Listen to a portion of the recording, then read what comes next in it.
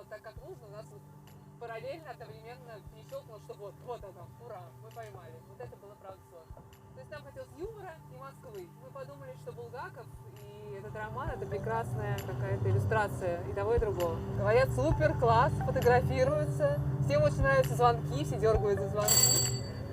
Вообще людям нравится, это очень приятно. Все просто расцветают, заходят сюда, как-то и дети подпрыгивают, и взрослые улыбаются, это приятно.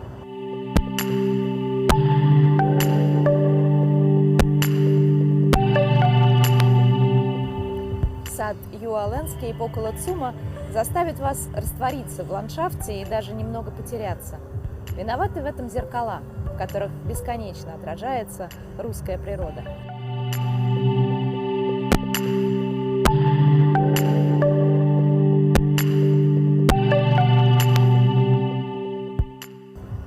Звуки города у входа в парк Горького – сад-оазис. Здесь слышно и шум машин, и смех детей, и музыку из колонок. Но погружение в цветы помогает услышать эти звуки по-новому. Мы очень ждем вас в садах фестиваля «Цветочный джем».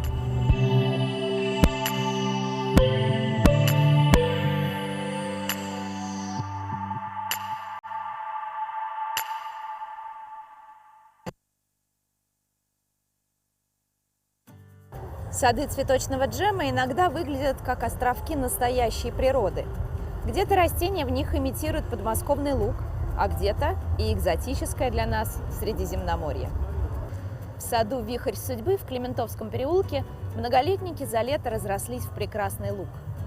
Мы настолько погружены в какие-то дела, суету. Вот человек вышел из метро, побежал по своим делам, забежал опять в метро. Ему некогда даже задуматься, некогда посидеть, некогда отдохнуть. И вот здесь как раз наш вихрь человека или на выходе, или на входе в метро, получается, останавливает, он заходит. Мне очень, кстати, очень нравится то, что сад живой, люди в нем живут. Вот сколько мы сюда не приезжали, постоянно люди садятся, читают, просто размышляют, отдыхают. И это как бы тот самый эффект, которого мы хотели добиться. Настолько все вот на своих местах, и как-то, да, вот подарками эти пасконники, они великолепно смотрятся с вербенами. Они как-то, ну, все как должно быть. Вот как раз-таки вот эта стадия, да, вот, которая знаменовала то, что вот по нашему проекту, по нашей задаче, которую мы ставили, да, это расцвет семейной жизни. У нас семья, дети, рост идет, да, такой активный. Я расплакалась, потому что это было действительно счастье. Счастье, как у ребенка. Сад Неглинка у метро Сухаревская – это река в окружении берегов. И растительность тут играет главную роль, создавая ощущение, что мы находимся у воды.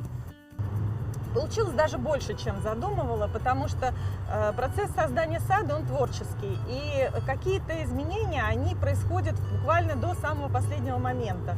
Поэтому, конечно, 80% из того, что задумывалось, оно реализовалось. Но есть какие-то детали, нюансы, которые рождались в процессе создания сада.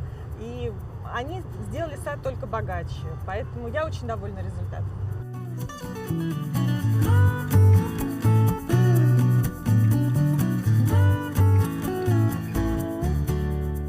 В саду выше крыши на Старом Арбате растения выглядят так, как будто они поселились здесь сами. На остатках разрушенного здания выросли березы, пасконники, щучки и даже ворсянка. Как будто эти растения находятся здесь в своем естественном состоянии, в естественных сообществах.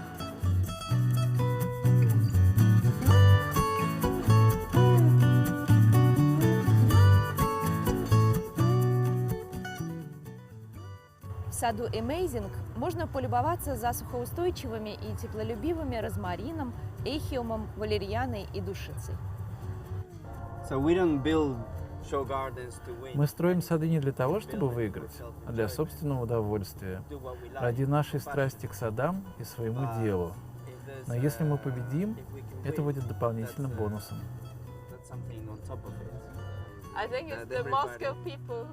А я считаю, главное – это москвичи, которые приходят в наш сад. Они приходят сюда и видят, что сад красив, им хочется провести здесь время, посидеть, посмотреть на цветы, насладиться природой. Это для нас самое важное. Мы очень ждем вас в садах фестиваля «Цветочный джем».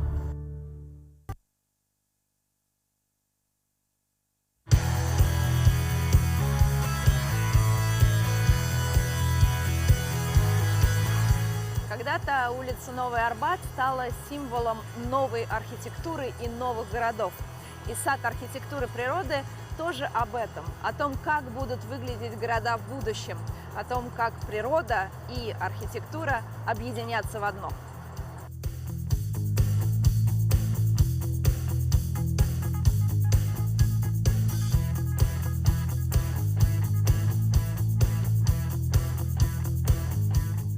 В цветочном джеме мы получаем много полезной информации, проходя через преграды и трудности своеобразные, но в итоге мы приходим к какому-то крутому результату. Как и в книге, мы приходим к определенному финалу.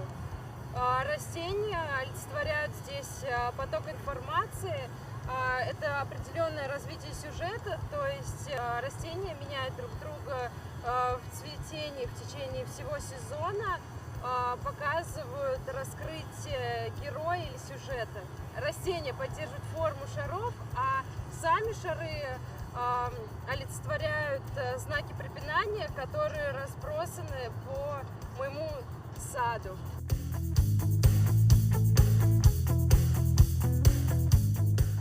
Сад оригами как будто сложен из белого листа бумаги. Именно журавлики, выполненные в этой технике, вдохновили дизайнеров на идею сада.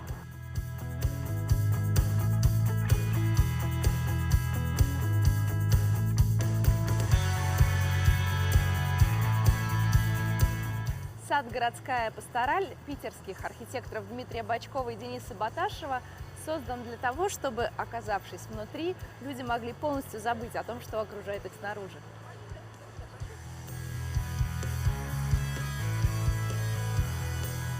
Сад «Шелковый путь» посвящен великому караванному торговому пути между Китаем и Средней Азией. И он служит символом объединения разных культур, языков, обычаев.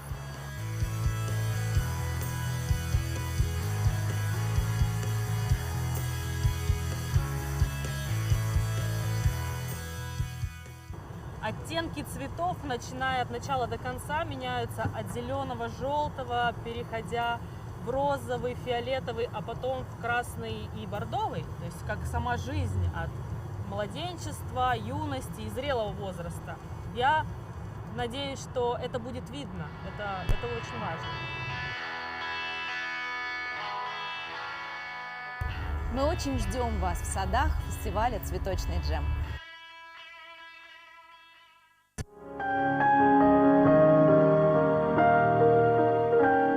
I think the great thing about gardens is they're a universal language, and wherever you are in the world, it doesn't matter what your culture is or what language you speak or what your beliefs. If you love plants, and most of us do, most of us see the benefit in plants and trees, we all have this common love which brings you together. So for me, that has been Flower Jam has been a great way to access Moscow and its people. It's given us something common to talk about. And I think Flower Jam will have the same benefit for a lot of other foreigners that come to the city. So I think a lot of other tourists in particular, I think it's something that people recognise and understand, plants and spaces. And it softens a space and it allows people to relax and enjoy the space. So my opinion of Moscow has completely changed. From the view of it being a place that was very alien to me and a culture that was very different, a little bit nervous about coming here at first, not knowing what to expect. Actually what I've realised is that we have so much more in common than we have different. Third year, and when I first flew back in this time around, I had this really warm feeling. And it's not so much about place, I think it's more about people. And Moscow Flower Jam feels like a bit of a large family, really. I've got to know the people, and I feel everybody see each other in that way. So I'm kind of starting to feel a little bit part of that, really. So yeah, that's kind of why I keep coming back.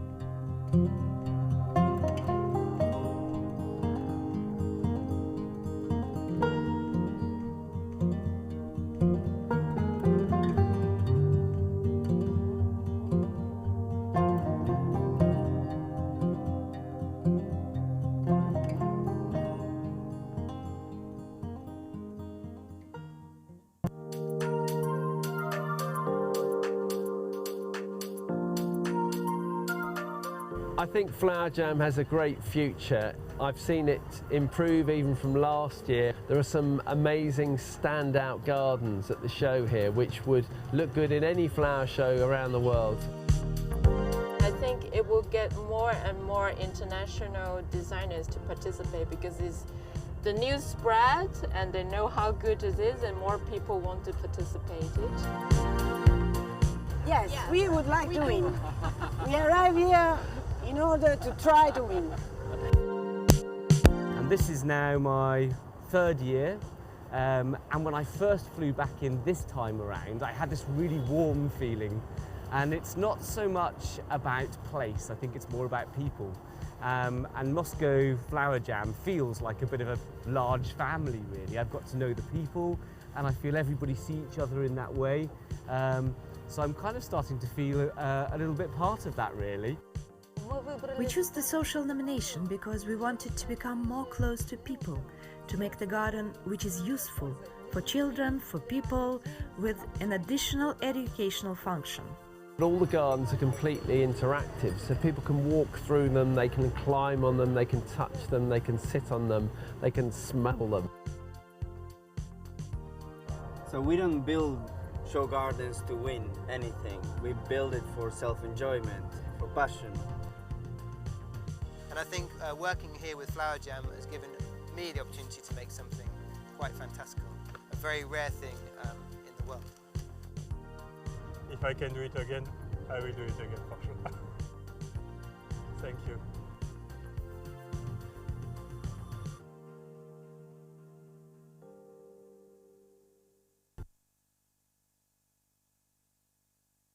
В 2018 году председатель жюри цветочного джема Джеймс Бассон создал в качестве спецпроекта сад в сквере Майи Плисецкой.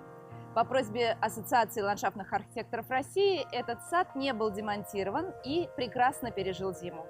В этом году впервые появились специальные проекты цветочного джема, которые изначально проектировались как постоянные. Это 4 парка в разных районах Москвы. Парки были разбиты вокруг фестивальных площадок московских сезонов, где регулярно проводятся городские мероприятия, ярмарки, праздники, концерты, детские программы. Все вместе это создает точки притяжения для жителей районов.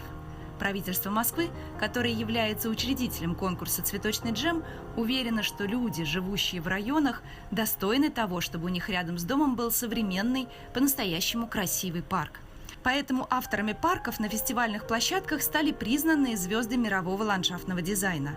Питер Корн из Швеции, председатель жюри конкурса Энди Стёджен, который входит в десятку лучших ландшафтных дизайнеров Великобритании, известный британский дизайнер Мэтью Чайлдс и председатель жюри цветочного джема 2018 Джеймс Бассон из Франции.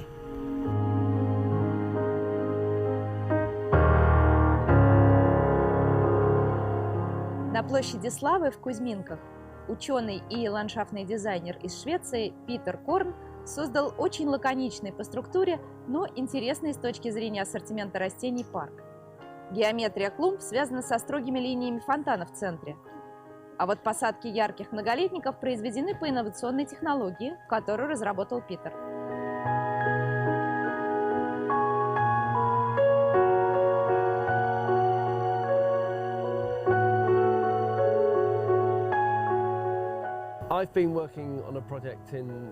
Я работал над проектом парка в Митино. Там было что-то типа парка, но очень простого, просто бетонное мощение, деревья, и в нем не было структуры и дизайна.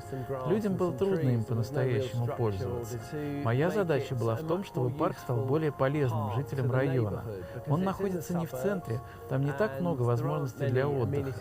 Теперь там есть детская площадка, амфитеатр и каток. А еще мы посадили много деревьев и других растений. Так что я надеюсь, парк станет еще и местом обитания для дикой фауны.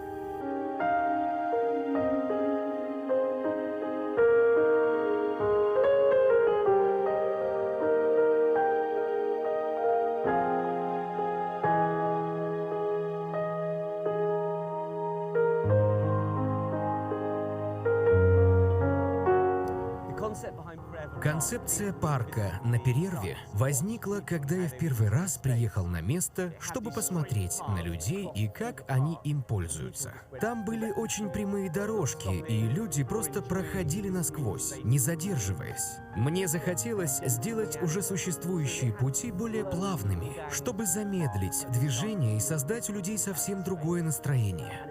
Изгибы дорожек дали нам и возможность красиво расположить посадки и скамейки. И атмосфера в парке мгновенно изменилась. Из пространства, через которое все быстро проходили дальше, появилось место, внутри которого приятно находиться.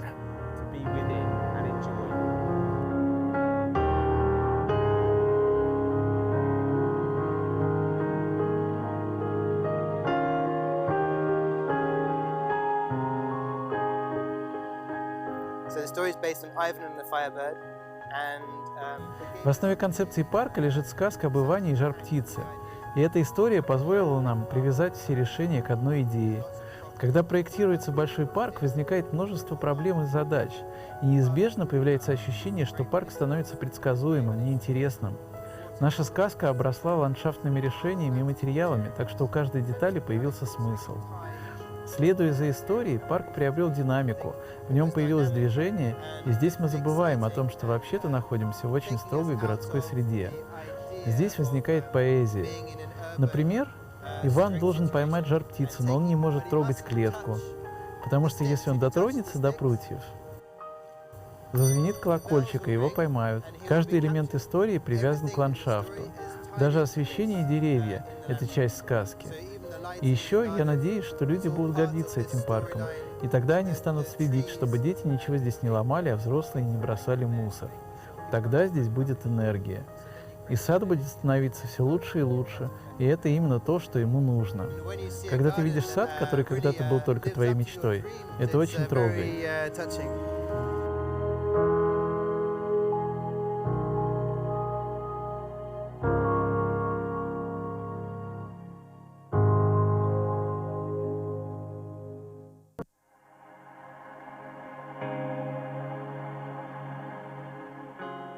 Этот сад был создан для слабовидящих детей. Он сделан так, чтобы вам не нужно было пользоваться зрением, а можно было наслаждаться шелестом малинии, музыкальными звуками и ароматом пряных трав.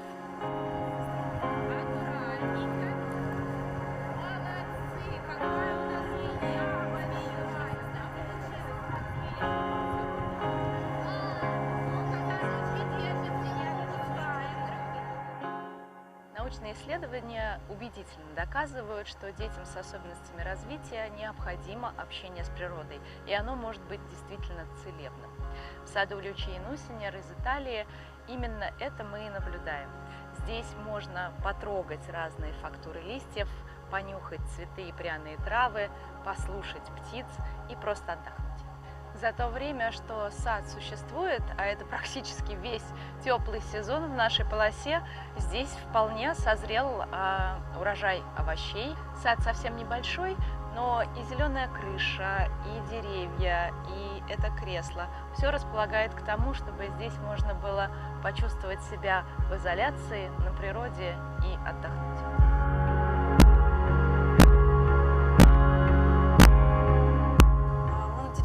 больница, да, и вот наш разлом – это какое-то некое событие в жизни, можно это перефразировать, которое сначала кажется какой-то бедой, крахом, а потом на самом деле, возможно, выльется в нечто новое, да, для каждого человека.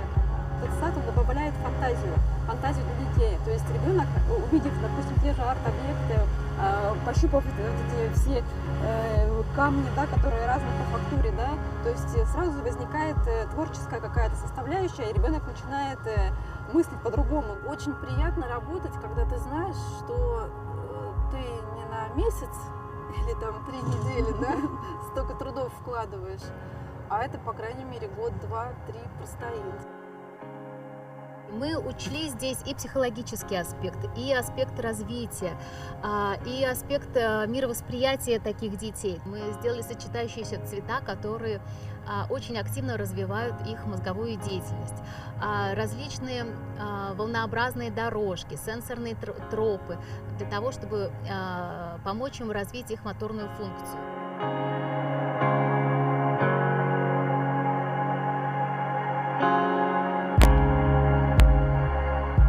Молодые архитекторы из Санкт-Петербурга были потрясены тем фактом, что наш великий полководец Суворов был, как известно, не только отцом-солдатом, но и очень заботился об их здоровье и следил за тем, чтобы при частях всегда были травники.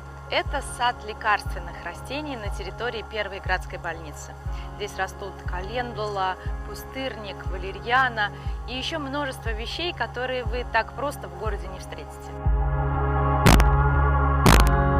Большое спасибо организаторам этого замечательного городского проекта, что они обратили внимание на нас и на потребности наших детей. А самое главное, что проект по мере его создания претерпевал изменения. Он трансформировался в нечто другое.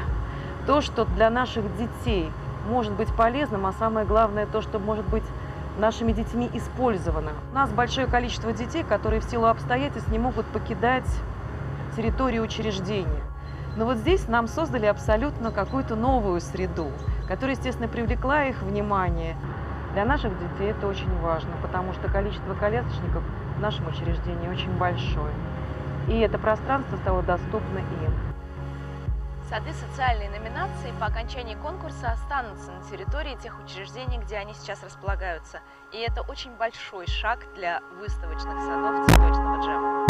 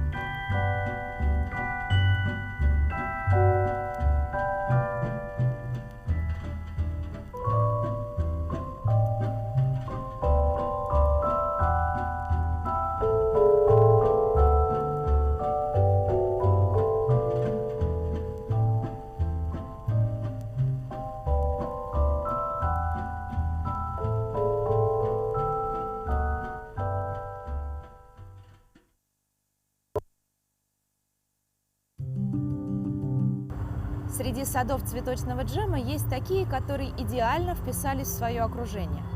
Кажется, что без них эти площади и улицы многое потеряют. И наоборот, сады на фоне архитектуры выигрывают восприятие. В общем, полная гармония.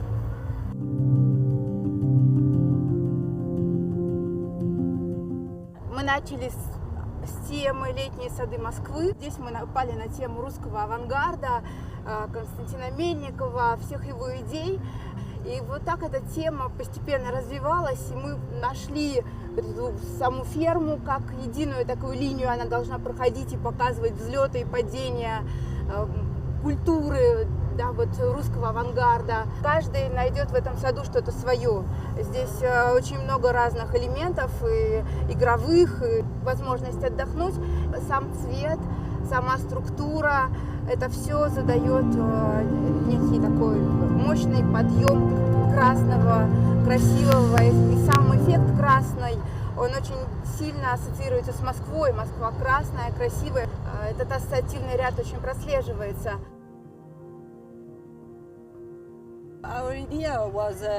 Мы хотели сделать сад, который можно вписать в любое место, и который был бы при этом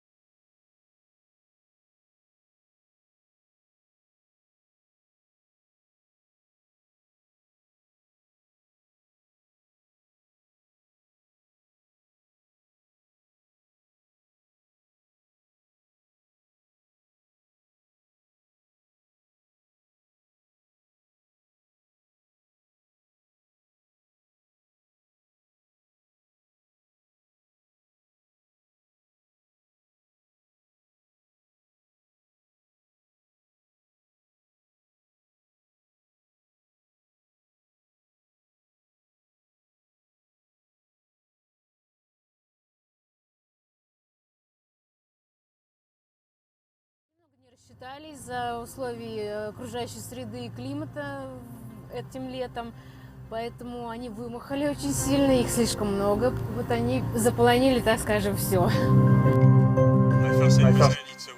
Мое первое впечатление о Москве – это потрясающая архитектура. Город очень динамичный и впечатлил меня. Я думаю, что в городе все же слишком много зданий и мало зелени, но вы движетесь в правильном направлении. Это место для моего сада просто идеально, лучше нельзя и представить. Это удивительно, что с одной стороны у нас здания коммунистических времен, а с другой классическая архитектура. Они такие разные, но и то потрясающе.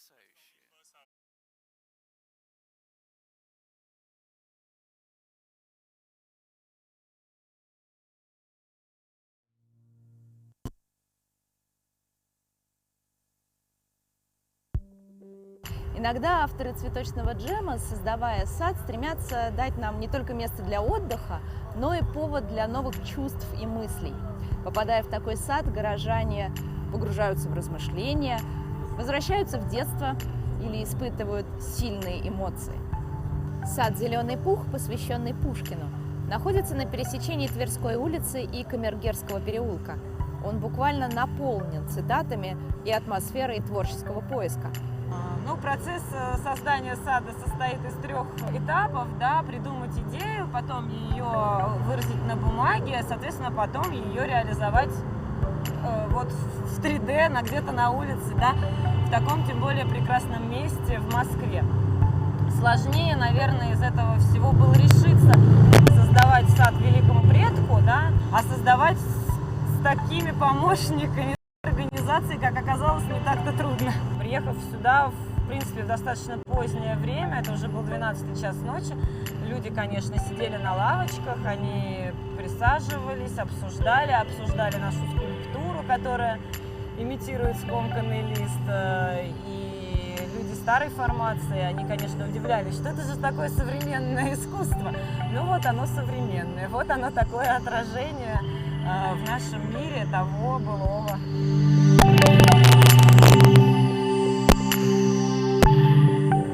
Сад «Свита играет» у метро «Чистые пруды» непременно натолкнет вас на размышления о добре и зле, потому что его авторы вдохновлялись романом «Мастер и Маргарита». Нам было очень сложно разбить эти куски так, чтобы они здорово легли. У нас было несколько десятков вариантов, и мы бесконечно их крутили. искали пропорцию, искали форму. И в итоге это действительно продолжалось достаточно долго. И когда все встало так, как нужно, у нас вот параллельно, одновременно перещелкнуло, что вот оно, ура, мы поймали. Вот это было, правда, сложно. То есть нам хотелось юмора и Москвы. Мы подумали, что Булгаков и этот роман — это прекрасная какая-то иллюстрация и того, и другого. Говорят, супер, класс, фотографируются. Всем очень нравятся звонки, все дергают за звонки. Вообще людям нравится, это очень приятно. Все просто расцветают, заходят сюда. Как-то и дети подпрыгивают, и взрослые улыбаются, это приятно.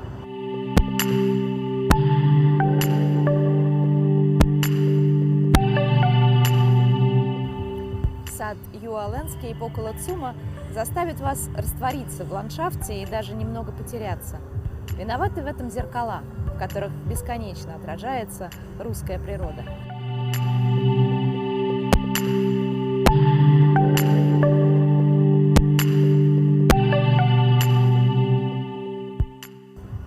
Звуки города у входа в парк Горького – сад-оазис. Здесь слышно и шум машин, и смех детей, и музыку из колонок. Но погружение в цветы помогает услышать эти звуки по-новому. Мы очень ждем вас в садах фестиваля «Цветочный джем».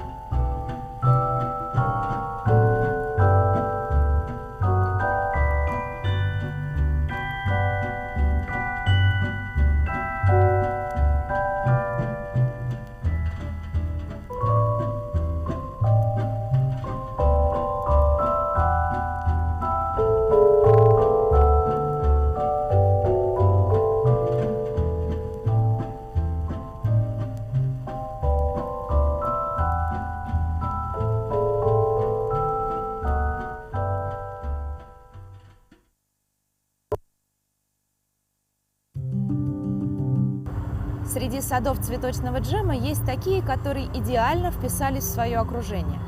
Кажется, что без них эти площади и улицы многое потеряют. И наоборот, сады на фоне архитектуры выигрывают восприятие. В общем, полная гармония.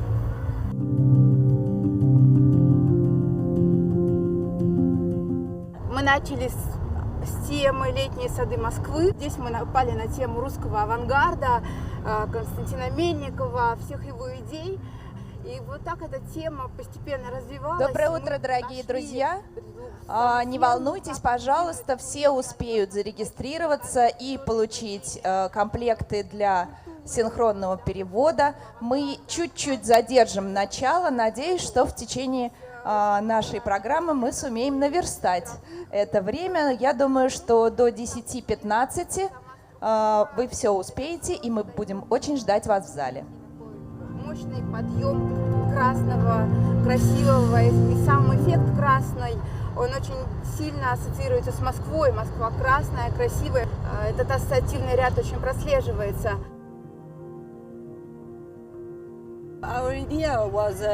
Мы хотели сделать сад, который можно вписать в любое место, и который был бы при этом связан с городом.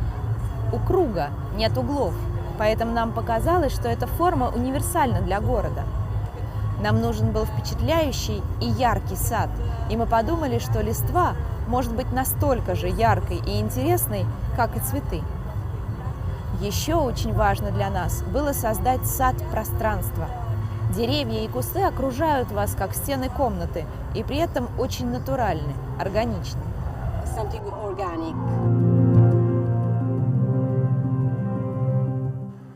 При взгляде на зеркальные стены этого сада снаружи невозможно представить себе, что, оказавшись внутри, вы попадете на огромный, очень яркий цветочный луг.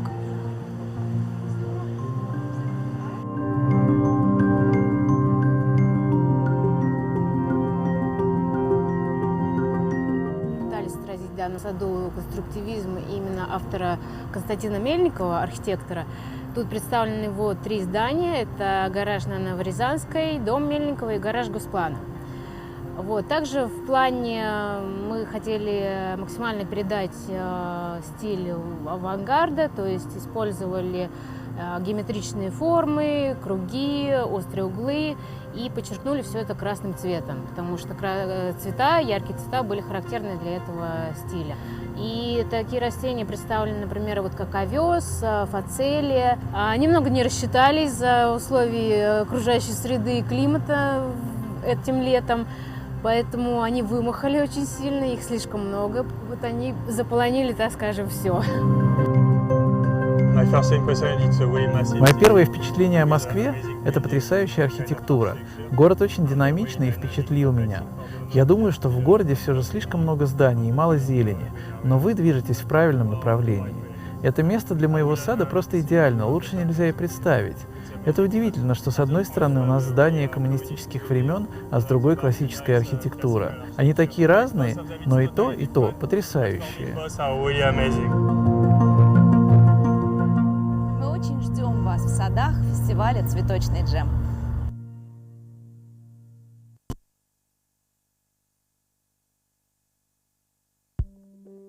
Иногда авторы цветочного джема, создавая сад, стремятся дать нам не только место для отдыха, но и повод для новых чувств и мыслей. Попадая в такой сад, горожане погружаются в размышления, возвращаются в детство или испытывают сильные эмоции. Сад «Зеленый пух», посвященный Пушкину, находится на пересечении Тверской улицы и Камергерского переулка. Он буквально наполнен цитатами и атмосферой творческого поиска. Ну, процесс создания сада состоит из 3 этапов, да, придумать идею, потом ее выразить на бумаге, соответственно, потом ее реализовать вот в 3D, где-то на улице, да, в таком, тем более, прекрасном месте в Москве. Сложнее, наверное, из этого всего было решиться создавать сад великому предку, да, а создавать с такими помощниками, с такой организацией, как оказалось, не так-то трудно. Приехав сюда, в принципе, в достаточно позднее время, это уже был 12 час ночи, люди, конечно, сидели на лавочках, они присаживались, обсуждали нашу скульптуру, которая имитирует скомканный лист, и люди старой формации, они, конечно, удивлялись, что это же такое современное искусство. Ну вот оно современное, вот оно такое отражение в нашем мире того былого.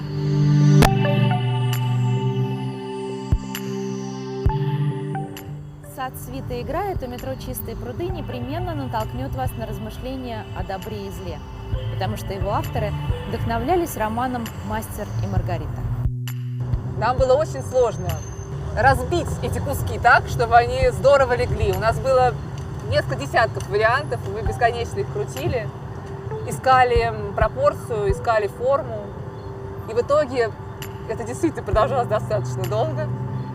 И когда все встало так, как нужно, у нас вот параллельно, одновременно перещелкнуло, что вот оно, ура, мы поймали. Вот это было, правда, сложно. То есть нам хотелось юмора и Москвы. Мы подумали, что Булгаков и этот роман — это прекрасная какая-то иллюстрация и того, и другого. Говорят, супер, класс, фотографируются. Всем очень нравятся звонки, все дергают за звонки. Вообще людям нравится, это очень приятно. Все просто расцветают, заходят сюда. Как-то и дети подпрыгивают, и взрослые улыбаются, это приятно.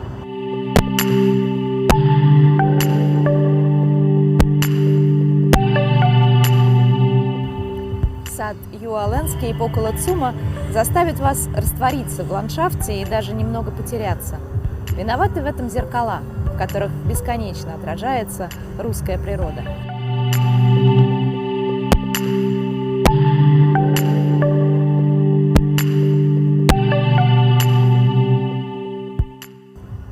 Звуки города у входа в парк Горького – сад-оазис. Здесь слышно и шум машин, и смех детей, и музыку из колонок. Но погружение в цветы помогает услышать эти звуки по-новому. Мы очень ждем вас в садах фестиваля «Цветочный джем».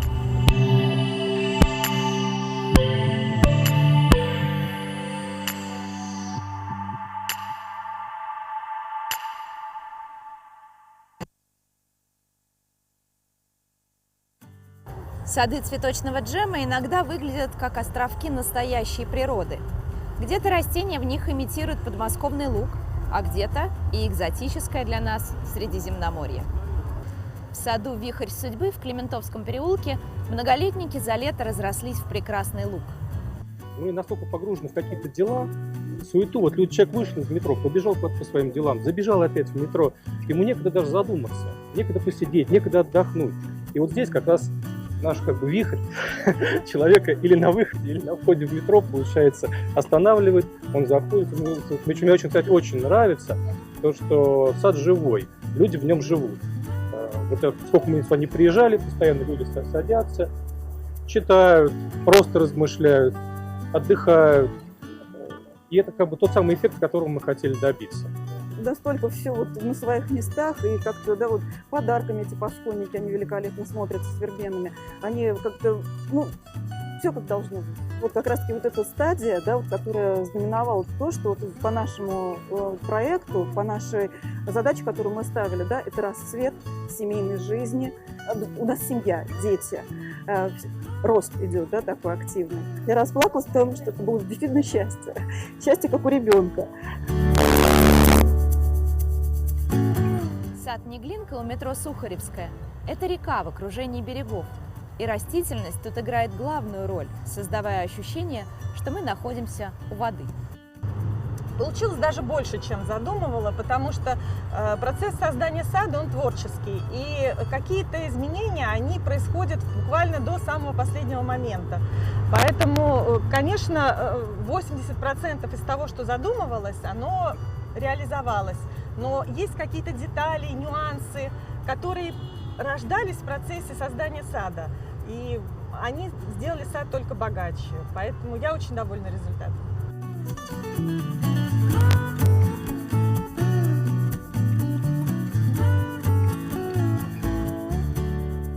В саду выше крыши на Старом Арбате растения выглядят так, как будто они поселились здесь сами. На остатках разрушенного здания выросли березы, посконники, щучки и даже ворсянка. Как будто эти растения находятся здесь в своем естественном состоянии, в естественных сообществах.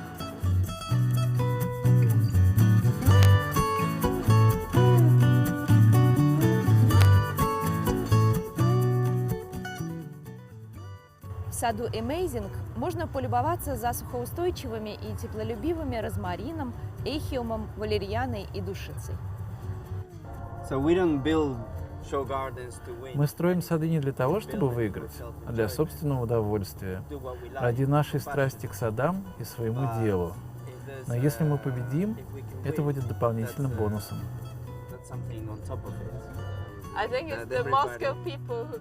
А я считаю, главное – это москвичи, которые приходят в наш сад.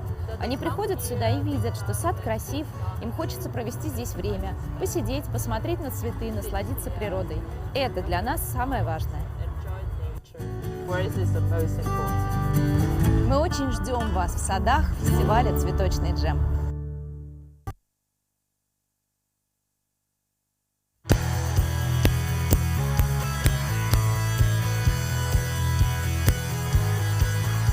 Когда-то улица Новый Арбат стала символом новой архитектуры и новых городов.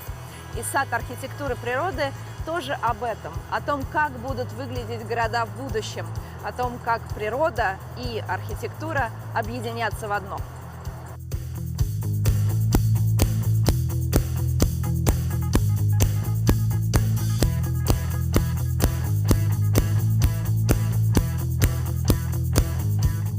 В цветочном джеме мы получаем много полезной информации, проходя через преграды и трудности своеобразные, но в итоге мы приходим к какому-то крутому результату. Как и в книге, мы приходим к определенному финалу. Растения олицетворяют здесь поток информации. Это определенное развитие сюжета, то есть растения меняют друг друга в цветении в течение всего сезона, показывают раскрытие героя или сюжета. Растения поддерживают форму шаров, а сами шары олицетворяют знаки препинания, которые разбросаны по моему саду.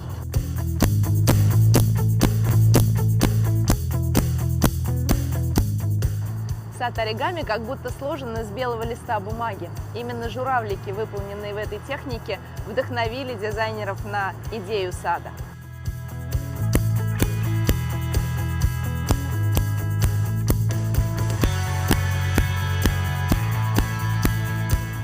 Сад «Городская пастораль» питерских архитекторов Дмитрия Бочкова и Дениса Баташева создан для того, чтобы, оказавшись внутри, люди могли полностью забыть о том, что окружает их снаружи.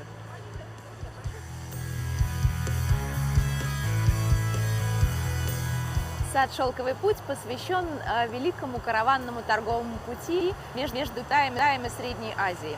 И он служит символом объединения разных культур, языков, обычаев.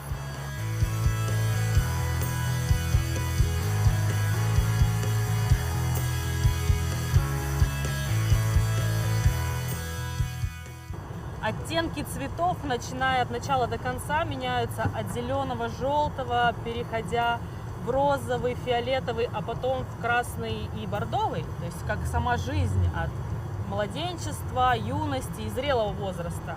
Я надеюсь, что это будет видно. Это очень важно. Мы очень ждем вас в садах фестиваля «Цветочный джем».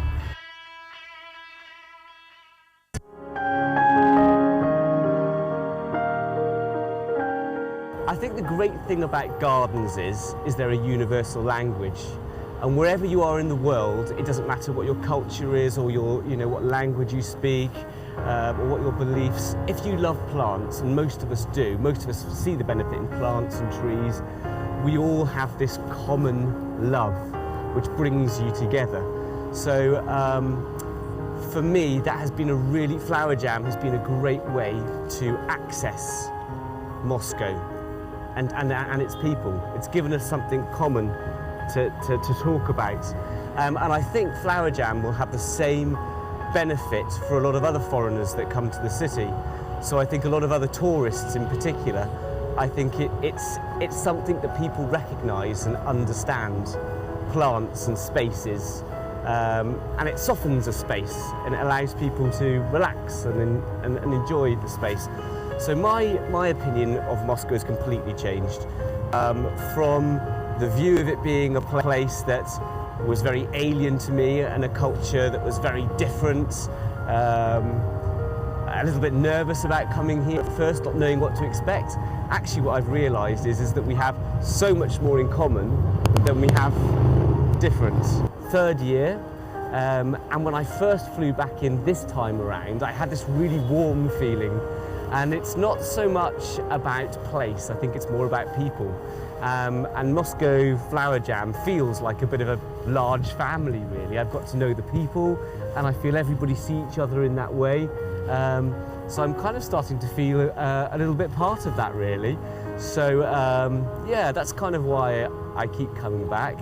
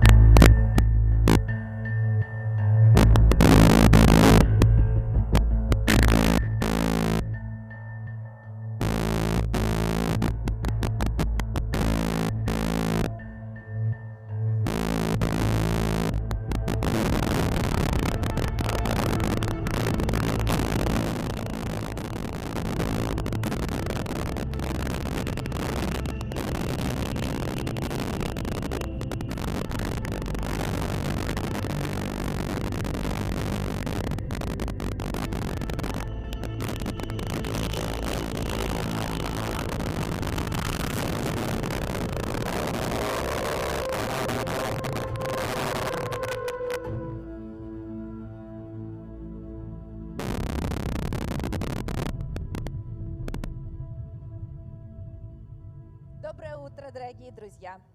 Уважаемые участники Международной конференции цветочного джема. Я почему оговорилась? Потому что я смотрю на то, что, в общем, зал практически полон, и мы благодарим вас за то, что вы нашли в себе силы так рано прийти к нам сюда. Но я думаю, что связано это с потрясающим составом спикеров нашей конференции и с тем, что вы ожидаете, что у вас будет возможность действительно профессионально и увлекательно believe that you want to professionally discuss the most relevant topics for all of us. And naturally, it's great to see all of you here for the second time in the greenhouse of the Moscow State University's Botanical Garden, a partner of the Flower Jam, and I'd like to express my gratitude to the Moscow State University's Botanical Garden for providing us with this wonderful venue in the middle of winter. And first and foremost, I'd like to pass on the floor to the organizers of the Flower Jam International Landscaping Contest and the International Conference, Margarita Gennadieva and Yulia Molotkovskaya. Good morning, ladies and gentlemen. It's a pleasure to welcome our partners, friends, and members of the Expert Council, as well as professional landscape designers, gardeners, students, and just fans of landscaping design. It's great to see that this year there are so many participants in the international conference. First and foremost, I'd like to point out that the Flower Jam, and by the way, this is the fourth time we have held the Flower Jam, is an unprecedented event both in Russia and across the world. This is the first time that professionally designed gardens will be installed in the public spaces across the city. They will be made accessible and available to millions of people because the duration of the Flower Jam this year is going to be 4 months. Therefore, gardens located in the central squares and public spaces will be visited by millions of Muscovites, guests, foreign guests, fans, and just laymen who want to try and copy the professional designs. This year, our gardens will feature QR codes, and by the way, it was one of the requests of our visitors because people want to learn what the plants are. The Flower Jam is an unprecedented opportunity for landscape designers to promote their skills in public spaces. Landscape designers, landscape architects, gardeners take part in our contest. And what's even more important, students take part in this contest as well. And the number of students is growing with each and every passing year. This year, we have the highest number of student participants. Gardens in a city become not just a space to relax, they also become meeting locations. They become locations for rest and recreation, as well as work. For instance, office workers might take their laptops to our gardens. By the way, last year we've been observing during the 5 months of the show the fact that gardens became popular locations for meetings. Well, let me expand on this thought. The title this year is Weather in the City, and that's just a reminder of the old Russian song about the environment in your home. Thanks to the efforts of the Moscow government and thanks to the changes in the mindset, the city of Moscow is becoming our home. When we go outside, we actually see the urban environment as part and parcel of our habitat. And well, Margarita was right in pointing out that we can meet, work in open urban spaces. It's really important to emphasize that this year, in addition to the stress that we put on bringing the nature back into the city, which was the main slogan for the previous conferences and contests,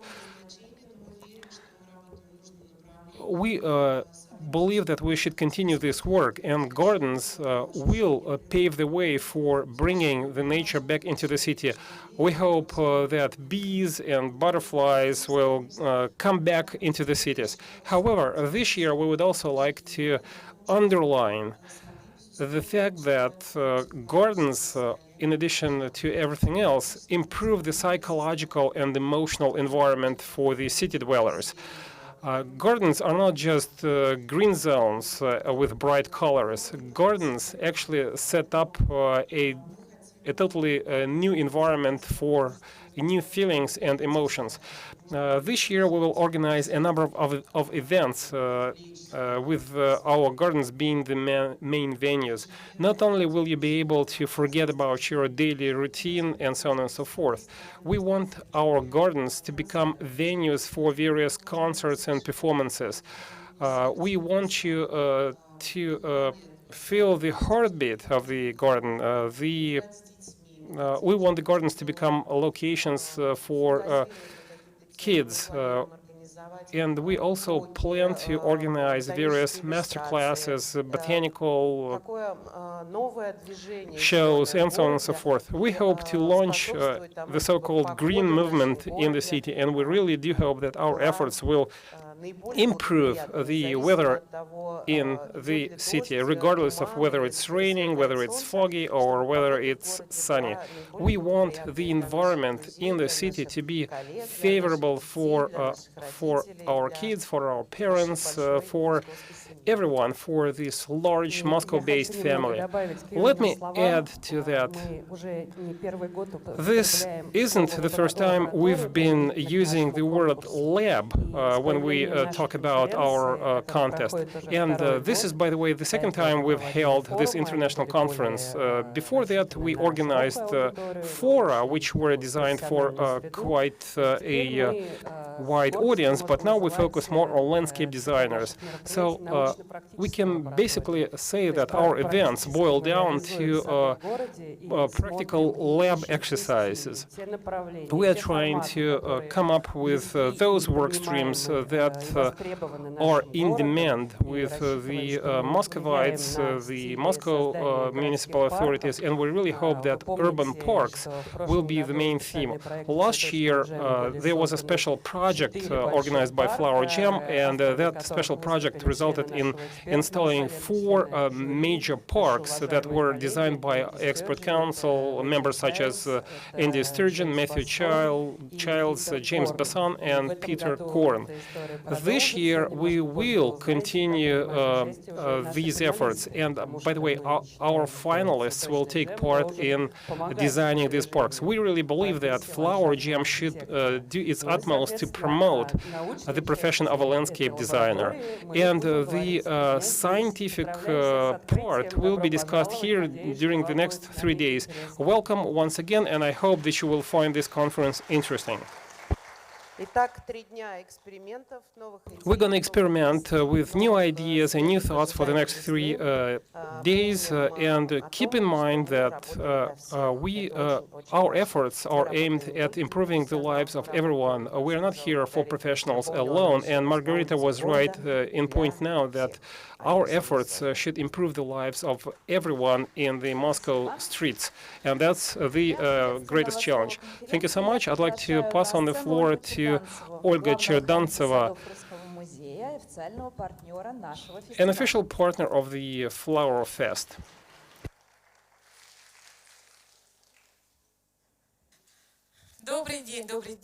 Good morning, ladies and gentlemen, and friends. Indeed, you are my friends because you all love gardens, you all do gardens, and you are the people who want to promote the landscape industry, not just in Moscow. Moscow is an undoubted flagship. You want to promote landscape design throughout Russia. Indeed, we live in different time zones, in different climatic zones, but if each and every city or region that you represent starts organizing such events as the Flower Jam, we'll be able to set up the sustainable urban spaces in our cities. This is exactly what we should strive to achieve. We are the most humanistic profession in the world. We don't kill anyone. Gardens revitalize these spaces.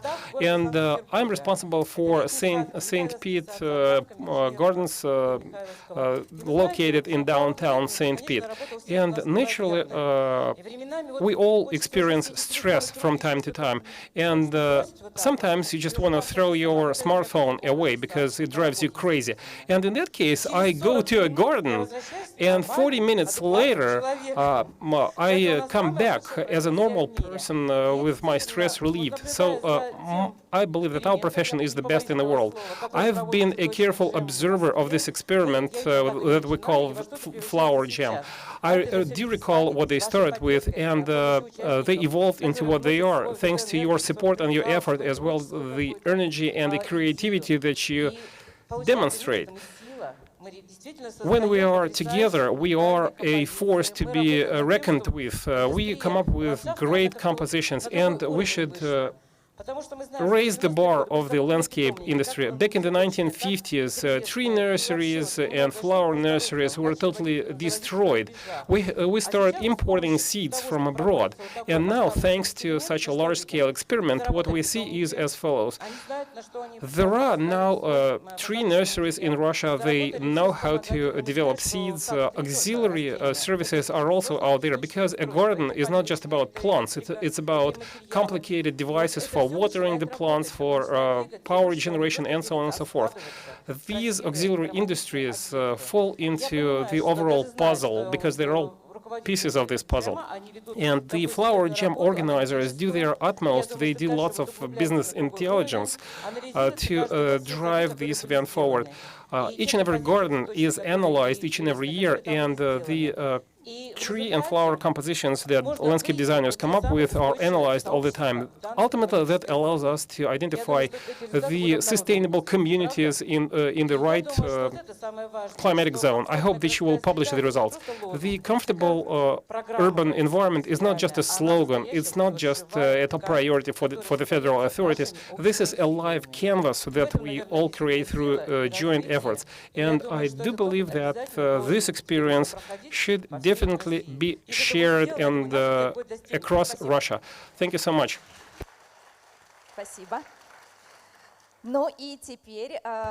And now I'd like to pass on the floor to Alexander Bezmatrinich, a co-organizer of the People and Garden contest.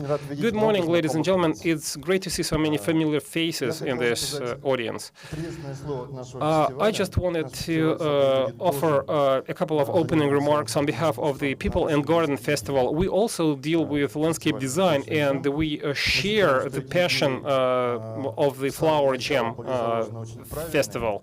We believe that the underlying ideas are proper and right, and they actually allow us to be quite upbeat about the outlook of this fest. It's great to see that the Moscow authorities invest heavily in promoting the landscape industry and the landscape art, if you will. They also focus considerably on import substitution. Now people understand the difference between living in a beautiful space and living in just a city. In addition to that, I'm happy to see that the Flower Jam organizers have established close cooperation with the professional landscape designers. It's great to see that your fest has become a venue for discussions. It's great to see that everyone is ready to actively discuss both successes and failures. And we believe that the most valuable thing is to be able to discuss the most important and salient traits of our profession. Landscape design is evolving into something that many people now understand. Another thing I'm pleased to see, which is quite inevitable, I guess, is that many plants are being used in designing gardens, which will promote the auxiliary industries development in Russia. But what I really love seeing is the overall environment of love and friendship and art created by the Flower Jam every year. We hope that all the positive things will go on throughout the upcoming years. Thank you so much. Alexander, if I may, I'd like to briefly thank you, because the very presence of you here is of utmost importance to us. We are partners, we are not competitors, because our joint efforts drive the industry in general forward. Therefore, we are extremely grateful to the support of the People and Gardens Festival. We are also grateful to the Russian Museum for its support. We do support the fests organized in different Russian cities. We invite their representatives all the time to Moscow. So our professional relations, or actually friendship, I would say, means that we are the flagship ships. We have to join efforts and team up. And now let me briefly go over the agenda so that you know what to expect in the upcoming 3 days. During the second half of the day, the Expert Council of the Flower Jam 2020 Fest will meet and pick the finalists of the contest, and their gardens will be installed in Moscow streets. So the finalists will be announced tomorrow morning, so don't be late, otherwise you are deemed to miss the most important part of the conference. And today we'll be talking about the fact that show gardens can be considered labs for landscape design. We will be discussing the environmental impact of the show gardens. It's not about countering pollution and too much noise and so on and so forth. We'll be talking about the social environment and the psychological status of the citizens. And it's a real pleasure and a real honor for me to give the floor to Andy Sturgeon, the first speaker of the day. He is a multiple winner of the Chelsea Flower Show, one of the most famous, fashionable and sought-after designers in the UK. And we take a special pride in the fact that he is the chair of the Expert Council of Flower Jam 2020.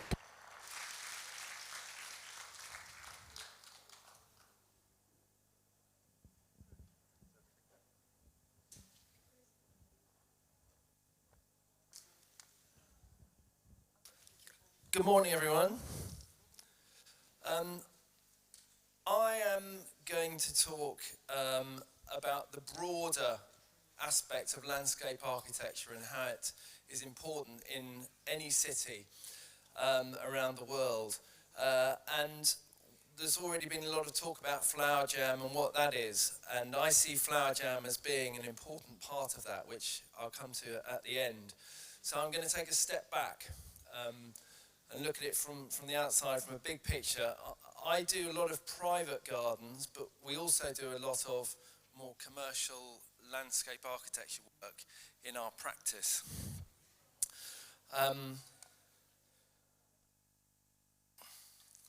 So, this is an important and slightly scary fact, in that in 2050, the population of the world will be 9 billion, and that 75% of us will actually be living in cities. And that's why it's so important that we address all the issues and the problems that we have with cities now, and make sure that we're protected and we've planned for the future ahead. So these are some of the problems that we're faced with.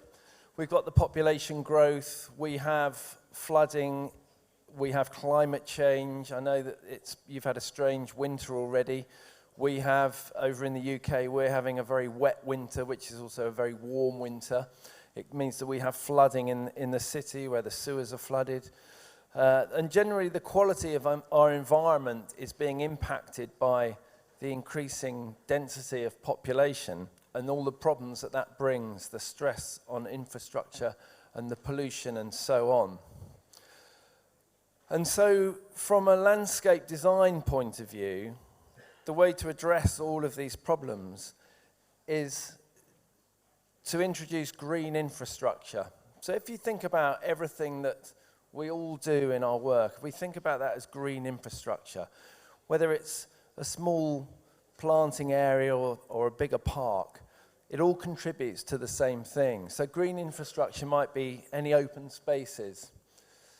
It might be urban woodlands, green streets, parks, squares. It might be green roofs, green walls, cycleways, waterways, pedestrianised areas. All of these things contribute to that green infrastructure, and that can be applied wherever it is that we're working.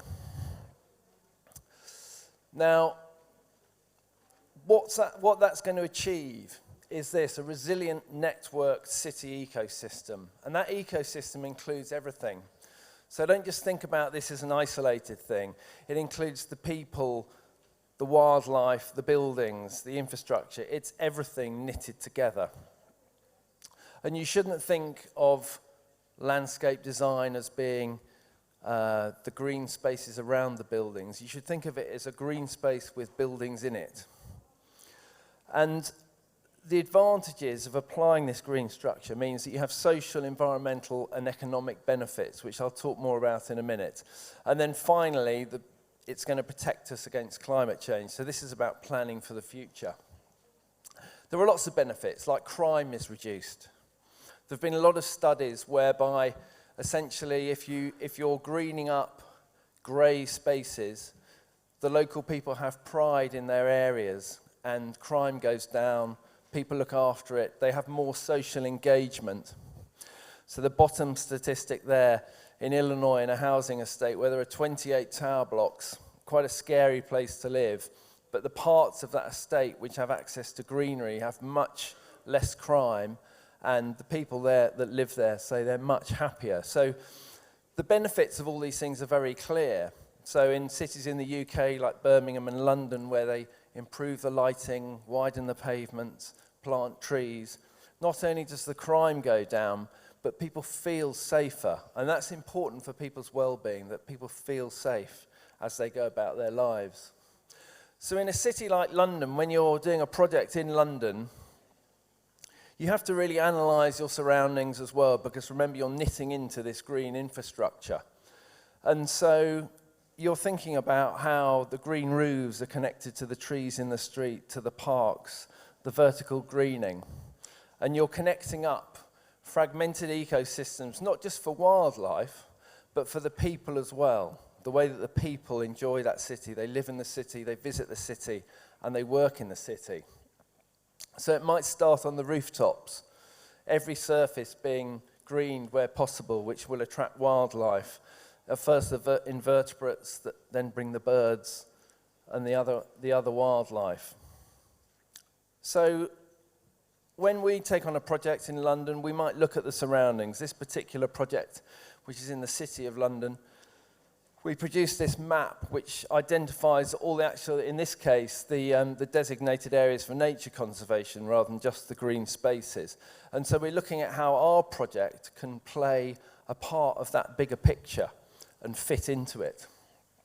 And this is a recent project called the Wild West End, and the names on this map are basically different landowners who own big chunks of London, and they've all got together.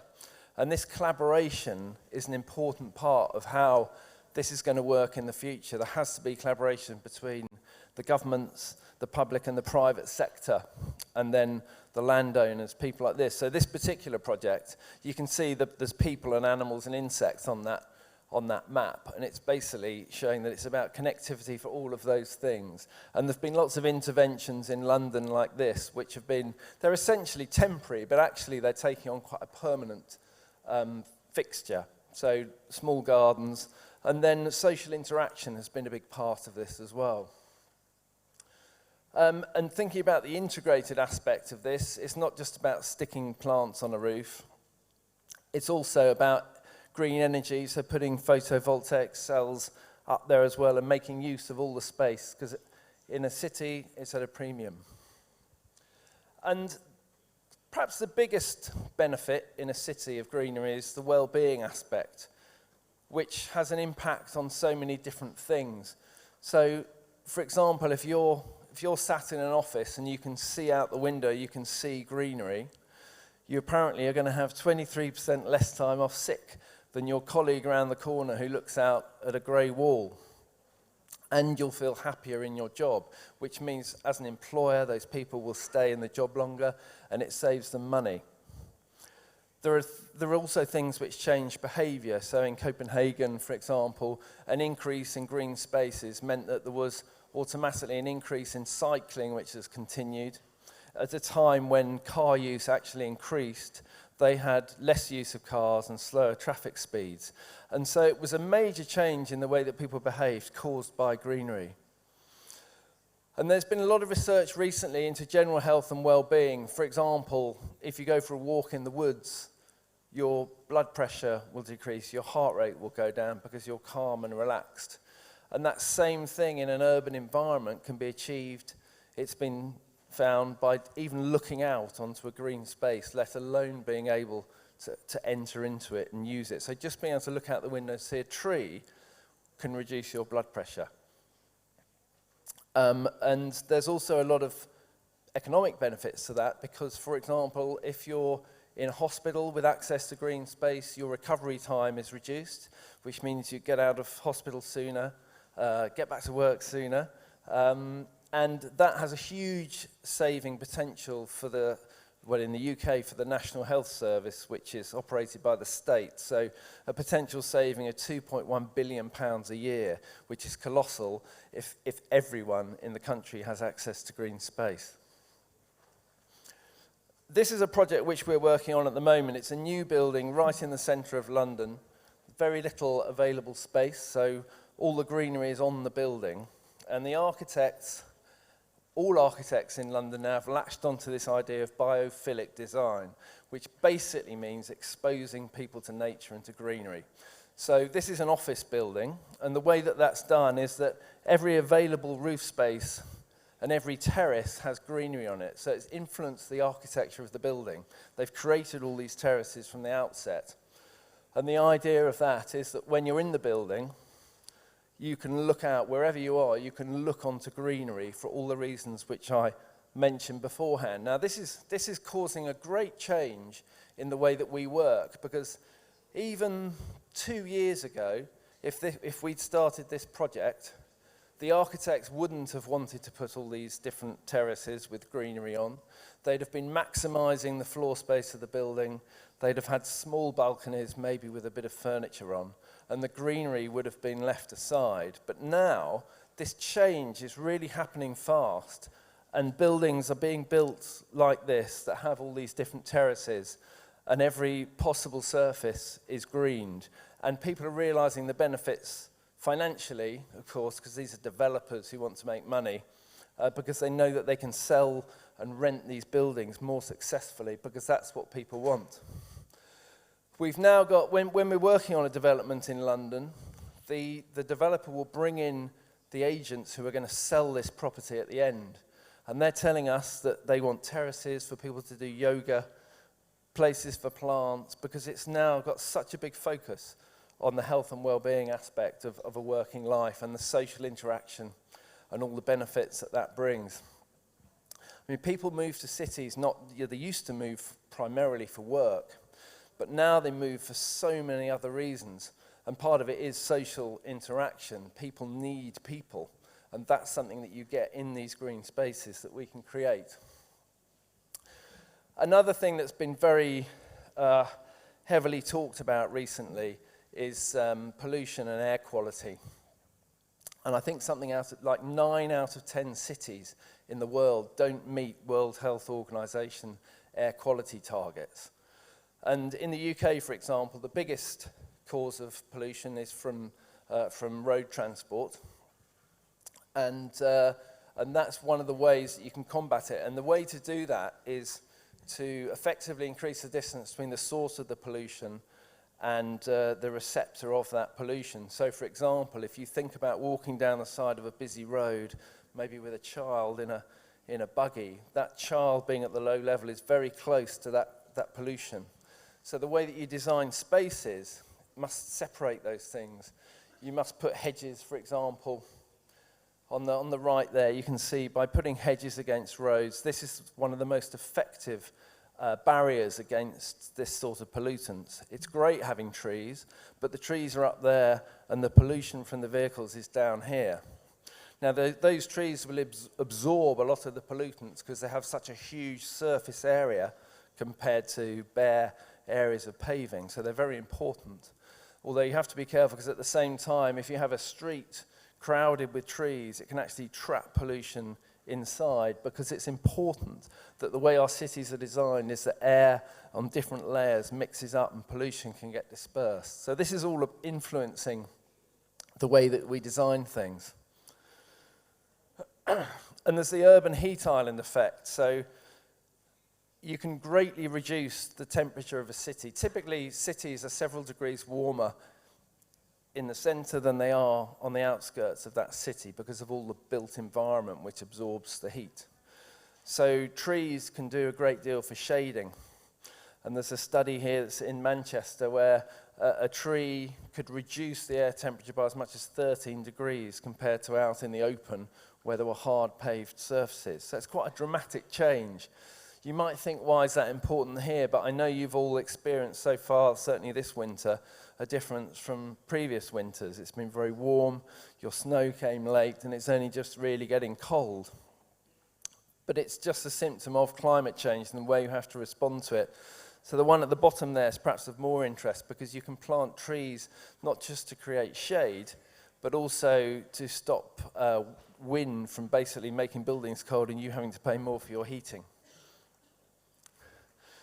And then another big problem that we have in many cities is because the cities are paved, the water, when you get heavy downpours now, runs into the sewers, floods them, causes a lot of problems.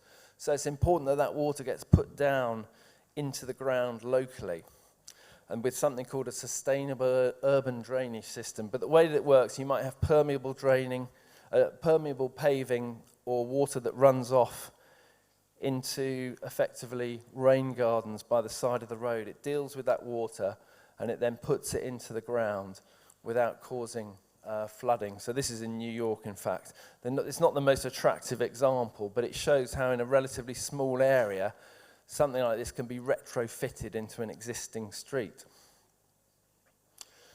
Now, this is a report which has been produced by a developer in the UK.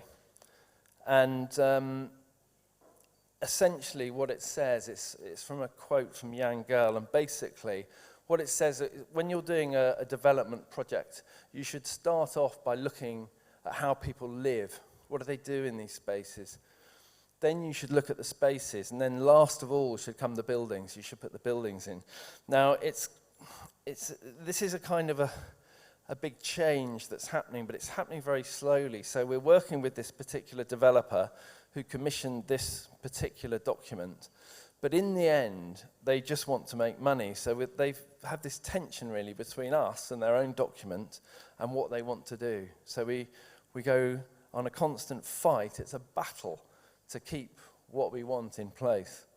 This is an example of a project where we, I suppose, followed what's in that document. We really looked at how people lived, first of all, and the surroundings. So the map on the bottom left is mapping all the trees in this part of London. And then on the right, this is a map of the master plan of the site. So it shows the trees within it and therefore where there are spaces where we can put new trees. But we then analyse how people will move through the site, but also how they'll use that space. What will these spaces be? You have to think about the life cycle of the space through the day, through the week. Places are different in the city at weekends to how they are on the weekdays. So we looked at what this place had to provide so that we could then begin to understand how to provide it. And then last of all, we start to focus in and actually design those public realm spaces. This one is where it really demonstrates the issue that we have with developers. So the one that produced the document that I showed you before, we were brought into the project very early, which is great.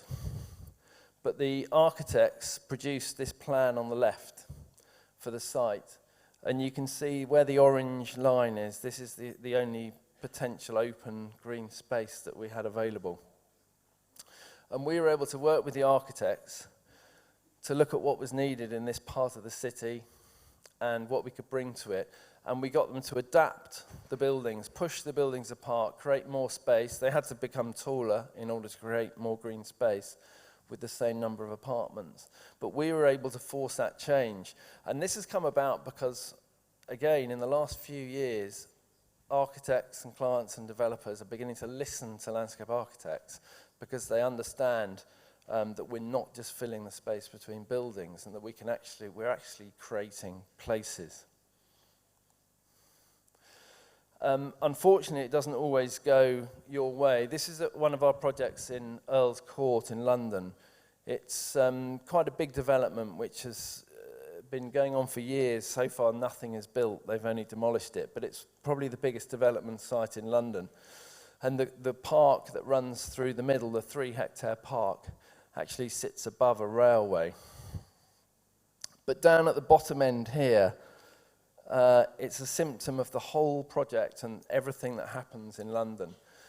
And essentially, we started off with quite a wide park between very tall buildings. That's the plan on the left.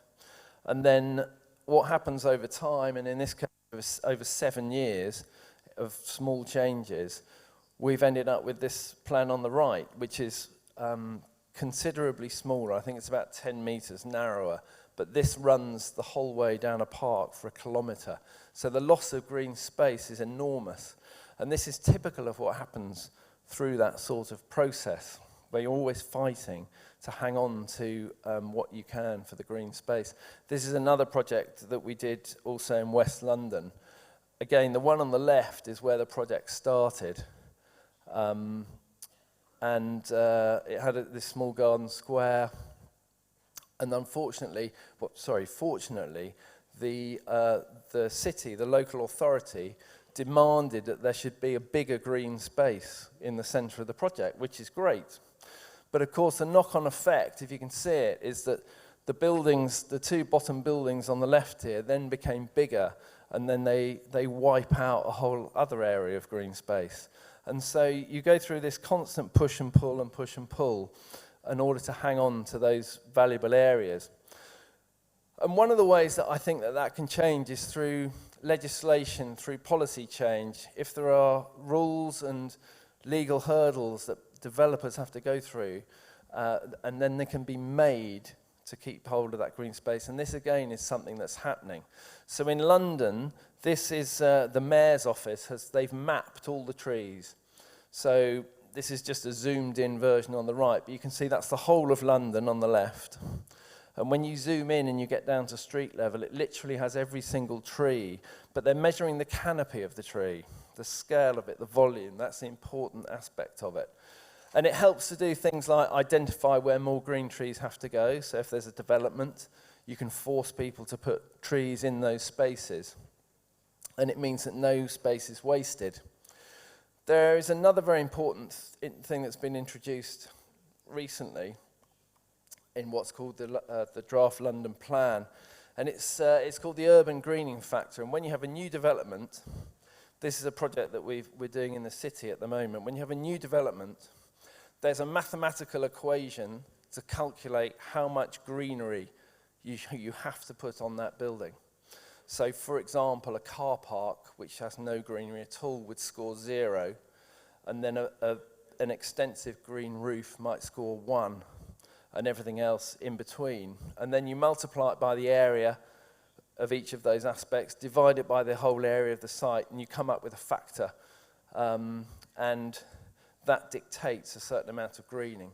For offices, it has to be 0.3. Now, looking at that building there, that shows you how much greenery, that sort of shows you what 0.3 looks like. It's quite a lot of greenery for a modern building, which, as I said, in the past would have had very little.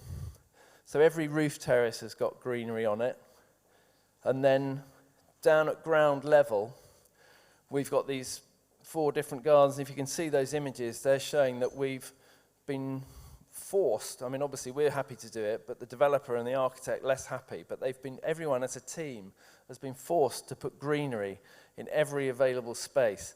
And this is because the City of London, which sits in the heart of London, the business district, they have their own rules and regulations, and this is what they now demand with every single new building.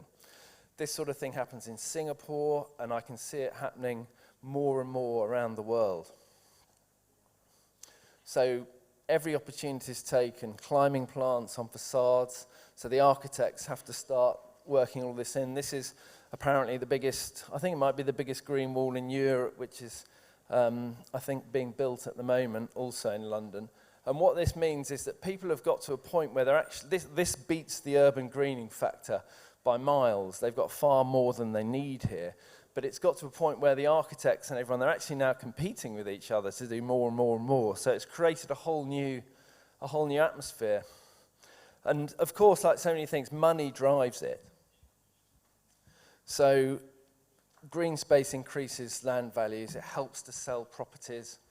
There have been studies around the world that say it can increase the value of property by between 5 and 18%. In London, it's often more than that if a house looks onto a green space. But you do also have to think about maintenance and how things are going to be funded. And the example at the bottom is something in America where a building was developed and they built a car park with a park on top.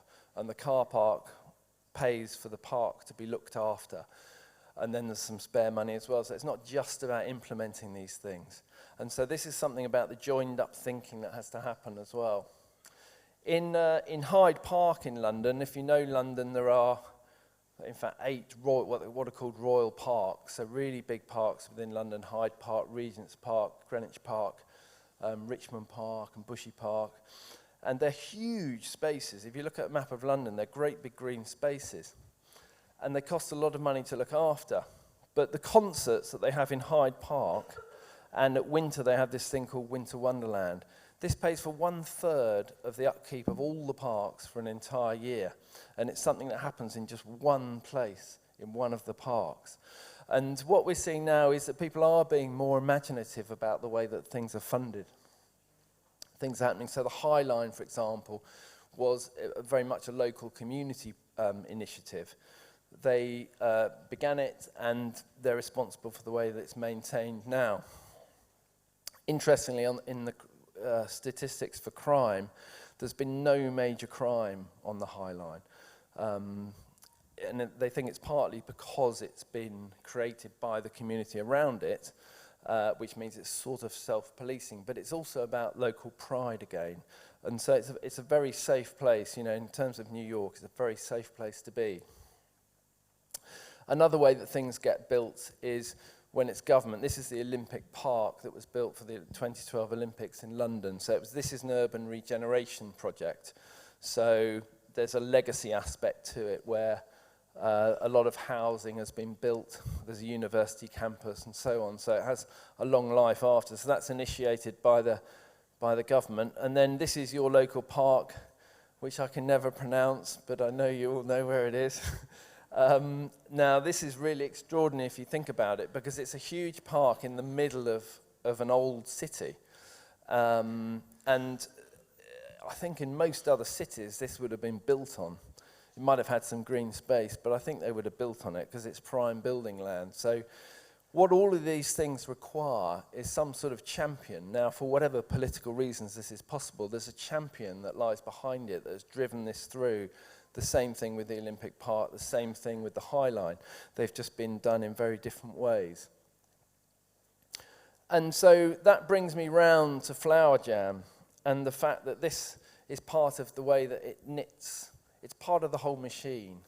It brings people into the spaces. All these gardens, when I've seen them around the city, they're incredibly interactive. The people come into them.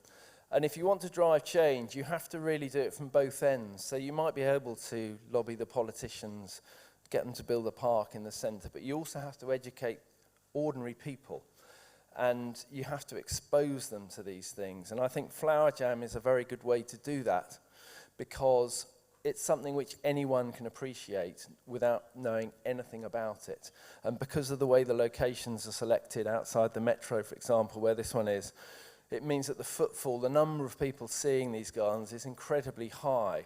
And if you get the message out to the man in the street and they become interested in having green cities, it's going to happen. And then I've put this slide in. This is in Singapore. There's a show in Singapore which I've done many times, and Jim Fogarty over here has done many times. And it's been a great show, but they're making changes to it. It used to be in one place, you know, like Gardens and People, for example.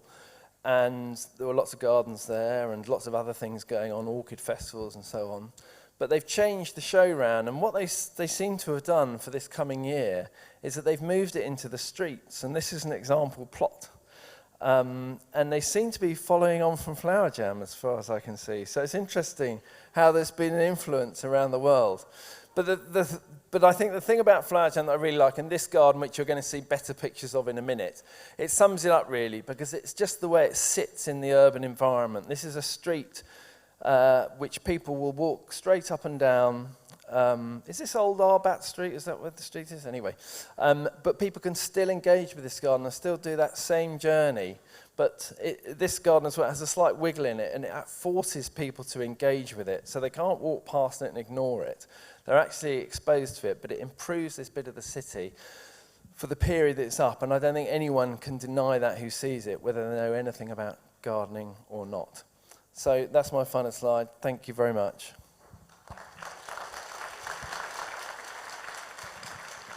Спасибо большое, Энди. Вы можете задать свои вопросы. Мы здесь с You're вами welcome with questions. We are here for discussion, not only for lectures, so you're welcome. Any questions, please? не проснулись еще. Okay, we need time to wake up, I believe. Но будем считать, что Well, просто презентация была I believe the настолько presentation has been всеобъемлющей so и exhaustive понятной, and что вопросов comprehensive возникло. that there are Спасибо. no questions yet. Thank you. Следующий спикер нашей Let's welcome конференции the это next speaker, победитель в номинации the «Большой winner выставочный сад» in the прошлого big года exhibition garden конкурса nomination «Цветочный last джем» year Патрисия of Гарсия. our contest, Patricia Garcia Alayo.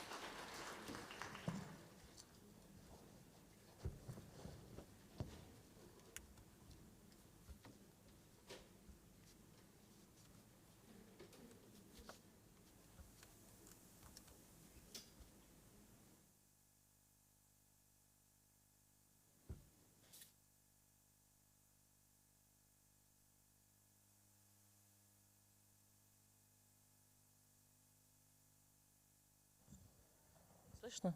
Слышно, да? Да, доброе утро. Я постараюсь вас долго не задерживать. I'll try to be brief. Мы с вами немного поговорим о чувствах, We'll talk about об эмоциях, feelings которые and emotions способен вызвать выставочный those сад. which can be Я буду рассуждать больше как художник в силу своего первого caused образования и уже by потом a как garden. садовод. I'll talk about, well, from the perspective of Потому что именно an растения artist. That's my primary мои главные помощники education. And then для I'll talk about создания the perspective of the gardener. пронзительного Well, the образа. things which help me are plants, and they help me build this striking image. Начну я с детства. Let me start with childhood. Скажу о том, что в детстве мы воспринимаем мир In целостно childhood, и we получаем опыт perceive the world смешения различных comprehensively впечатлений. through the mixture of different senses. Вот здесь на слайде ребенок, The slide который shows a child, стоит and the child is there посреди травы, и трава выше его in the роста. grass, which is higher И это than одно he из is. первых впечатлений, которые And мы this is one of the получаем, first impressions общаясь с we природой. get when we interact with nature. Мы ее никак пока не оцениваем. We don't Мы не assess даем it. ей, Don't не определяем ее как плохую и хорошую. say whether it's good Мы or еще не bad. знаем, что сорняки, нам So, уже потом скажут, да, что we don't это как know бы не очень хорошо. that weeds are bad, наверное, for в instance. каких-то So maybe в weeds are not каком-то always контексте. bad. Что, допустим, полынь, которую мы все That так любили в детстве, some of the вот она все заполонила, grasses это жуткий агрессор. is an aggressor. And so this is Мы всё пробуем artemisia, for instance. на So вкус, we don't know that it's практически an всё. aggressive plant. So we taste осязаем, almost everything. We видим, touch, we see, слышим звук ветра, we hear the sound of и эти чувства the wind, смешиваются, и для and нас all these feelings становятся are mixed together, and they become впечатление приобретает разные оттенки с an разных impression with different разных subtle tones.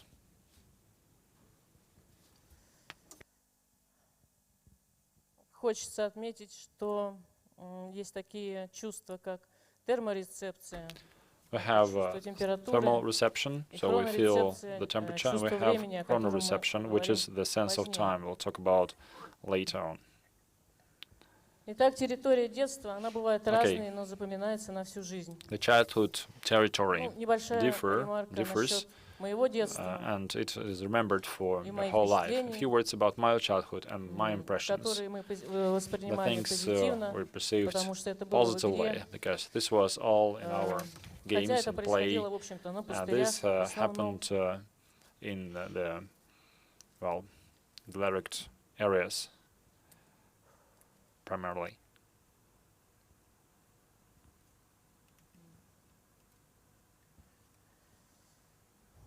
В общем, мы все это любим, So that's what we love. но любим до сих пор.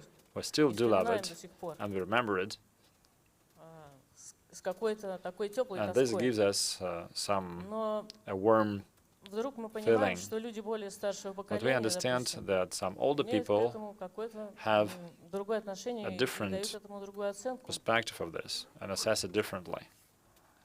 потому что для них это значило нечто Because for другое. them, this had a different meaning.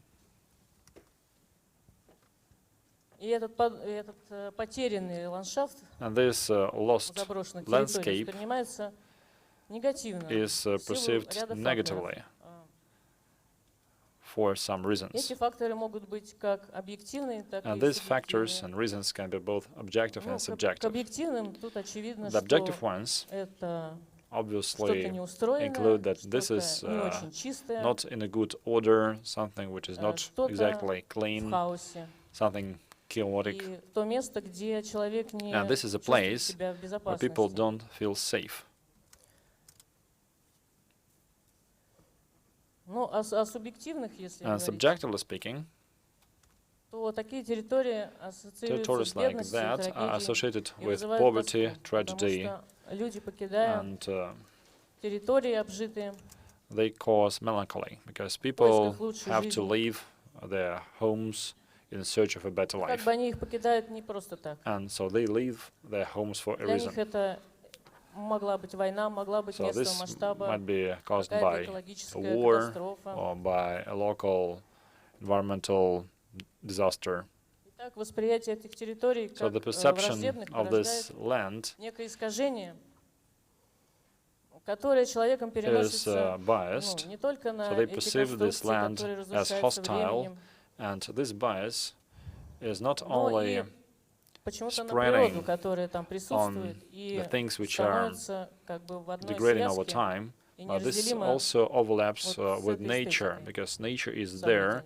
and is interwoven with this aesthetics, which can be questionable for some. Хотя природа, в общем-то, просто себя On the other восстанавливает. hand, nature is just recovering.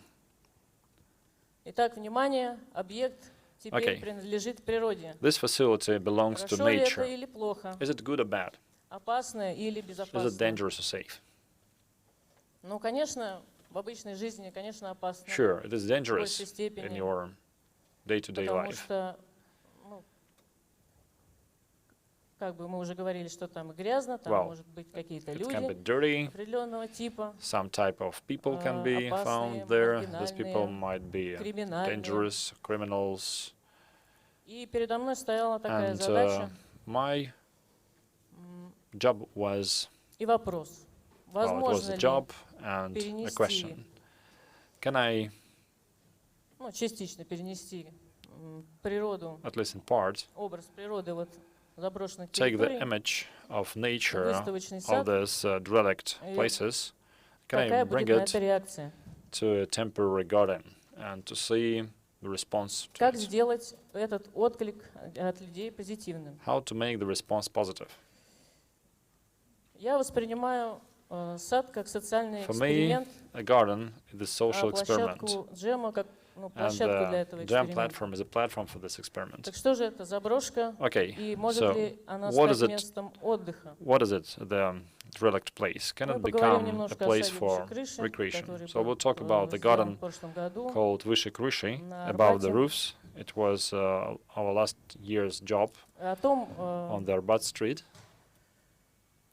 какой вопрос, в общем-то, We'll задавался, talk и about как люди the откликались questions и asked видели, о and чем the responses received, искусство с ними говорит. and how people perceived the way art could try to talk to them.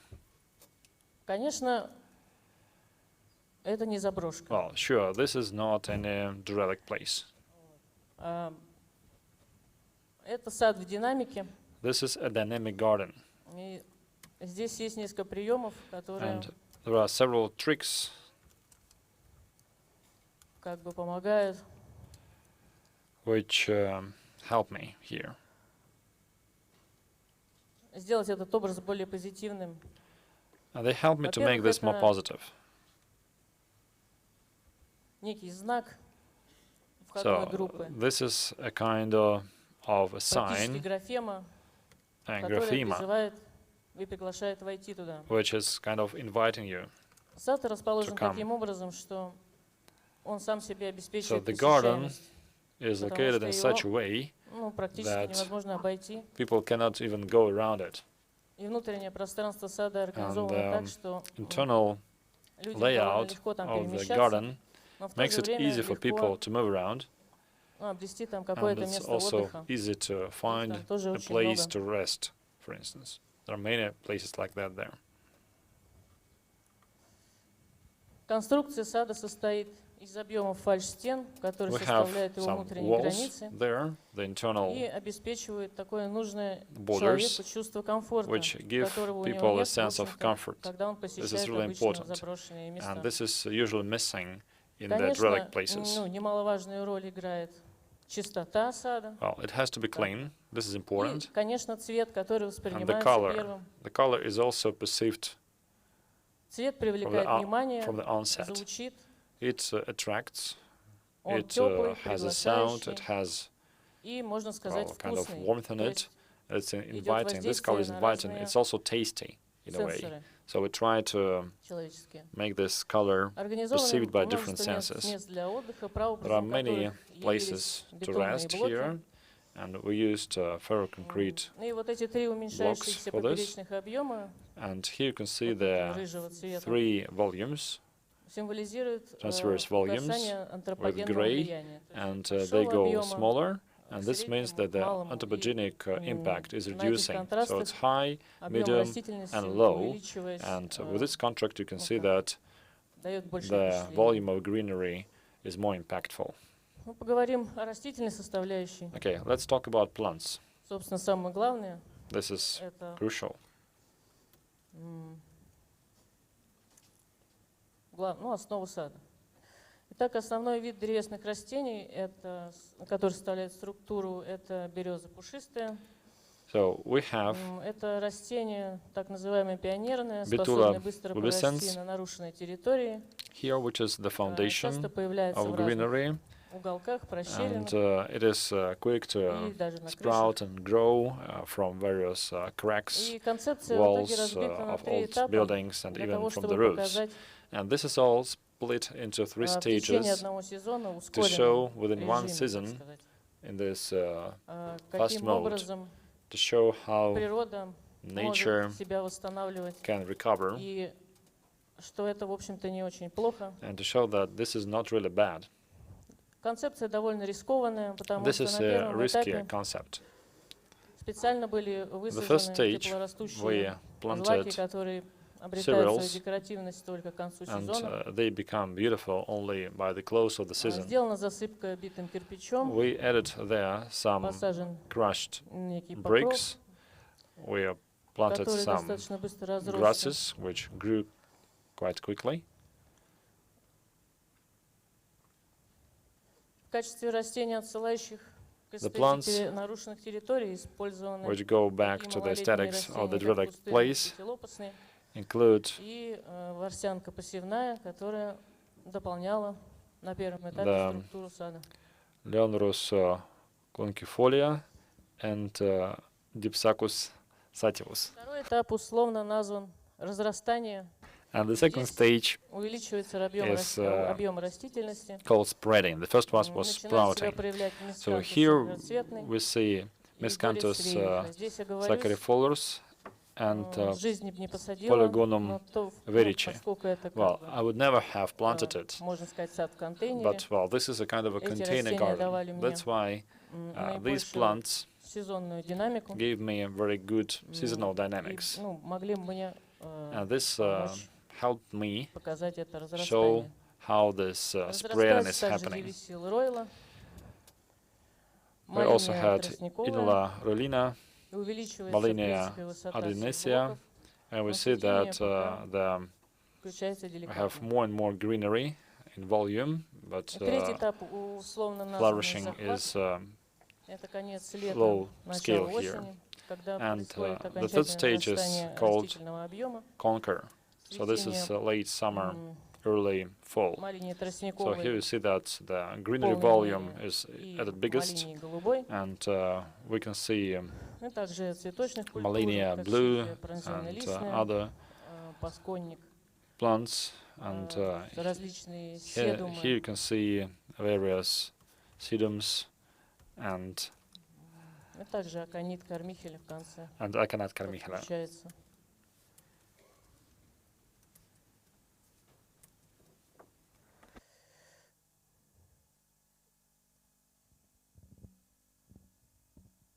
На самом деле все видно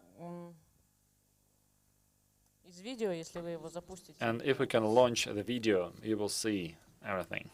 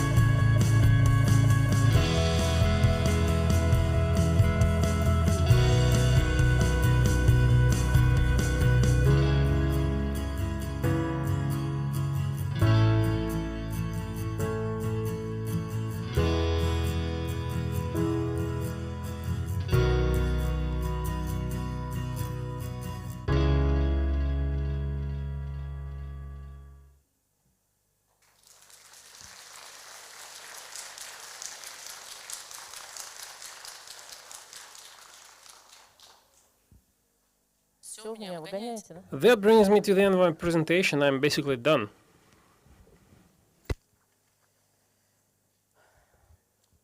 Хотелось бы еще But before I leave the stage, I just wanted to say one more thing, which I'm really passionate about. возможно, может быть, она какая-то крамольная. Well, it might seem to be well, a provoking thought to you, but Почему-то я часто слышу, что for some reason, oftentimes мы рассуждаем, I hear ну, that многие, ну, не все, конечно, рассуждают об экологии, most of the people believe that часто употребляя это все в контексте того, что environmental что-то потребляем и чрезмерно protection потребляем, is only about too much consumption. что нам чего-то не хватит.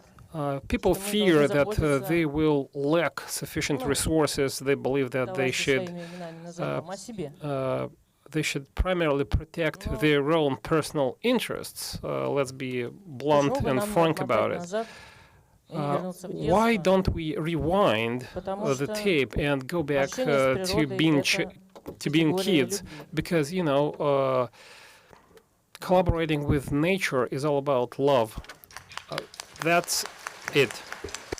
Патрисия, я не удержусь, сейчас не мое слово, это не комментарий, не вопрос, я просто хотела сказать от лица организаторов огромное спасибо этому участнику, чье немногословие, на самом деле, и длинные паузы между мыслями, они делают доклад удивительно глубоким, умным, насыщенным. И это тот проект, который позволяет нам гордиться тем, что мы делаем. Потому что он был продуман с самого начала, он был реализован с душой, с сердцем, с очень большим напором, который позволил сделать и реализовать все то, что было задумано. Спасибо огромное, мы очень рады видеть тебя в числе участников этого года, желаем огромного успеха, и доклад действительно был такой, разбираем на цитаты. Спасибо.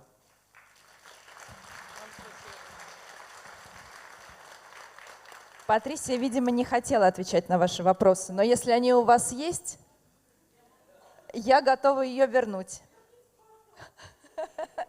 Дайте ей, пожалуйста, микрофон. Здравствуйте. Good morning to all of you once again, I guess. The question is off the mic and cannot be translated. Please ask the person asking the question to use the mic. Otherwise, translation is impossible. Microphone, please. No mic, no translation. Обратное, да. Interpreters are a bit deaf. Конечно.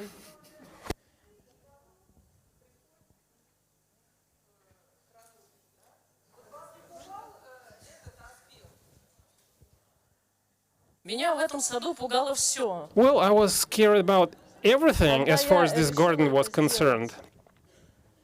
I just decided to do it. I realized that I was taking huge risks. Конечно, тут цвет спасает многое. Naturally, color helped me out a lot in that, and the cleanliness of the garden, and the composition, and the list of plants. Despite the fact that they were planted in a very chaotic way, there are still some lines and borders that I had to follow. The question is off the mic. Спасибо. Thank you. I'm sorry, but please do not ask questions unless you're using the mic. Well, unfortunately, our foreign guests won't be able to understand anything if you don't use the mic. Well, I've visited this garden multiple times after the project was completed, and I actually never thought that you might love your own design so much. You can, well, I can hardly pass through the Arbat Street without visiting my project. Actually, I had a chance to listen in to what people are saying about my garden. And once one of the senior citizens, lady senior citizens, addressed me. She didn't know that I was the designer, and what she said was, "It's an amazing garden." But that was at stage 3, at the end of the season. And she said that she lived in the adjacent street, and she said that she would visit this garden all the time. She said that she visited it in June, and it was a total nightmare. It was awful. She actually thought that she had to file a complaint with the municipal authorities, but then she realized that it was a special design, and she was wondering who the designer was. You know, this experiment turned out to be a success, and it's good to see that people realize that they realize the idea behind my design. Such speeded up dynamics are appreciated by people. Well, I don't think that weeds are going to become popular anytime soon, but, you know, the naturalistic style is what we see in the nature, in the wild, and this is what we should follow. Just give nature time. Nature knows better than humans what needs to be done. This is the main idea and the main message that I wanted to drive home. Thank you. Any other questions from the floor? Well, I guess we are out of questions. Thanks again.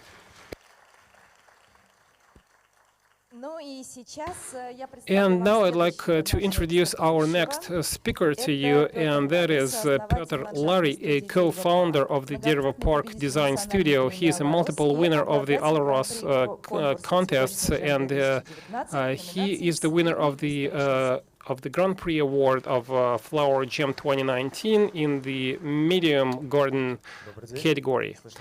Good morning to all of you. I hope you can hear me.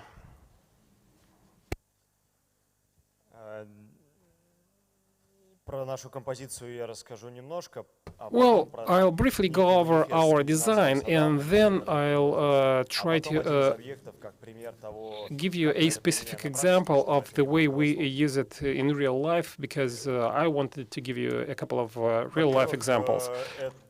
First and foremost, this contest is the best opportunity in Russia to demonstrate your skills and demonstrate your ideas, and it is funded. You don't have to look for sponsors. So I'd like to thank the organizers of the Flower Jam for giving us an opportunity to demonstrate what we actually can do.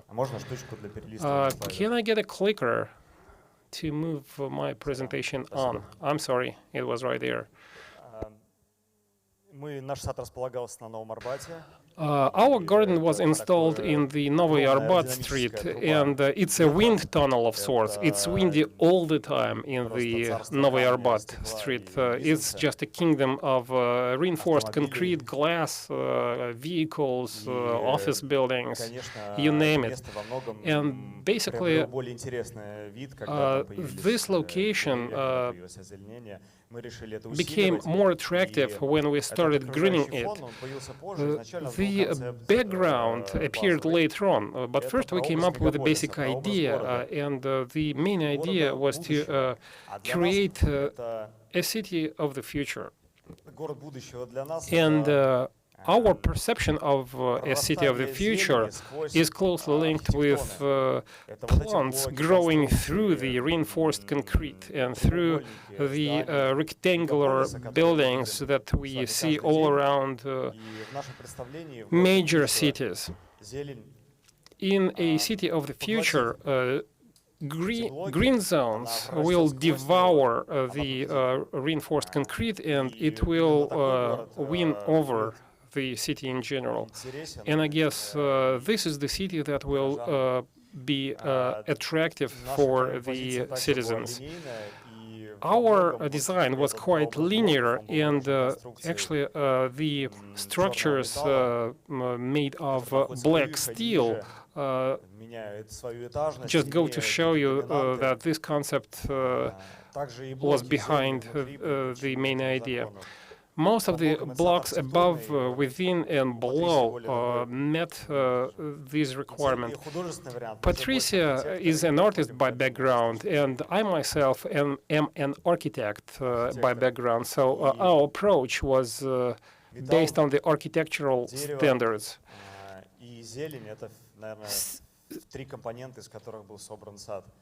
Steel, wood, and plants are the three major components of our design.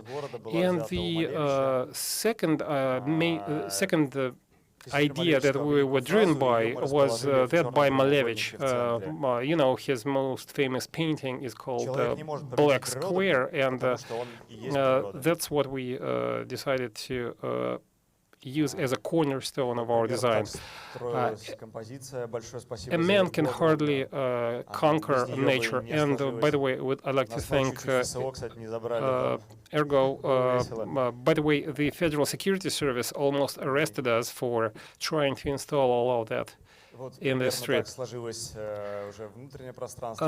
This is the way the inside looks like. And by the way, I saw lots of people visiting this garden, and delivery guys, you know, wearing yellow vests, love relaxing there. By the way, office workers and businessmen and business ladies would also come into the garden. It's a monochrome design. It's a complicated space, and we wanted to make it bright and sunny even in gloomy days.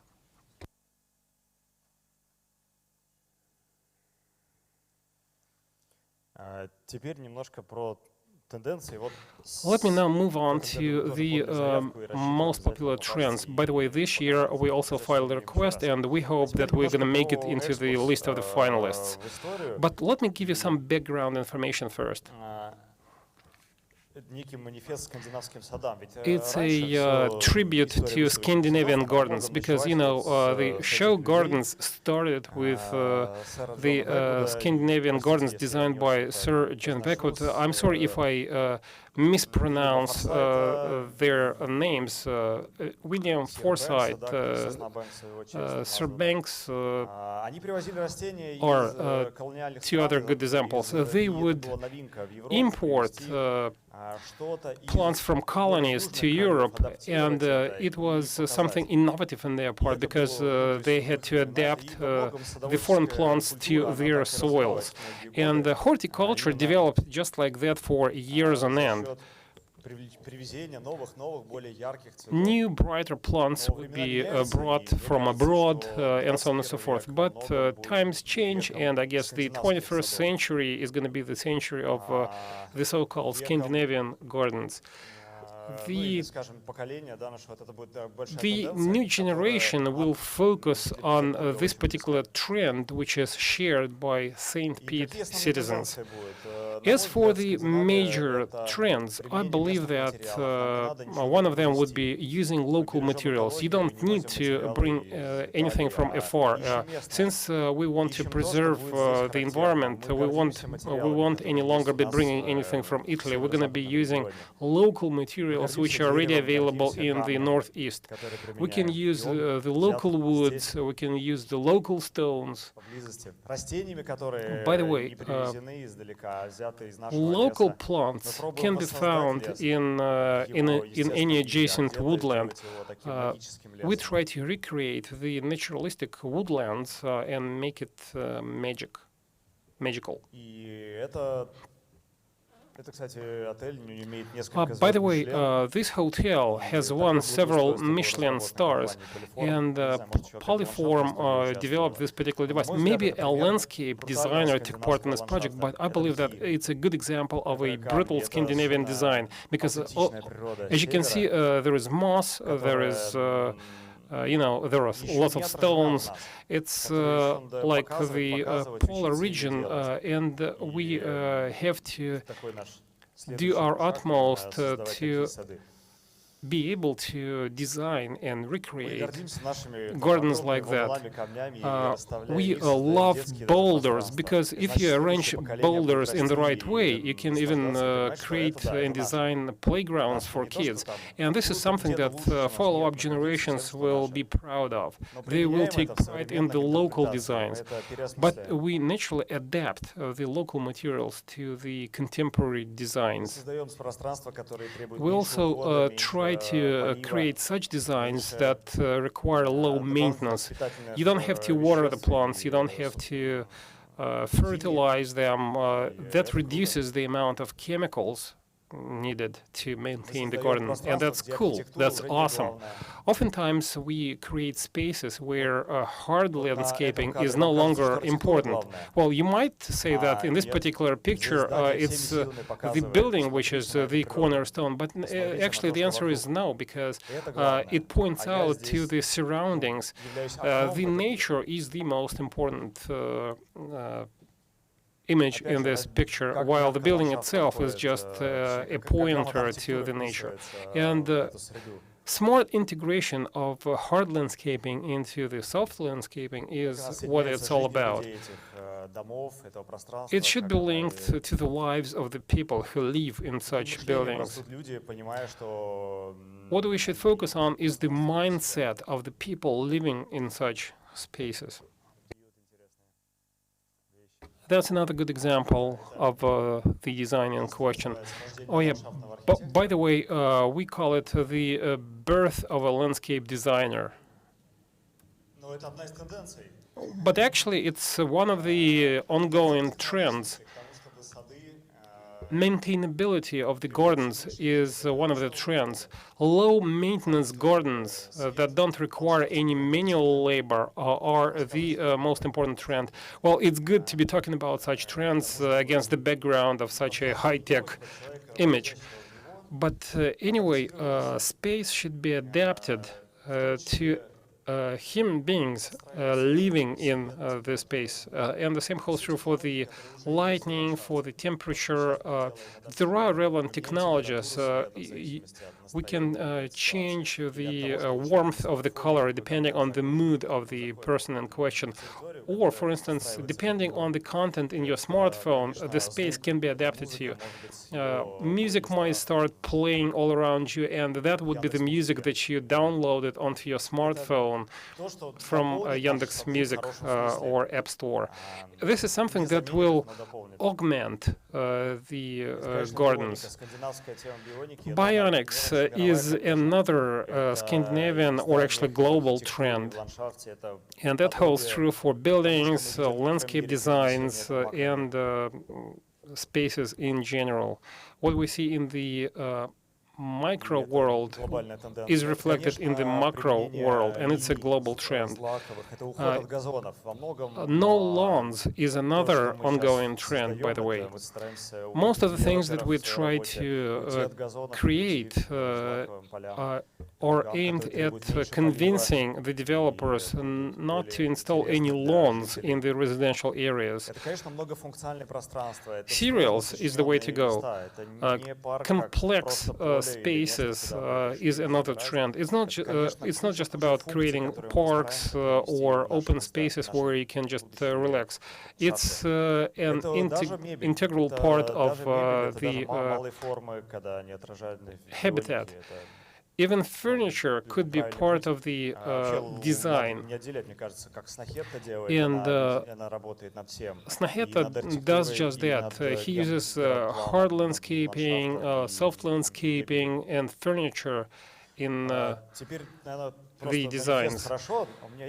Well, do I have some more time, because I just wanted to demonstrate some of the real-life projects that we implemented. This is a residential area in St. Pete next to the Zvezdnaya subway station. This location is densely constructed with various buildings.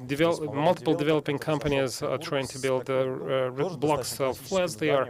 And, well, it's a classical example of a typical building, but we actually convinced the developer to use a small land spot to install a Scandinavian designed building. We convinced the developer that it would increase the real estate prices.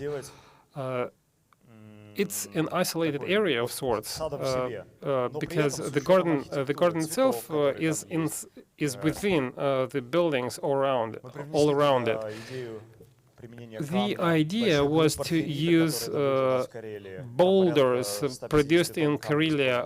Well, we used boulders weighing 150 tons. And by the way, the garden itself is above the parking lot, and we had to raise the roof of the parking lot to be able to plant trees there. By the way, pine trees were brought from the northeastern areas.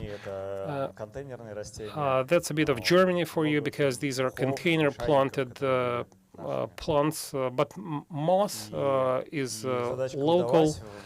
And actually, our project turned out to be a success, both in terms of the color and the composition of the plants. And most of the people who visit this garden actually describe it as a contemporary Scandinavian brutal design.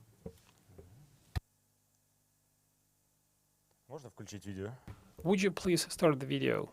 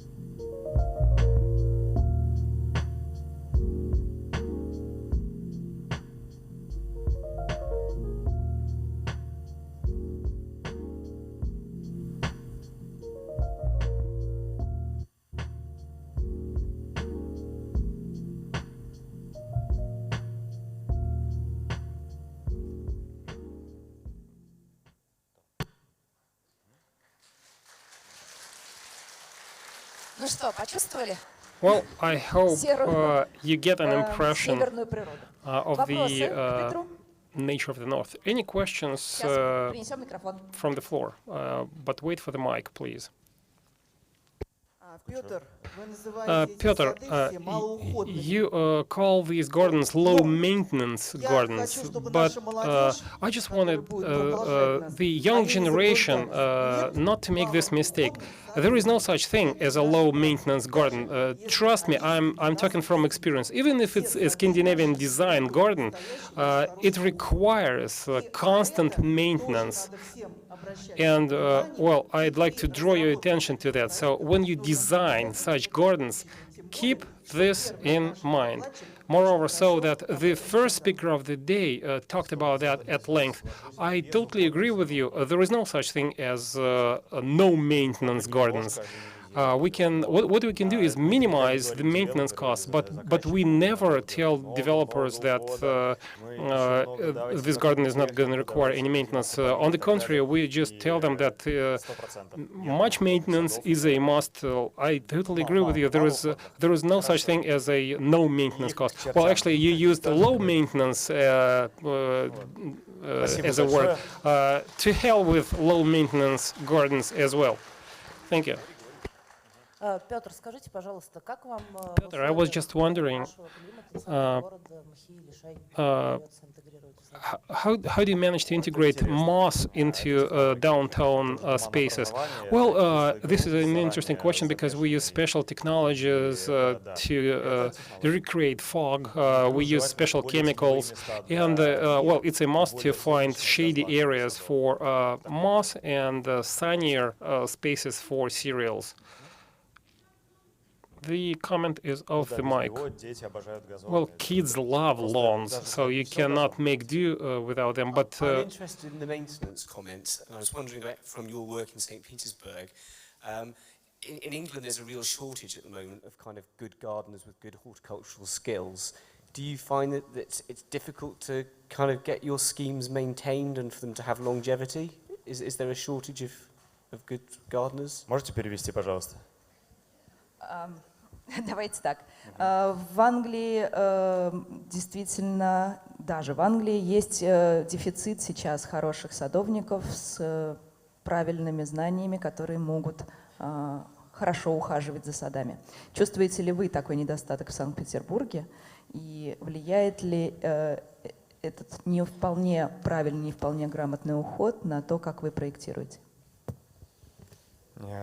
Уход — это что-то, наверное, самое сложное. Well, maintenance is the most difficult part, and Tamara Pavlova, our dendrologist, is the best expert. She trains younger guys, and being a landscape architect and an entrepreneur, I'm not a pundit on maintenance, but it's not my cup of tea, you know. You have to start with something, you have to start experimenting, and constant maintenance is something that we help developers with, because we are interested in tracing the efforts of the trained guys, and in addition to that, we send them to Europe to undergo training. Well, for instance, in Estonia, there is the Repin School, and there are other places that train horticulture experts. Any other questions? Прекрасно. Спасибо Great. большое, Петр. Thank you for that. Thank you, Peter. Сейчас я вас ненадолго отпущу. Well, let's take a 20-minute break to grab some coffee, and well, you'll have a chance to network with each other, but please do not be late, because we're going to resume in 20 minutes exactly, so be here at 5 past noon.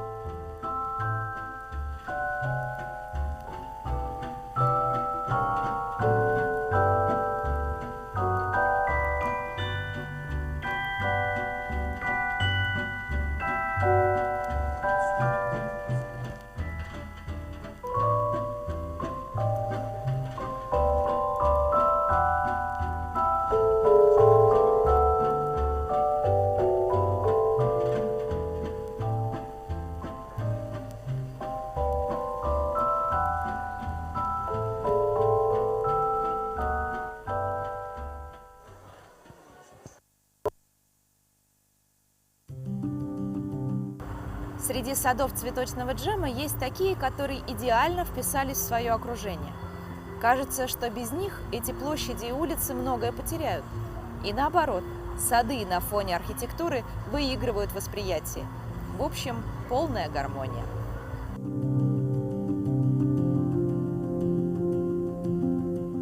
Мы начали с темы «Летние сады Москвы». Здесь мы напали на тему русского авангарда, Константина Мельникова, всех его идей.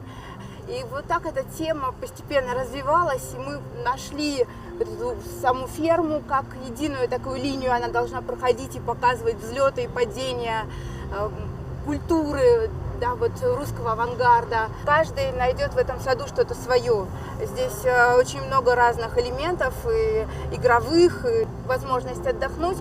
Сам цвет, сама структура, это все задает некий такой мощный подъем красного, красивого, и сам эффект красный, он очень сильно ассоциируется с Москвой. Москва красная, красивая. Этот ассоциативный ряд очень прослеживается.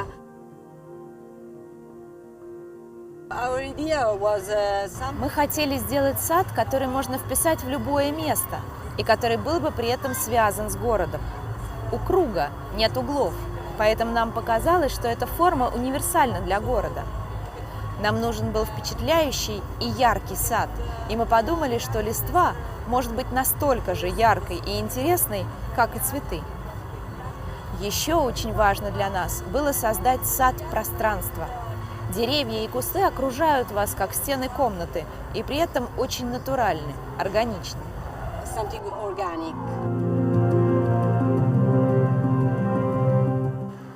При взгляде глядя на зеркальные стены этого сада снаружи, невозможно представить себе, что, оказавшись внутри, вы попадете на огромный, очень яркий цветочный луг.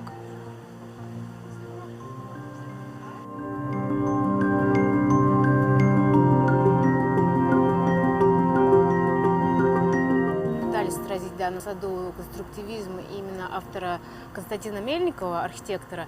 Тут представлены его 3 здания. Это гараж на Новорязанской, дом Мельникова и гараж Госплана. Вот. Также в плане мы хотели максимально передать стиль авангарда, то есть использовали геометричные формы, круги, острые углы и подчеркнули все это красным цветом, потому что цвета, яркие цвета были характерны для этого стиля. И такие растения представлены, например, вот как овес, фацелия. Немного не рассчитались за условий окружающей среды и климата этим летом, поэтому они вымахали очень сильно, их слишком много. Вот они заполонили, так скажем, все. Мое первое впечатление о Москве – это потрясающая архитектура. Город очень динамичный и впечатлил меня. Я думаю, что в городе все же слишком много зданий и мало зелени, но вы движетесь в правильном направлении. Это место для моего сада просто идеально, лучше нельзя и представить. Это удивительно, что с одной стороны у нас здания коммунистических времен, а с другой классическая архитектура. Они такие разные, но и то потрясающие. Мы очень ждем вас в садах фестиваля «Цветочный джем».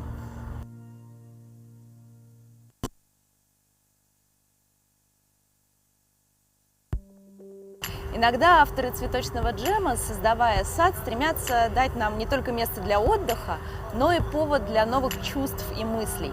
Попадая в такой сад, горожане погружаются в размышления, возвращаются в детство или испытывают сильные эмоции. Сад «Зеленый пух», посвященный Пушкину, находится на пересечении Тверской улицы и Камергерского переулка. Он буквально наполнен цитатами и атмосферой творческого поиска. Ну, процесс создания сада состоит из 3 этапов, да, придумать идею, потом ее выразить на бумаге, соответственно, потом ее реализовать вот в 3D, где-то на улице, да, в таком, тем более, прекрасном месте в Москве. Сложнее, наверное, из этого всего было решиться создавать сад великому предку, да, а создавать с такими помощниками, с такой организацией, как оказалось, не так-то трудно. Приехав сюда, в принципе, в достаточно позднее время, это уже был 12 час ночи, люди, конечно, сидели на лавочках, они присаживались, обсуждали нашу скульптуру, которая имитирует скомканный лист, и люди старой формации, они, конечно, удивлялись, что это же такое современное искусство. Ну вот оно современное, вот оно такое отражение в нашем мире того былого.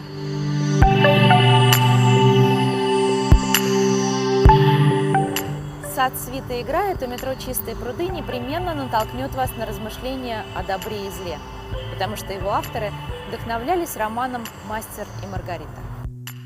Нам было очень сложно разбить эти куски так, чтобы они здорово легли. У нас было несколько десятков вариантов, мы бесконечно их крутили, искали пропорцию, искали форму. И в итоге это действительно продолжалось достаточно долго.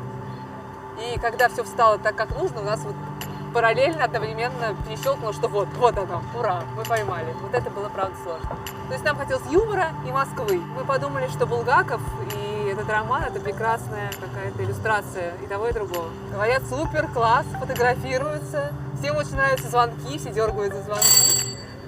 Вообще людям нравится, это очень приятно. Все просто расцветают, заходят сюда, как-то и дети подпрыгивают, и взрослые улыбаются, это приятно.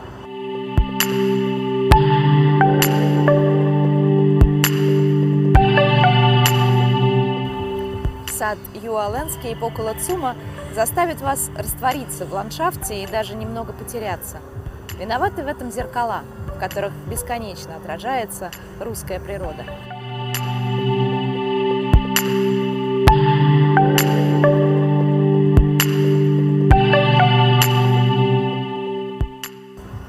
Звуки города у входа в парк Горького – сад-оазис. Здесь слышно и шум машин, и смех детей, и музыку из колонок. но погружение в цветы помогает услышать эти звуки по-новому. Мы очень ждем вас в садах фестиваля «Цветочный джем».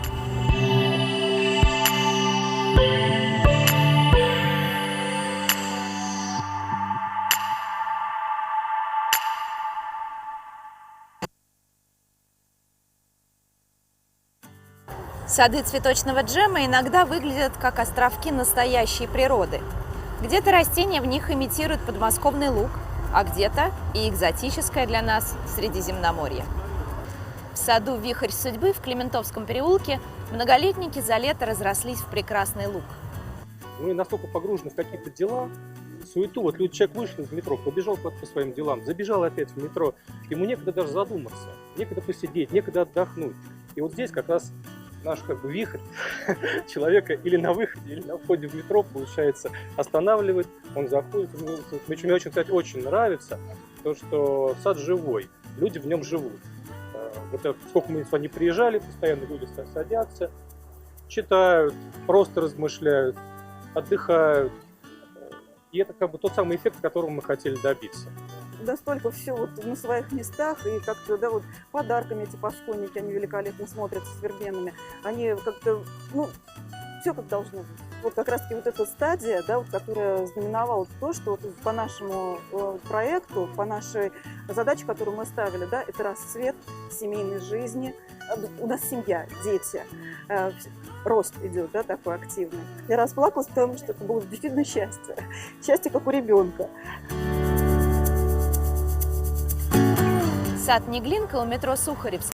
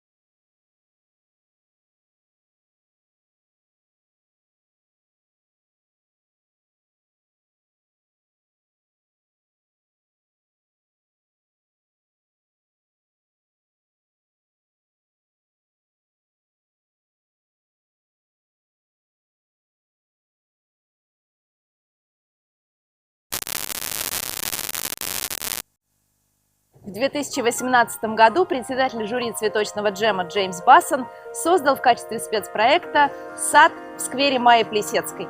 По просьбе Ассоциации ландшафтных архитекторов России этот сад не был демонтирован и прекрасно пережил зиму.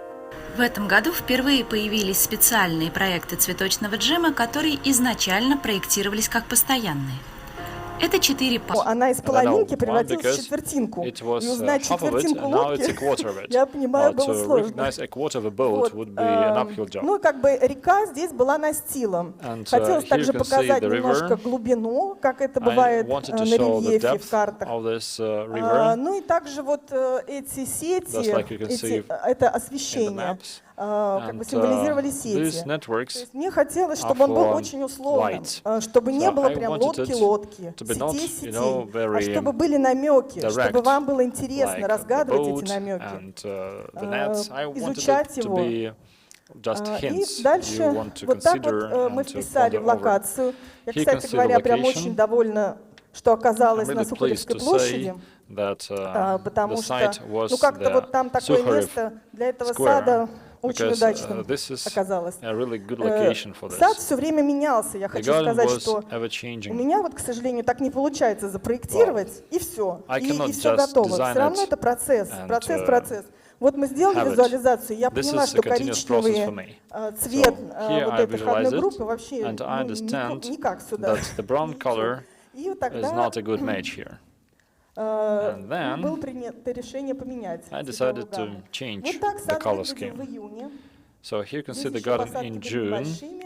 Here you can see the small trees and bushes. Maybe some of you will recognize yourselves. So we had different plants, including iris.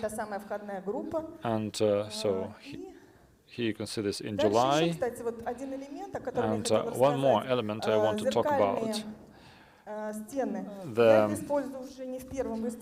mirror walls. I really like it.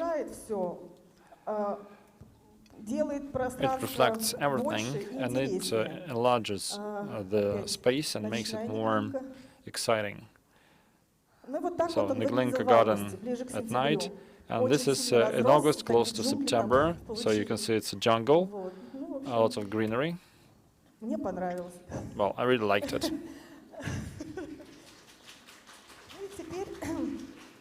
And now, a few words about lieu de mémoire, or the site of memory.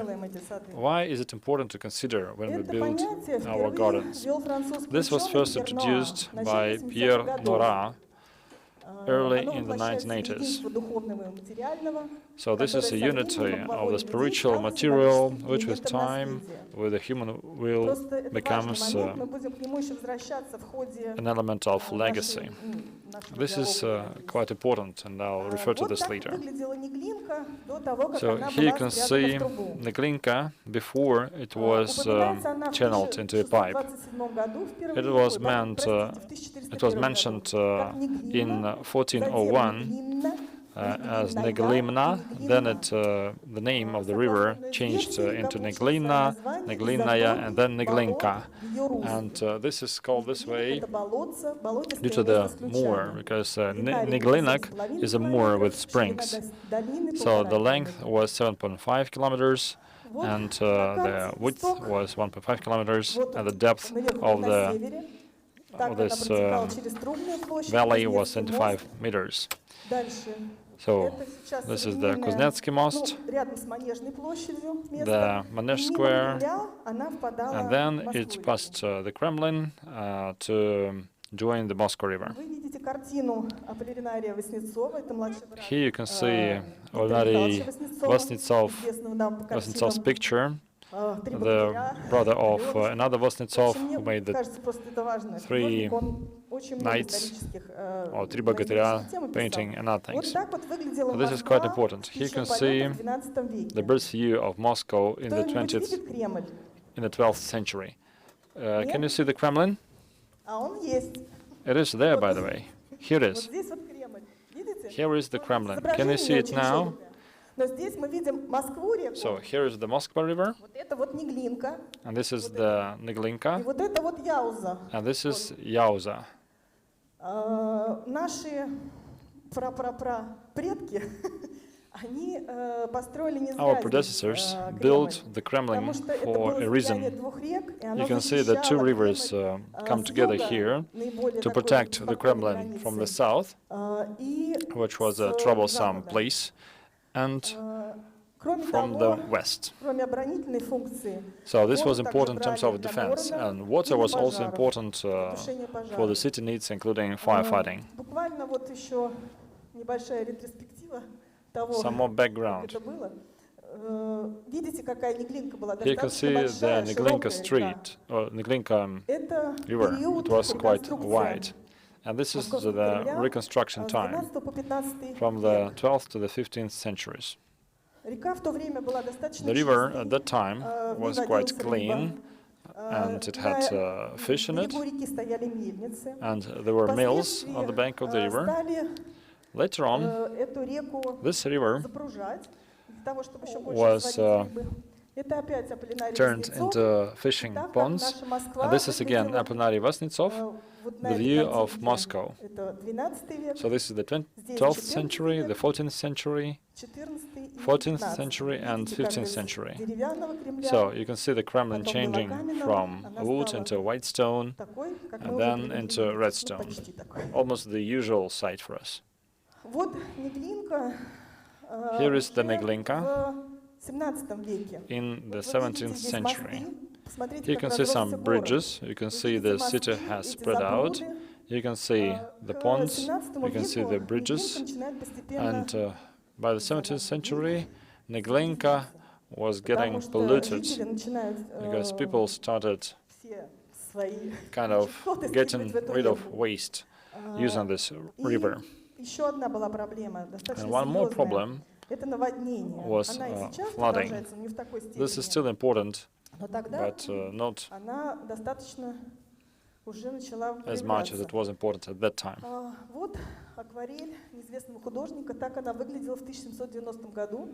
Okay, Но здесь еще такой the очень, view знаете, of прилизанный вид. На самом деле уже тогда 1790. она была достаточно As a matter of загрязнённой. fact, it was quite dirty even at that time. И So this picture is вот quite в embellished. 1725 году на карте Неглинка уже исчезла. 1825, you can see there is no Neglinka anymore in Начали this уже map ее прятать в трубу. because they В started channeling it 1817-1819 into a pipe. годах, In началась реконструкция после 1817, пожара в Москве, после 1819, того, как, Москва following была the Наполеоном fire отдана, и, of вы знаете, Москва 1812, сильно when пострадала. Napoleon И, значит, в was in 17-18-19 Moscow, годах в ходе глобальной Moscow was реконструкции было построено reconstructed, первые 3 and the километра first 3 kilometers туннеля of the pipe, кирпичного свода, куда была она the brick pipe, спрятана. was built to Работы conceal по сооружению the подземного ложа Neglinka проводил River. геодезист, градостроитель, военный инженер Челиев, который Mr. изобрел Chiliev цемент, способный затвердевать в воде. invented Вот так вот cement выглядит which этот could дом. harden in water, И and сейчас he это was современные фотографии. head of this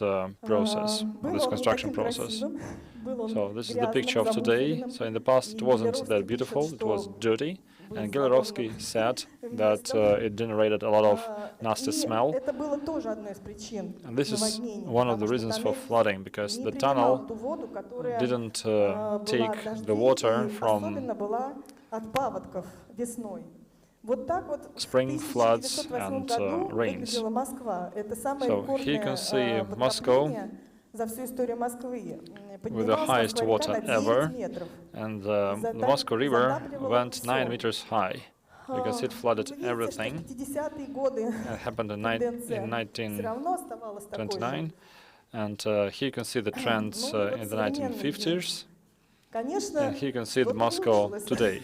Well, но не совсем. some things В got общем-то, better, sure, все равно мы имеем but not локально completely. Манежное, кстати, And this та is же the самая, Manege где Square, под землей течет Неглинка. with a Neglinka flowing.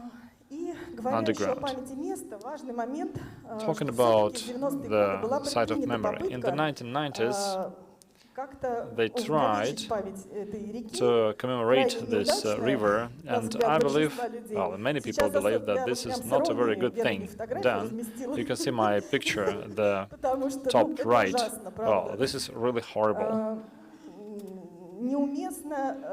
out of place.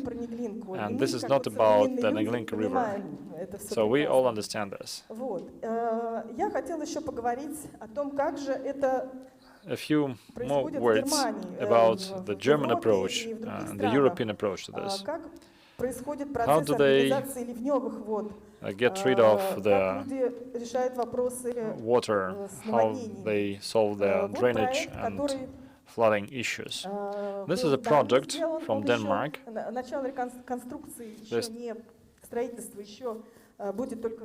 They will start the construction only in 2021, and they also have this flooding issue. This is a project they drafted. Quite elegant, isn't it? Some visualization. And the major issue here is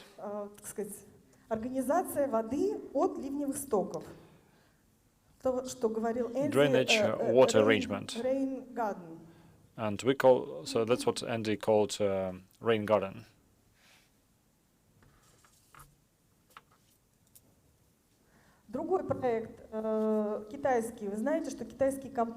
Another project from China. You know that the Chinese industry is developing quite quickly, and they have quite a lot of interesting projects, and this is one of them. And this is the Jiangzhou Sanli River. And the major problem was floods, rain floods. And this is an environmental sponge project. And they planted plants in special grooves for drainage and filtration of water. Let me show you the project so that you can see what I mean. So when water comes to all these grooves, the plants filter water. You can see it's quite good looking, isn't it?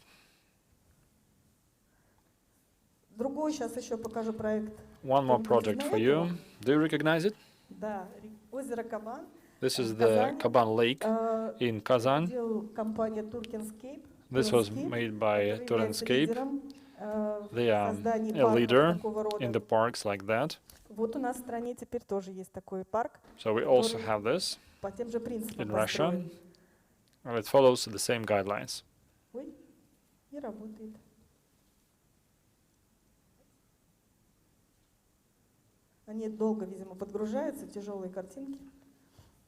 The pictures take some time to load, I believe. One more project from Turenscape,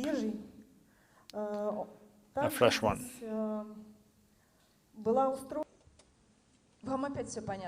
Is it all that clear, or are you warmer now, and that's the reason? Okay, thank you, Natalia. Thank you very much. Кликер отдайте, пожалуйста, нашему мальчику. Сразу знает, кто следующий. Прекрасно. Но я вам все-таки представлю наших следующих. Let me introduce the next speakers. Olga Gribova and Anastasia Ostromova, landscape designers from the Sotsinamarchi School. They have quite a lot of awards.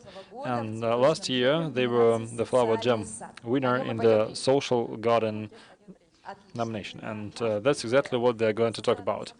Yeah, the social garden, our journey, how we built it, the issues we run into, and how we managed to overcome them. Okay, the first steps in the life of the social garden. A few words about ourselves. The temporary gardens before the Novaya Zemlya. So the first one was called the Shockwave, Sadi and Ludi 2017. Then again, the Childhood Secret Garden. So all our ideas, they are not only shoehorned into the space of the temporary garden. They further live. And if you have a lot of area and give it some space to develop, then these ideas further develop. One more project was the Flower Jam 2018. We made it to the finals, and with the backdrop of this project, we had the concept of the Flow Park, which received the silver medal at the national contest. And the garden we are going to talk about will be Novaya Zemlya, or the New World social project in the Spiransky Hospital. We implemented last year, and this became our favorite project. And hopefully you'll like it as well. Those who were close to this garden were full of emotions and impressions. So the garden is still generating joy, and I hope that with the next year it will become even more flourishing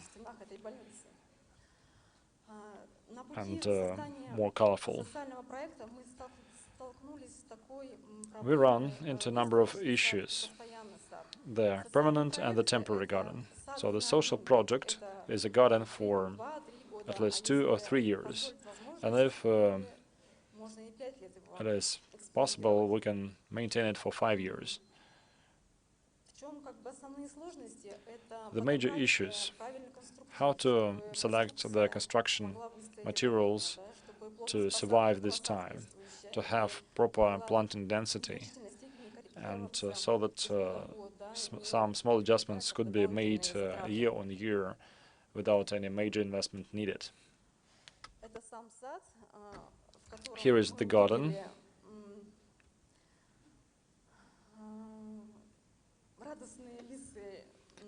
We saw there the happy faces of parents and children, and the doctors who enjoyed the fact that the patients came from the street with a happy smile on their face. This garden became a magnet, especially for the evening and night time.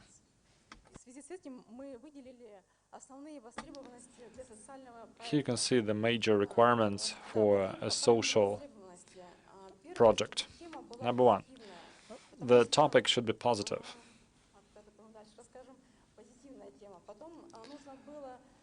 Then,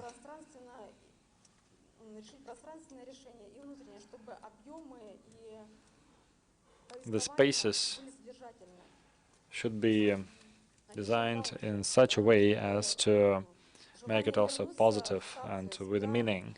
The wow effect should be there, so that people should like to come back.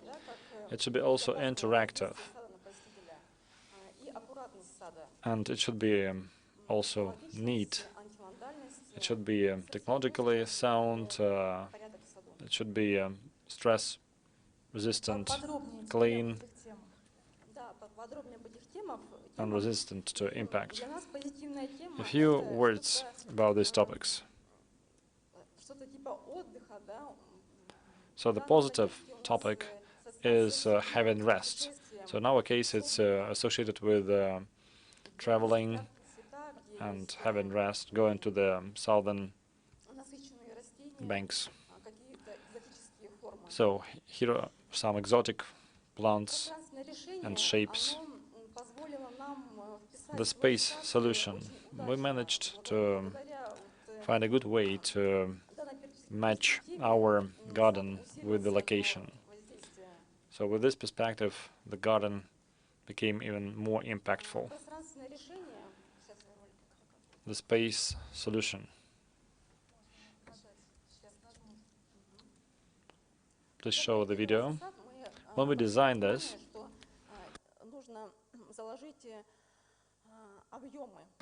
we understood that volumes are important, the external and the internal ones, so that you can see a fold here and some geological elements.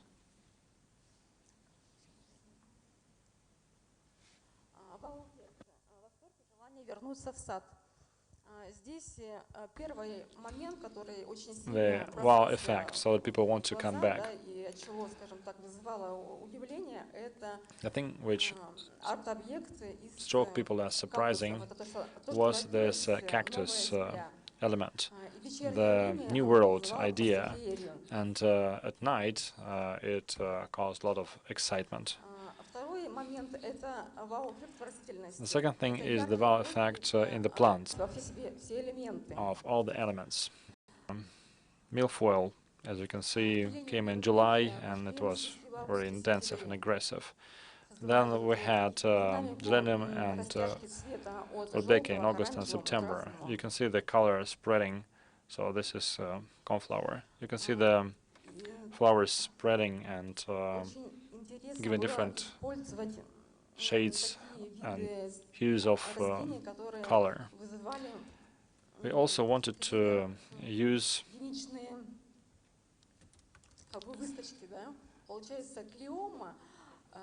flowers which were kind of outstanding. So Cleoma, which is the giant spider plant, was a one-year plant, and it was a good match with the overall idea of the garden. It was a good association with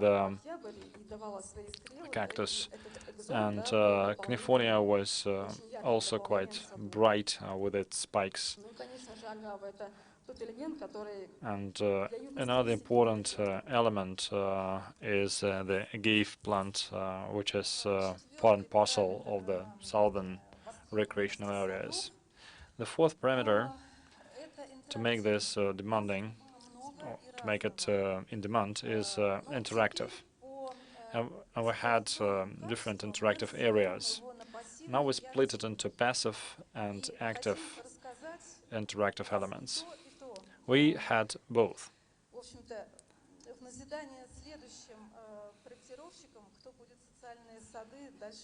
And this is important for those who are going to design social gardens in the future. Okay. The passive interactive elements, they are quite difficult to build. They require safety considerations, but they don't need any maintenance. For us, so number one, these were cactuses, the selfie spots, and the climbing spots. A collection of minerals. We also had cross-section of soil. We had another interesting game called Find the Pipe. And also we had this plant labels. And the active interactive elements are quite difficult to build and maintain. And for us, these were the colored filling with colored filling. And we had this game of mixing. This is good for developing your fingers and overall for your brain development. And all the kids were going here, so this became a magnet for kids who were mixing things. And there is a flip side to this. To let this happen, someone has to bring it back to order and to split these different fillings by size and color. We had 3 meshes, and we became masters of filtering this into groups. Well, there was a funny story. There was a granny walking her grandchild, and I was sieving through these cuttings, and they were watching me quite carefully. And then this granny told her grandson, "Don't mix differently colored sand." See? So when it started raining, mixing colored sand was no longer possible, but kids still do that because, they play around both inside the garden, on the benches, in the flower beds, and even in the tents. Oftentimes they would bring sand, colored sand, into the tents. Let's move on. As for taking things away, since this garden is on the premises of a hospital and people would read books while staying in hospital, we decided to use these bookmarks as things that they can actually take away from the garden. In the winter time, we would spread out bookmarks showing different minerals. And another set of bookmarks was prepared for spring. So after each and every visit, we would leave 10 to 15 bookmarks per bench. And the fifth bullet is neatness. All the previous speakers touched upon the fact that gardens should be neat and clean.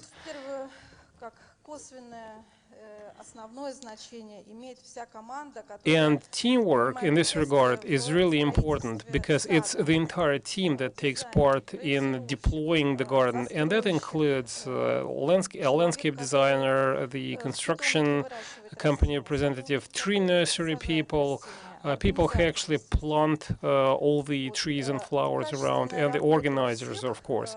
So, like I said, it takes joint efforts by all these people to make a lasting impression that the garden creates throughout its life cycle.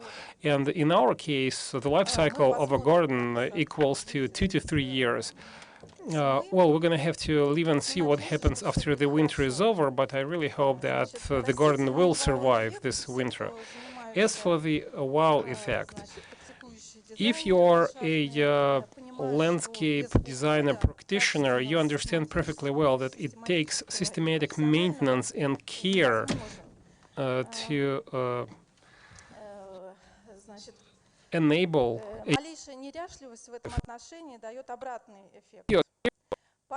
the effect. At least once a week, we would visit the garden, and we spend our time about flowers that no longer blossom, would weed the weeds, then we would clean the garden, we would course surface and sieve the colored sand. It takes hours. У него есть такая возможность. Кто-то живет за рубежом, кто-то в другом городе. Вот. Что дальше? Вот сейчас этот сад перед снегопадом в таком состоянии. Что дальше? Агавы мы уже убрали. Агавы убрали, да. Больница, спасибо огромное, предоставила вестибюль. Прохладный, светлый, в общем-то, достаточно хорошие условия для них созданы. Мы их ездили, навещали недавно. Да. Я что-то пропустила. Жюри больше не придет, но люди с детьми продолжают приходить в наш сад каждый день. Поэтому, поскольку сад уже вжился в территорию и стал неотъемлемой, хоть и экзотической, но частью большой территории, мы приняли решение и понимаем, что без этого никуда, будем продолжать за ним ухаживать и следить, контролировать. Это в наших же интересах. И сад должен оставаться таким же, как его задумали авторы. Вот. И как резюме нашего доклада мы хотим акцентировать на чем? То, что социальный сад – это всегда ответственность перед людьми, перед самим собой. И кто может ее разделить? Дальше пойдет перечень, но вы не примите это как какое-то утверждение. Это размышление на тему подумать в этом направлении. Ну, тот, кто планирует участвовать в этой номинации. Да, автор должен проектировать технологично, устойчиво и, наверное, с пассивным все-таки интерактивом. Соискатель учреждения должен, возможно, готов оказать поддержку, взять на себя некоторые обязанности. И джем, уж извините, тут список больше. Перед тем, как заняться проектированием социального сада, мы залезли в техническое задание и искали, что же такое вот именно ландшафтный проект для социальной территории, потому что what the organizers actually meant by a social garden. We know what a show garden is all about. We know what a permanent garden should be all about. But like I said, we had to closely analyze the specification requirements to better understand what a social garden should look like. And it turned out that there was no description to this effect.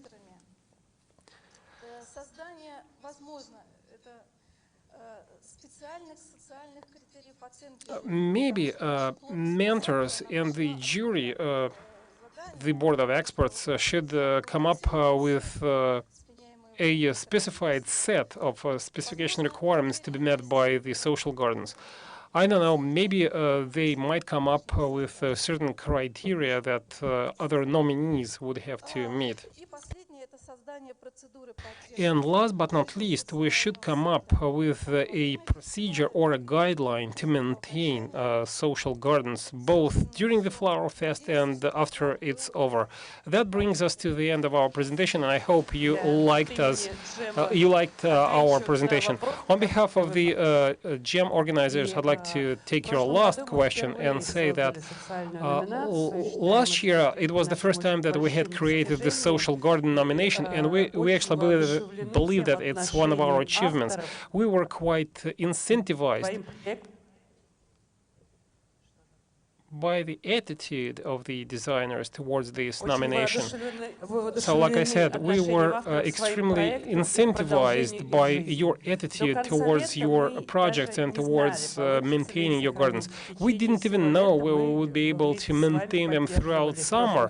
And last year, you might recall, we actually organized the Flower Gem School of Gardeners, and each and every garden was maintained and cared for by a separate gardener who would make records and comply with your recommendations. I hope that we will continue this tradition. As for the garden maintenance, well, we're going to discuss this issue with the Moscow authorities and probably come up with a joint solution. However, I'd like to draw universal attention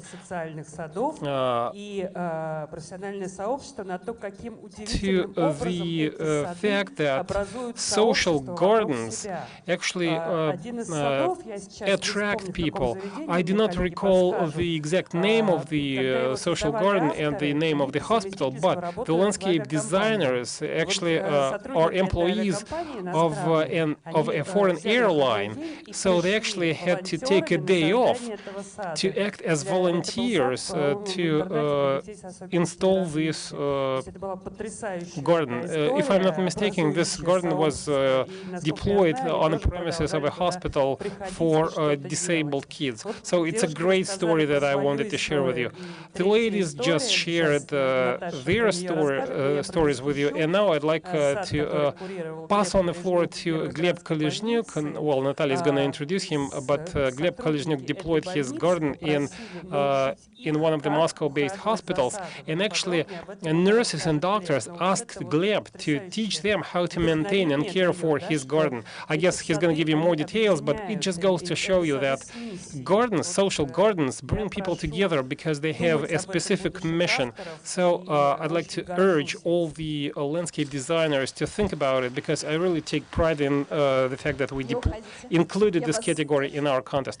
Don't go away yet. Are there any questions from the floor? Any questions to Olga or Anastasia? Would you please bring the mic to the person in the room?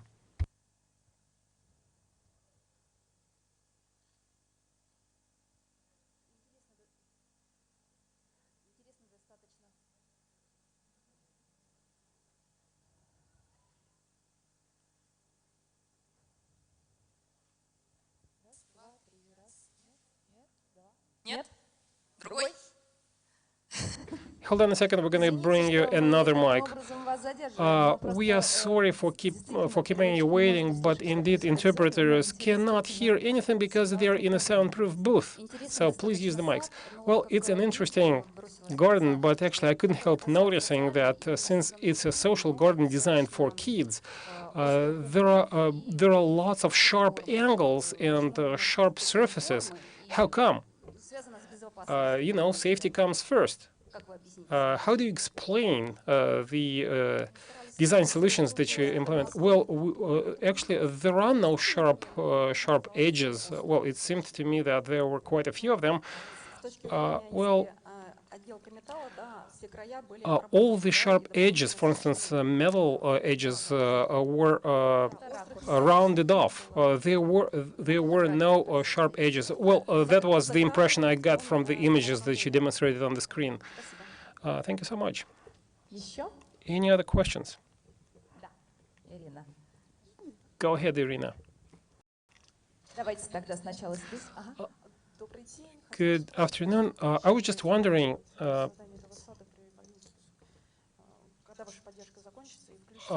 when are you going to stop supporting this garden, and when are you going to hand it over to the hospital administration?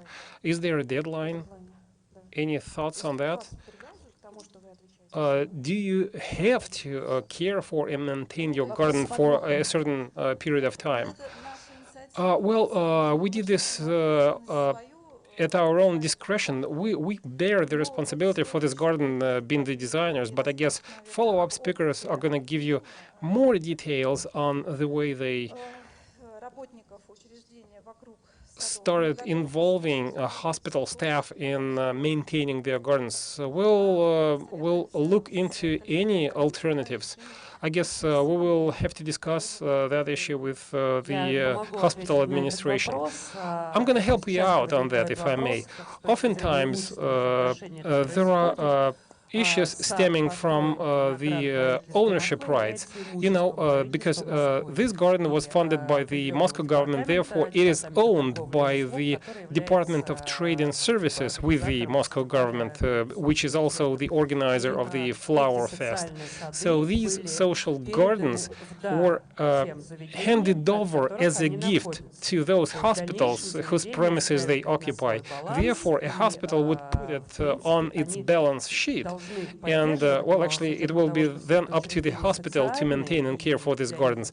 But given the fact that hospitals are on a limited budget, I guess we're going to have to come up with a standalone support procedure, and I hope that we will come up with a solution by spring this year.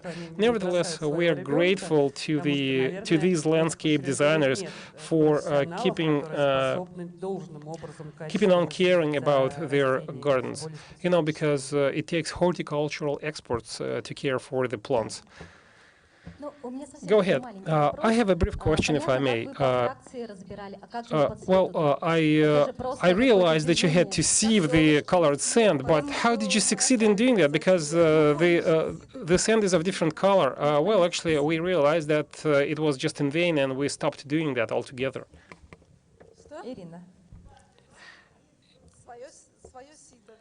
Well, actually, a sand of different color was also of different size, so it was easy to sieve it. I have a question for the organizers. Hospital gardens were invented in the UK back in the 18th or the 19th century. Correct me if I'm wrong. But actually, it turned out that those patients who cared for the plants in the hospital gardens would recover sooner. So as soon as they realized that, they started deploying hospital gardens on purpose to enable patients, inpatients, to communicate with plants and recover faster.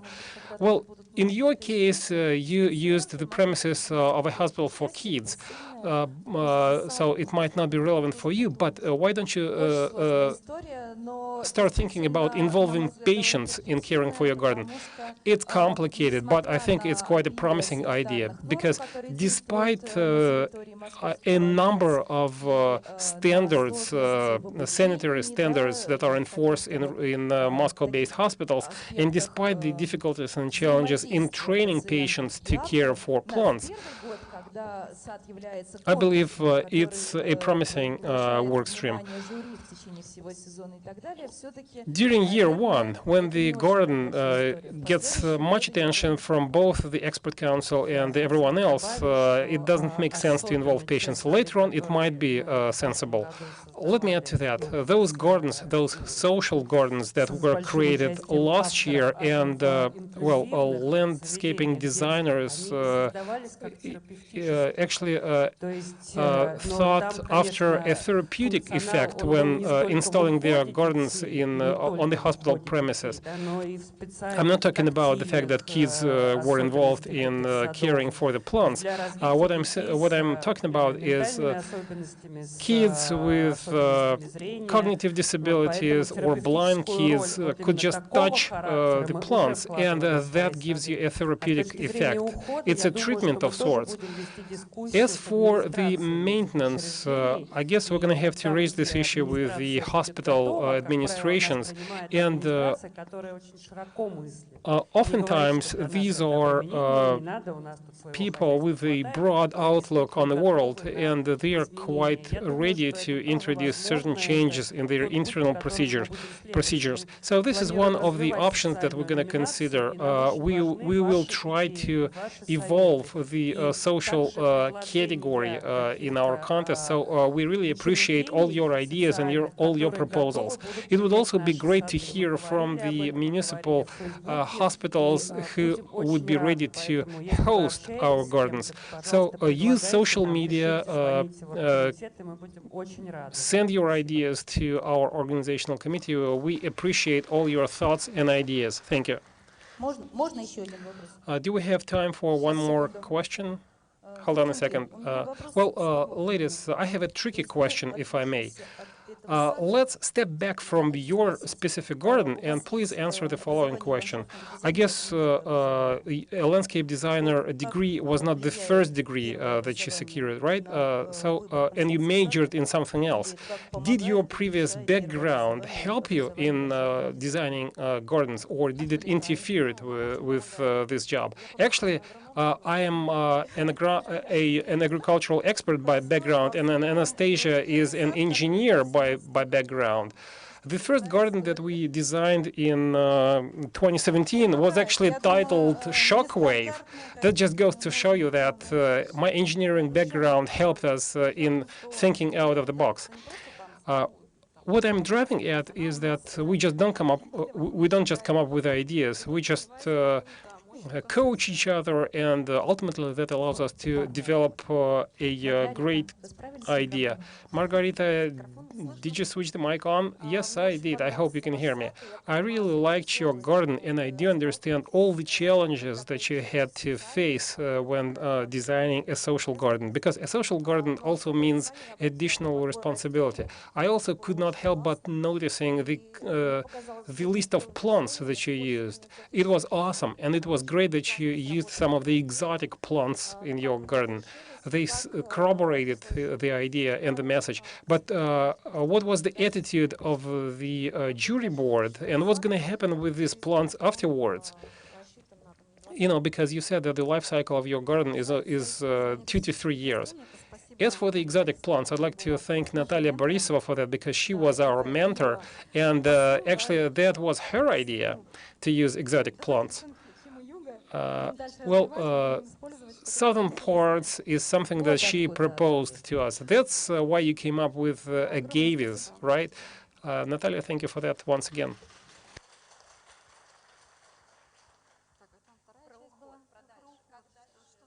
What was the second part of the question? All right, what's going to happen with the plants later on?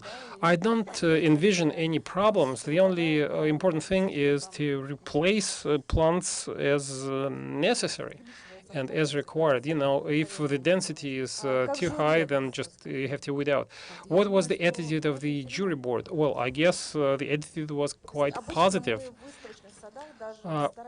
Usually we try not to use non-local plants, so it was quite a bold action on your part. A show garden is always an experiment. Any idea is an experiment, and it entails certain risks. If you design a garden, you always take risks we don't want to follow a standard approach. We want to think out of the box. A traditional garden is boring. We wanted to try something new. That's exactly what we did. We just went by trial and error. And you succeeded. Thank you.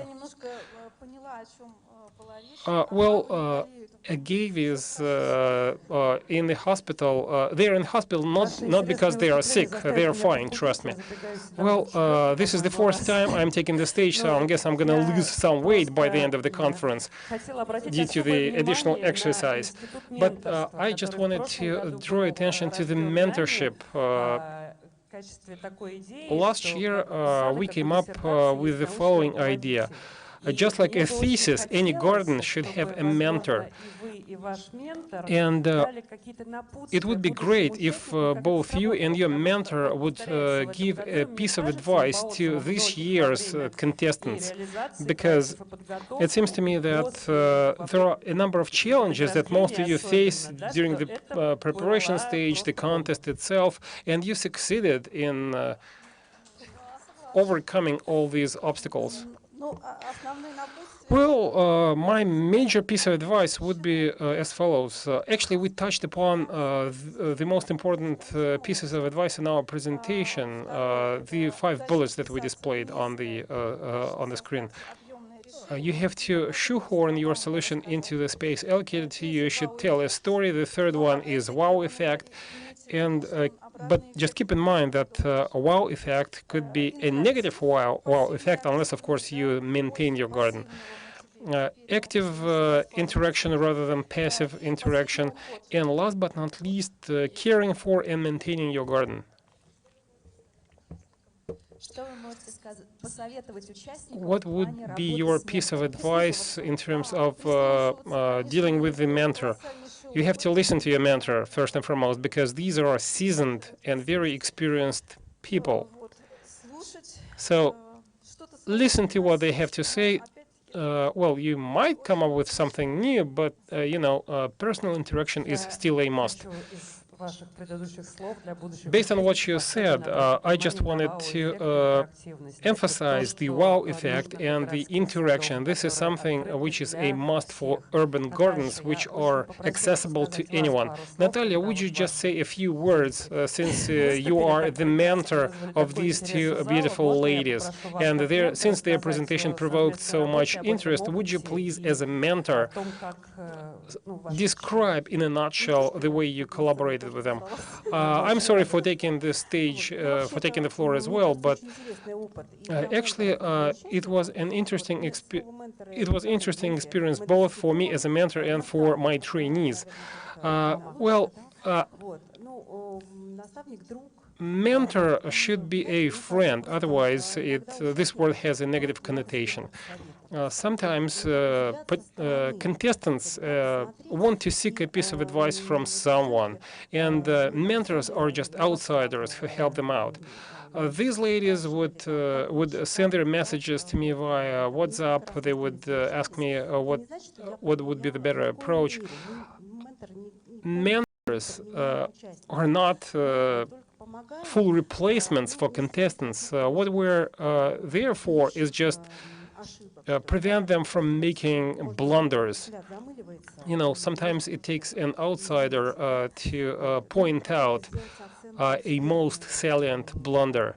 We are also there to evaluate the project from the viewpoint of the wow effect, as you mentioned.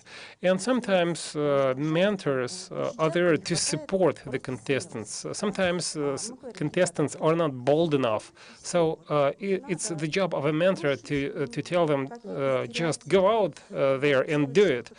Think out of the box. Come up with innovative ideas. I guess that's the primary value of a mentor. Well, but I think boldness is something that you possess in multiple quantities. The last thing I want to mention as far as the discussion is concerned is that we had a number of great mentors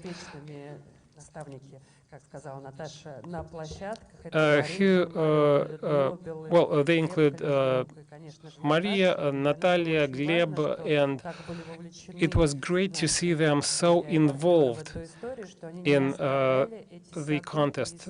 They would visit the gardens all the time. They would help the finalists all the time. The synergy effect was obvious. Thank you for that. Thank you so much, ladies. And let's move on and keep on talking about the social gardens and the way to maintain social gardens.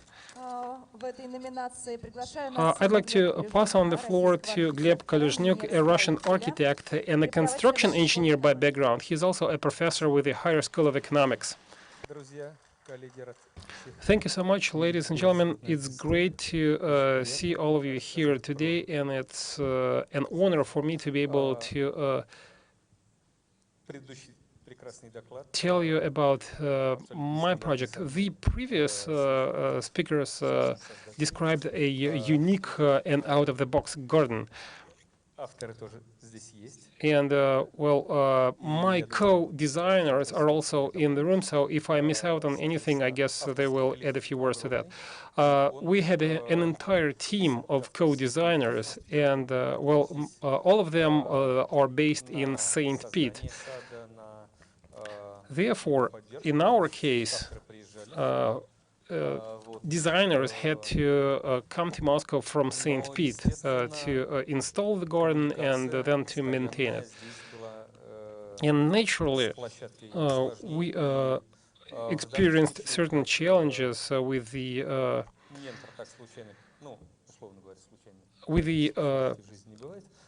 authorities responsible for the location of our garden. I was familiar with the location proposed by the mentors. The hospital that we visited initially turned out to be a bad location. So on the premises of the 5th municipal hospital, it was darker than we wanted the spot to be. The green drugstore of Suvorov is the spot that we selected because it was an end-to-end bright space. So when we checked the two locations, we realized that the first one was not suitable enough because either we would have to redo the garden altogether, and right next to it there was Hospital 1. And there was a great spot that we decided to use as a location for our garden.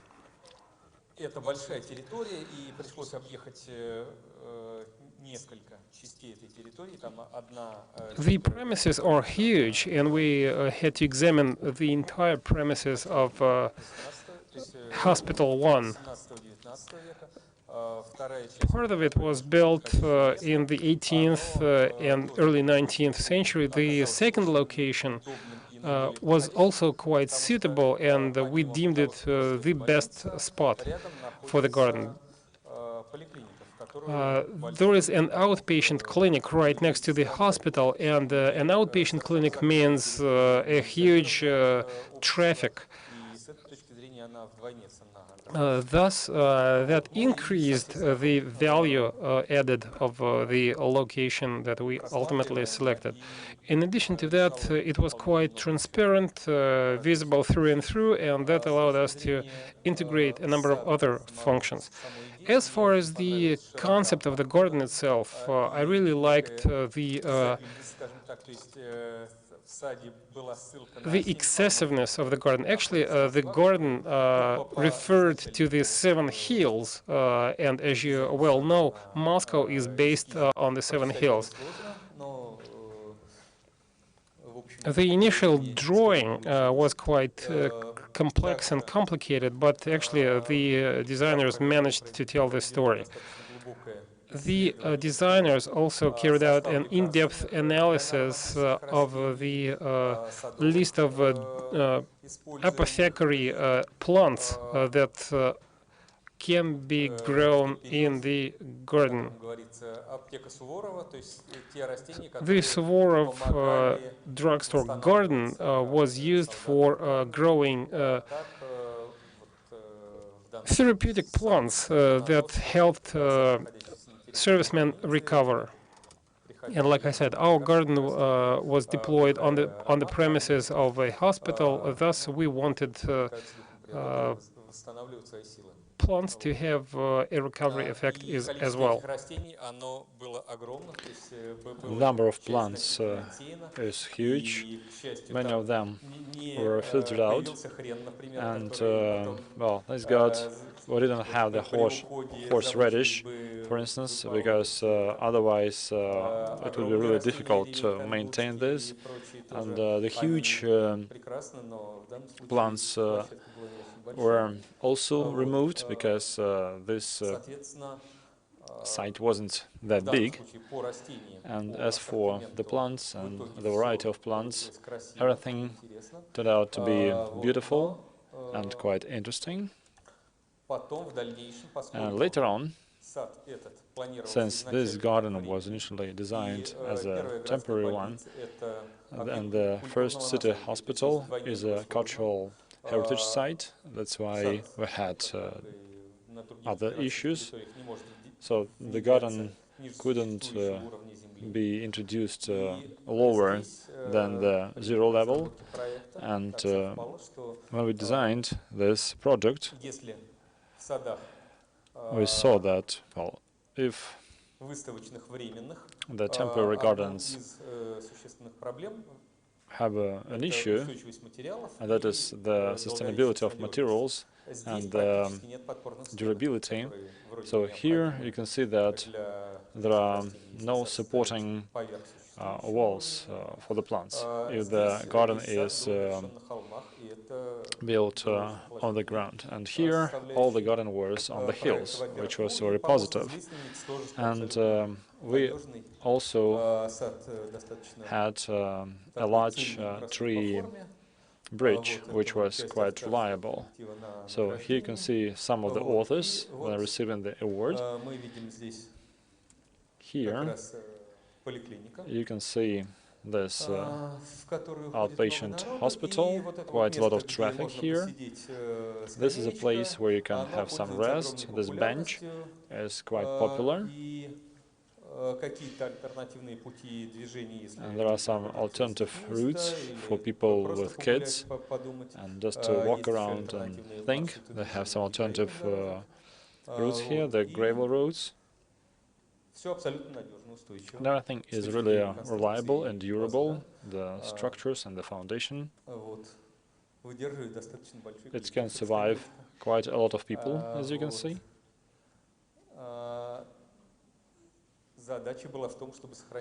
And the idea was to maintain it as long as we could. I'd like to thank Tatiana Guryanova, the PR service of the First City Hospital. She really appreciated this garden, as well as the doctors did. And Tatiana Guryanova led a huge team which was ready to maintain the gardens. A few words about the plants and ways to maintain the plants. We had an issue. The plant was initially a temporary one for an exhibition, and that's why there were quite a lot of plants. Well, some are quite usual, like the ones you can see in the screen, and apart from that, we had quite a lot of shrubs, like the juniper and pine tree, and the density of planting was very high, 4 times the norm. And me, the architect, could give them some advice how to solve the problem. And my idea was that we should group it, so there shouldn't be, you know, the juniper trees mixed with huge trees, and because they can suffocate each other. And in spring, we will rearrange the planting jointly with the authors. So we will plant it in such a way that the growing plants shouldn't conquer more and more land. So we'll go beyond the initial site, and this way the garden would provide greenery to new spaces.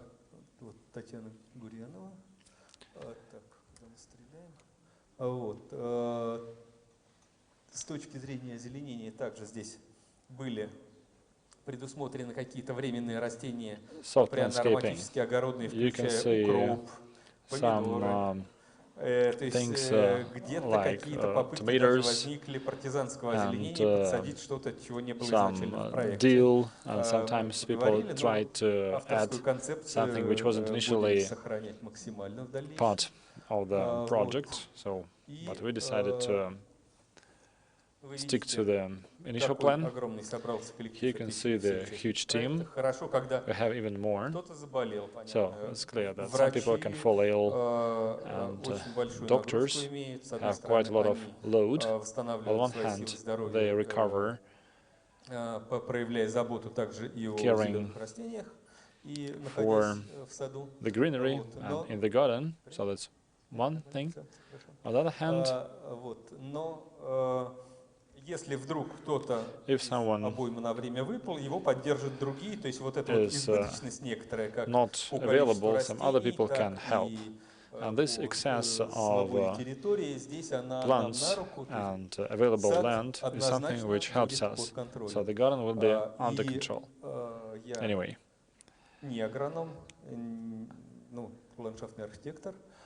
Okay, I'm a landscape architect. I'm not a horticulture expert. So, to have it well maintained, we have my colleagues, Dmitry Gasset. We collaborated on many projects. He is a soil expert. He lectures at the Moscow State University on the soil science. So he's a very good expert in the plants biology, and he arranged a masterclass for further maintenance, and he's ready to take this over. So in spring we will replant all this, and this is a picture taken yesterday. You can see that it's still beautiful even under the snow. And here you can see some traces on the snow. So this is a little bit out of the major routes, but people still go there and have rest. Even when it's windy and snowy, they still do go.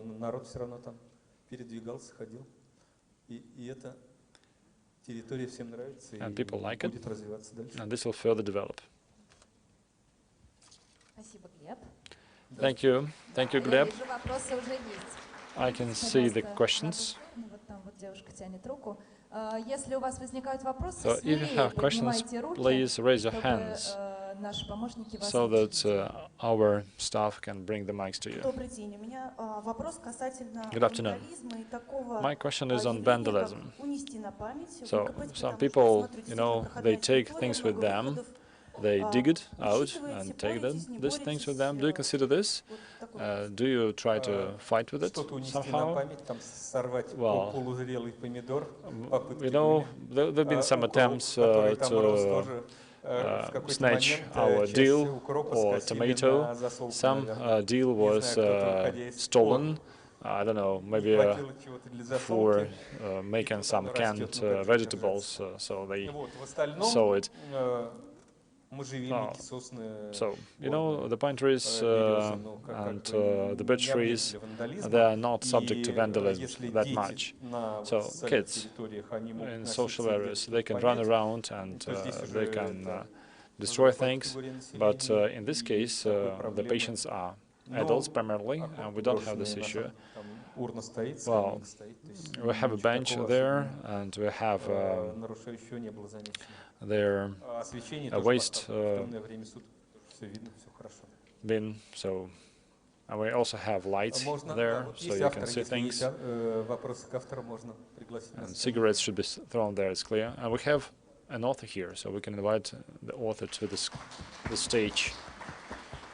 Поднимайтесь к нам сюда. The floor is yours. Вопросы? Any questions? Аплодисменты. На самом деле это действительно такой хороший, этот сад, такой хороший показатель того, что в сложных условиях находятся люди, которые готовы conditions, you can find people who are ready for sacrifices for a public good. And we can see that the energy of one or a number of people is enough to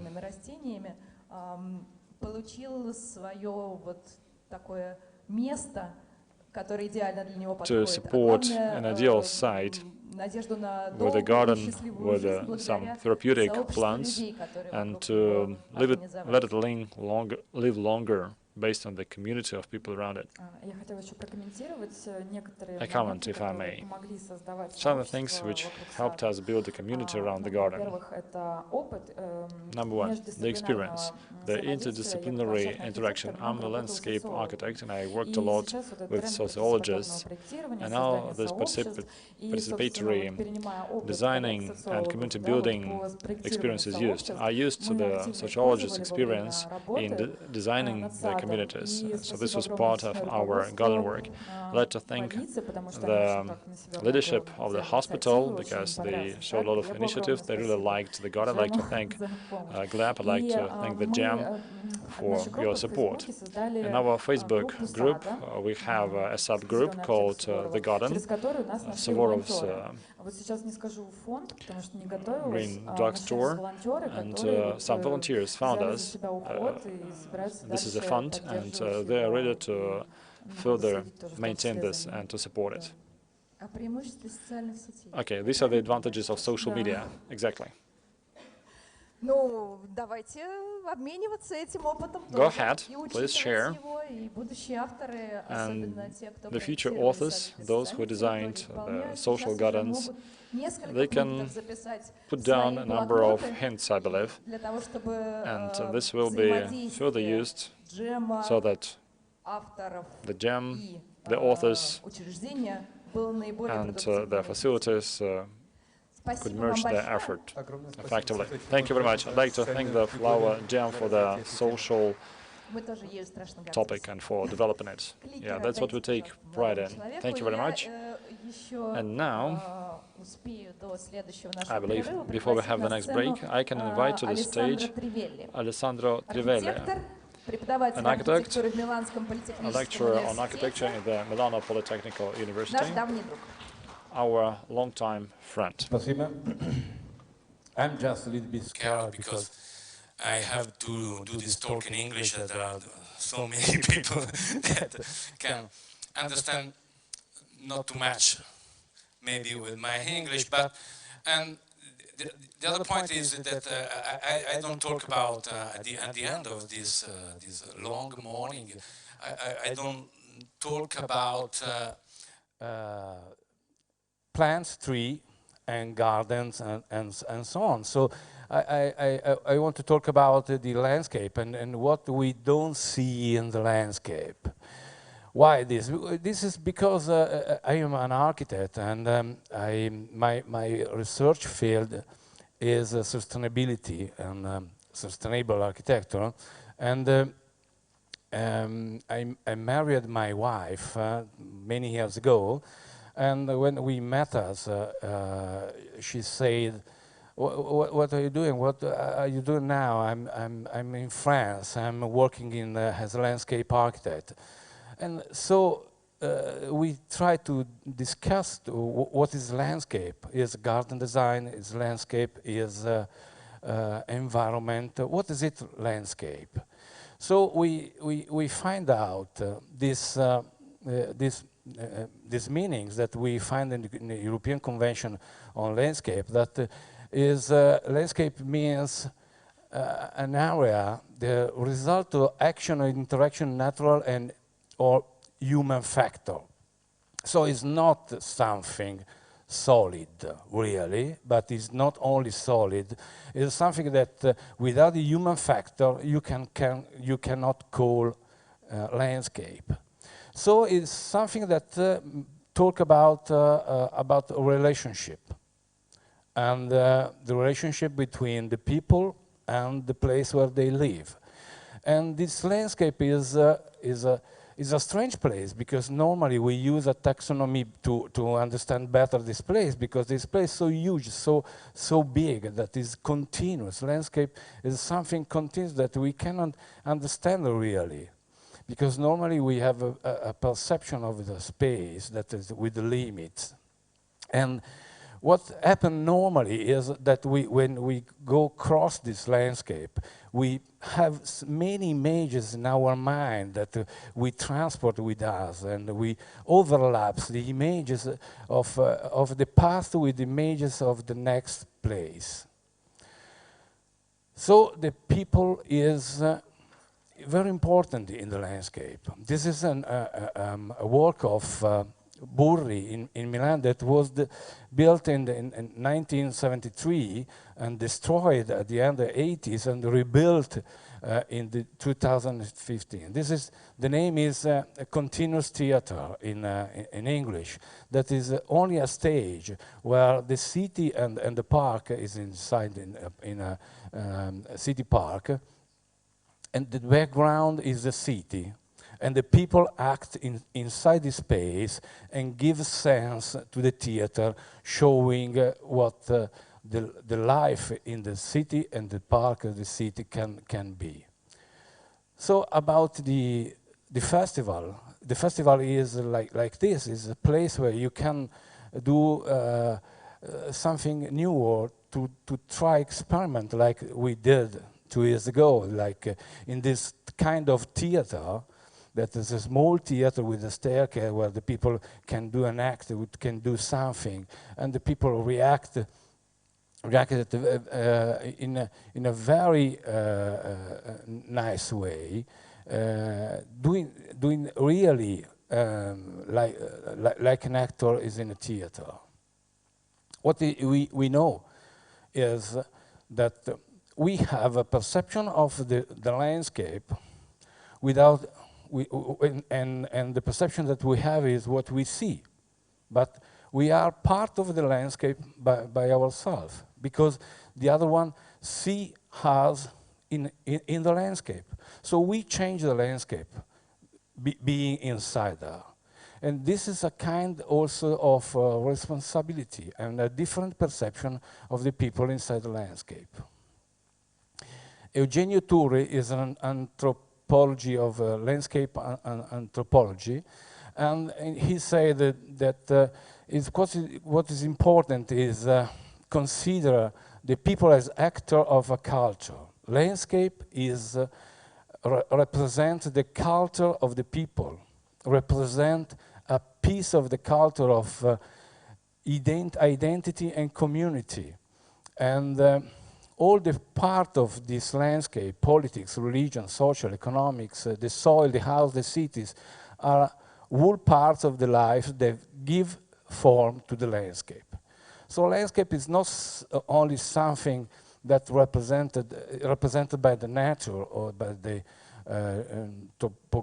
topographical aspect, but it's clearly part of our life, and without our life we cannot call landscape, but maybe we can call nature.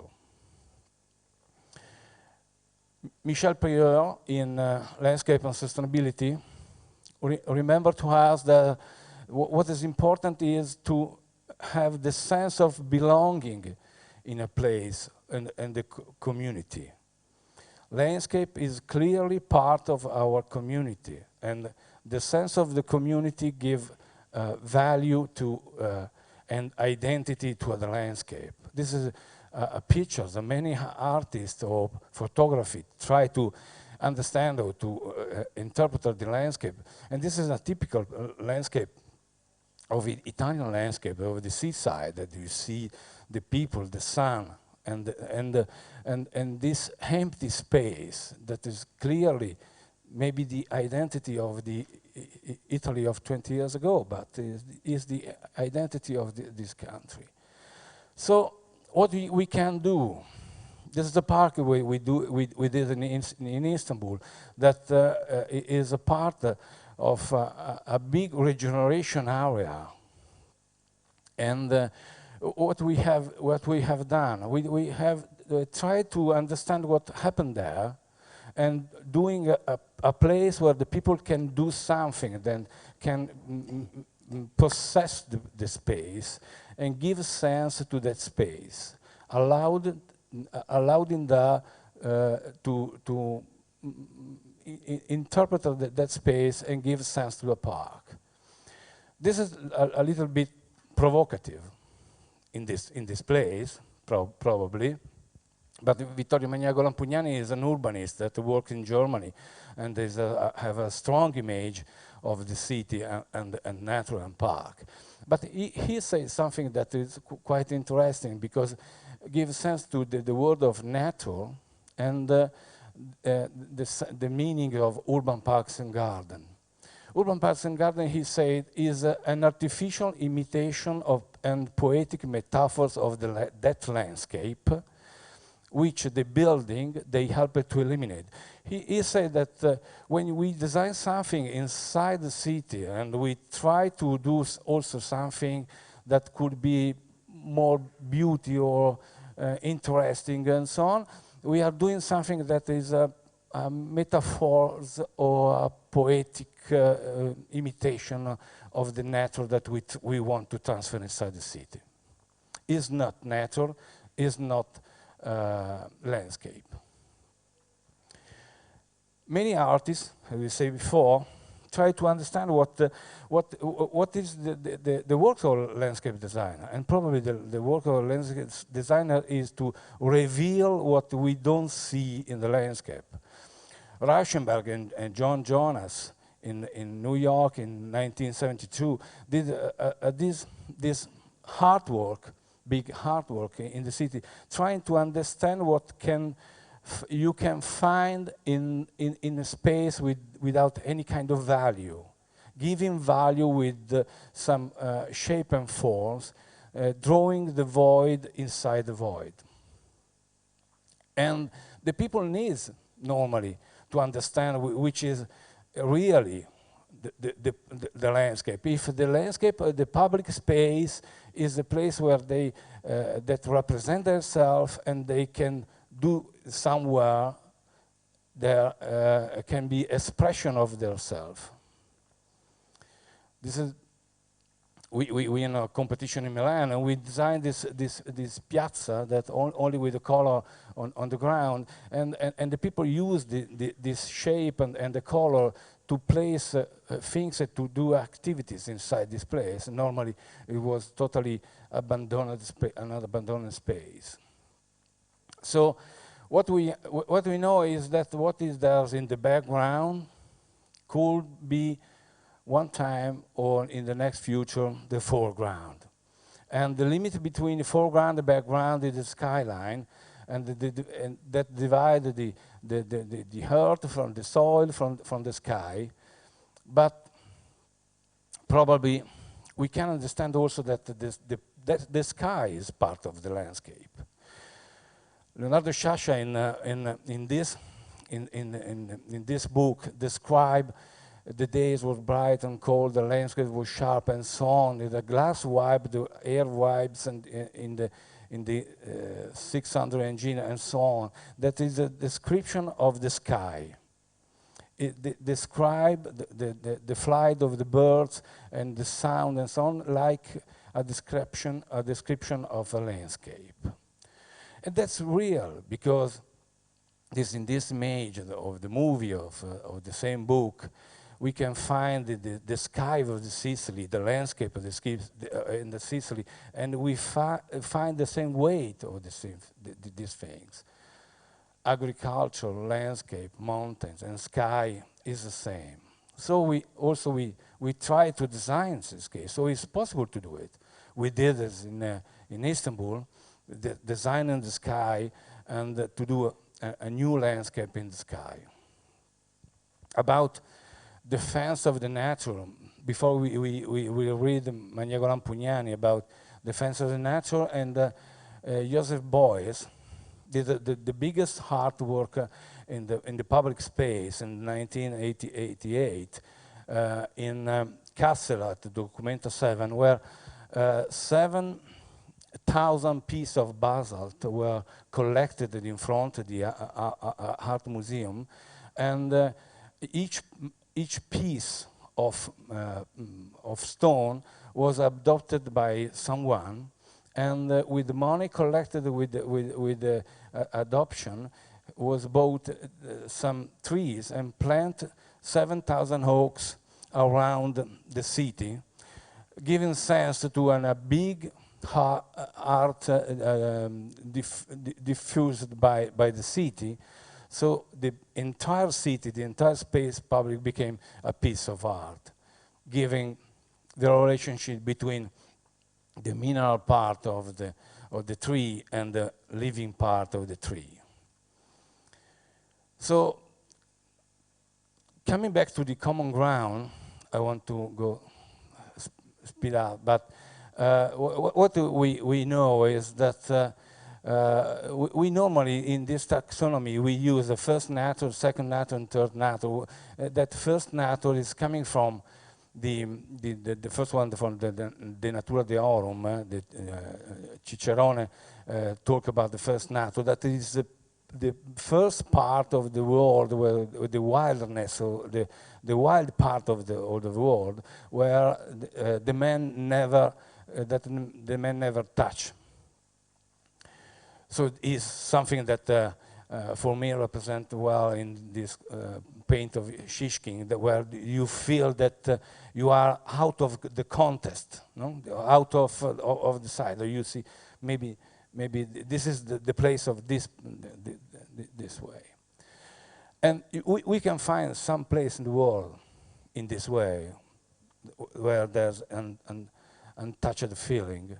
And also some movies. Gottfried Reggio, I don't know if it's that. Gottfried Reggio did 3 movies about the changes of nature in the centuries, and the feeling that we have looking at this first one, that this is only a frame, is the place of where the man, where in this untouched place have no sense. No, is the first nature where the presence of the man has no sense. The second nature that we know is what the man use a nature to do something useful for him. So the agriculture, and the agriculture is the base of our culture. Each culture in the world is based on agriculture, and if we look at the agriculture as a place where you do something and you produce something that can be useful for you, we forget that that place is basically a place of life, where the people live and start to grow as a society.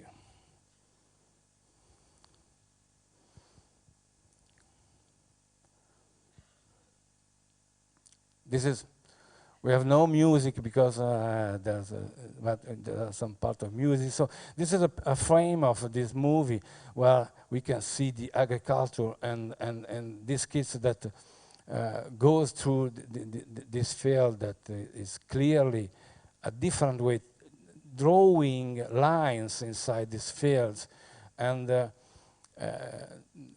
giving the sense, totally different sense to a field of corn, no, this is not wheat.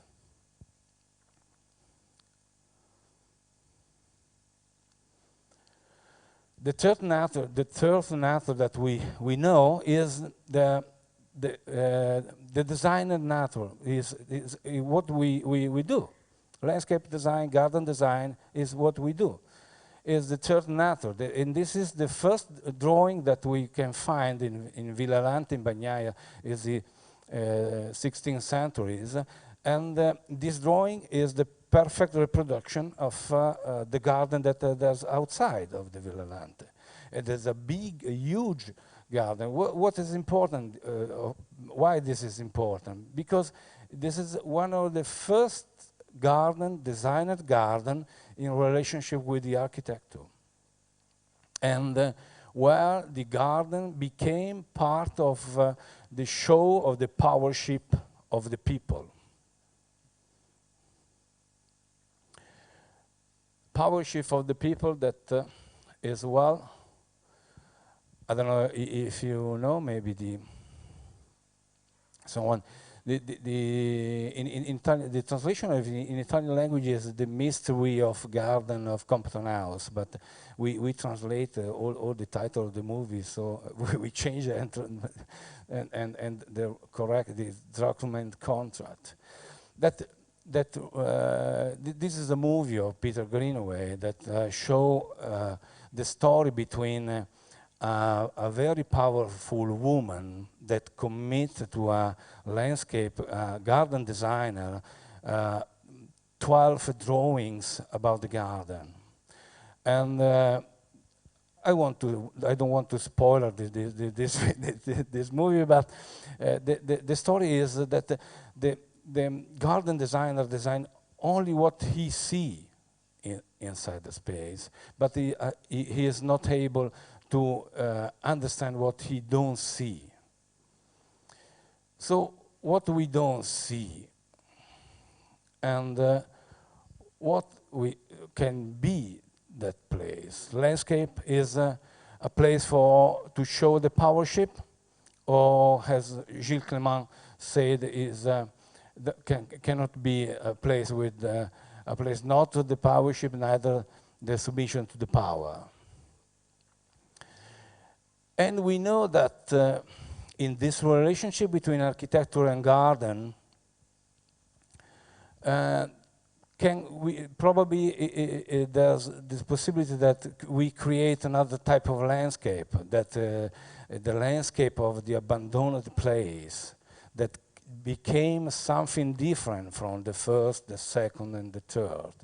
We know with Gilles Clément talk a lot about these spaces. And also the English friend that probably like a lot of this quotation, that Shakespeare make a big metaphor, also political metaphor, that the weeds that Patricia talked before, the weeds is something that can possess the garden as a political. So the garden is also a political, can be a political metaphor.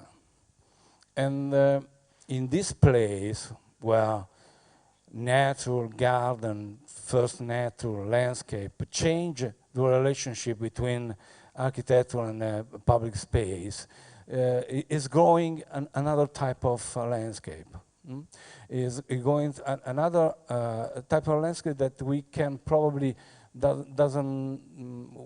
don't care, and we find something that like abandoned place, but it's something that it really has a life by itself.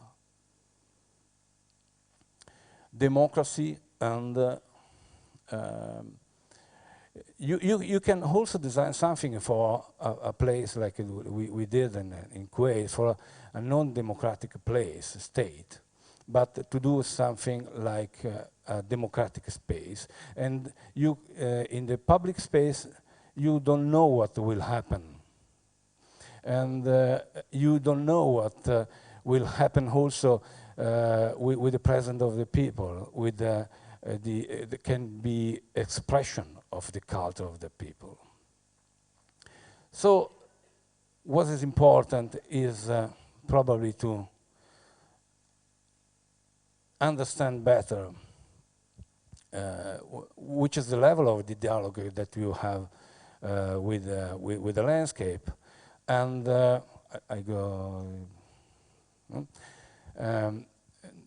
in that piece of landscape that we call micro landscape is a piece of landscape that are different rules from the other part of the landscape.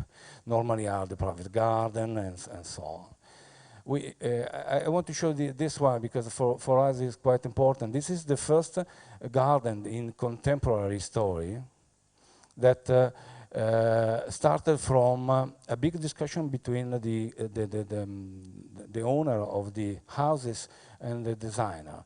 The first architect committed was Le Corbusier, and Le Corbusier wanted to design a villa detached from the garden, but the owner asked to design a villa totally in continuous space with the garden. So the owner changed the architect, and they did this design that make a strong dialogue with the architecture inside and the architecture of the space of the garden. In some way, we have also landscape in our mind. For example, Henri Rousseau that painted a lot of beautiful paintings with exotic plants, never been in any place outside France. And this imaginary of exotic space we can use also in our work as a landscape design, merging art images and many other things to understand which is the right way to build a space of relationship in the garden. This is a short movie that I use since many years because clearly is a piece of Jacques Tati where he go inside the garden, and Jacques Tati is very critical against what is changing is in the design of a space, and you see the moment that one is going in this way. No. So and she said how is beautiful this garden. Everything is well oriented. There's the water. There's everything. There's a fountain. But clearly, nothing of this represents the people that live in that place, and probably doesn't represent totally. Everything is useful. So if and when arrived Jacques Tati, he saw the fountain. So when the fountain is switched on, he understands that there's some guest in the house, so go away. So the risk that we have to do something that are not useful or useful to tell, to say which is the relationship that we have with the space, but only something too much aesthetic or something that probably doesn't work well in the future. Looking at the future, we can go back to the maybe the first garden designed in the history. The first garden designed in history is this garden painted on the wall of in Thebe in Egypt in 1400 before Christ. That is a garden unreal because it is something painted for the people that is died and is there in the tomb, and is like a garden, a place where the people can stay in the next life. So in many ways we can try to find a suggestion from the garden. In Villa Livia, that is in Rome, there's a big pool underground with these frescoes around that show many plants that cannot be there in the same time. So you find the orange with the other flower that doesn't flower in the same time. So it's something really a fantasy of the people that. So the garden is a place, a very complex place.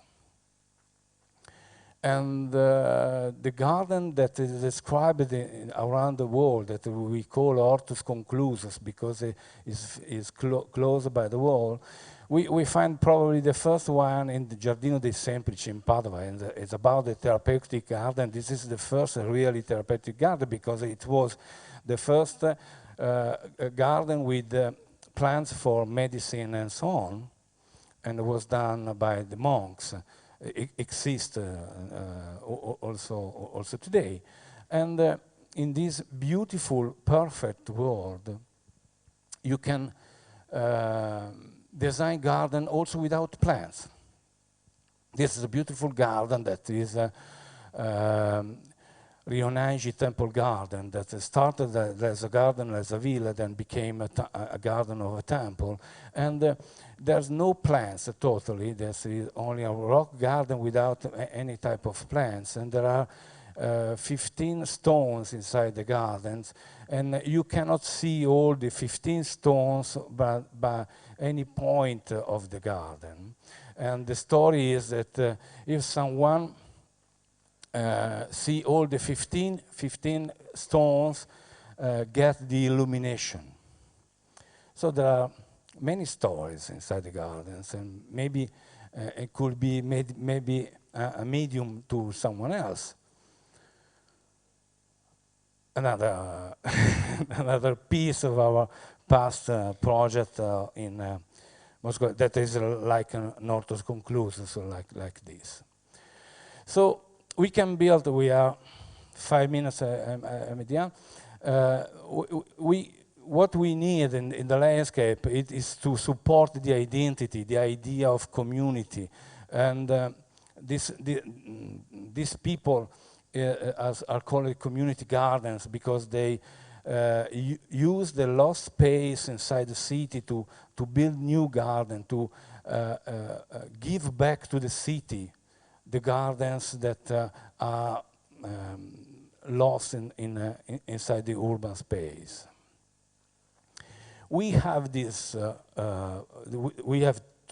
power to understand that something that is negative could be positive also through the plants and through the landscape, through the green. This is an image that in London, this is a big hole done by the bomb during the Second World War, and the people use that space to put vegetables and what can be used. The same what happened in Milan, where the weed was any garden was used in a useful way. So there are many things that we probably don't see, and we can reveal as landscape designer, and as Max Reichmann did 100 years ago, asking what we don't see about plants, and he started to record is 100 years ago, so it's not yesterday. The movement of the plants, and that it could be something normal now, but now if you look at these images, we can understand that there's a life that probably we don't see, or something that we don't see inside the plants. And there's a beautiful research field by Stefano Mancuso, that is a biologist in Italy, that work on the intelligence of the plants. This is two beans, and the beans need a support to grow, and the two beans clearly doesn't know, because nobody tells to the beans, nobody talks to the beans that there's a support, and only one arrived to the support. And at the end, the second plant understands that it's not possible to reach the support, and another plant have win this competition, and so give up, and we'll try to find another solution.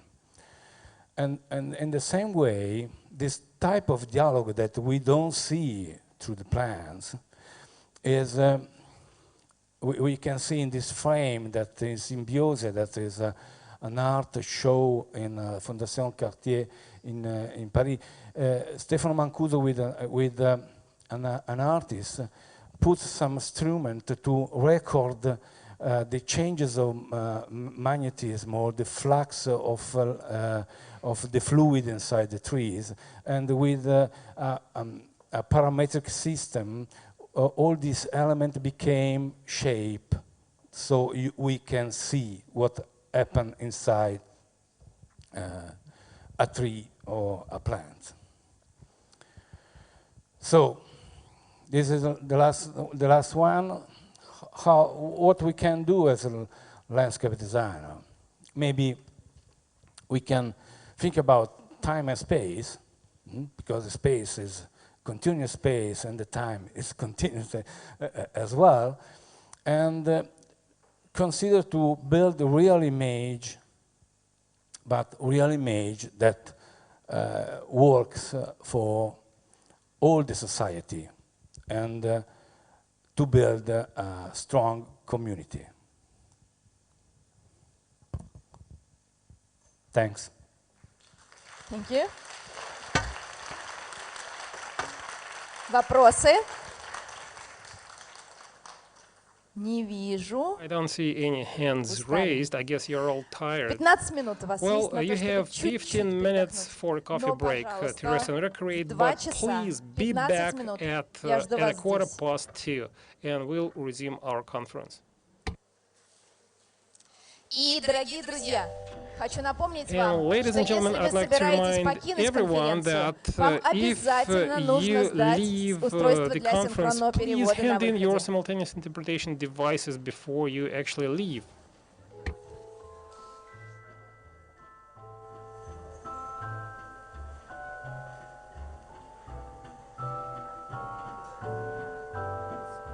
Раз, два, три.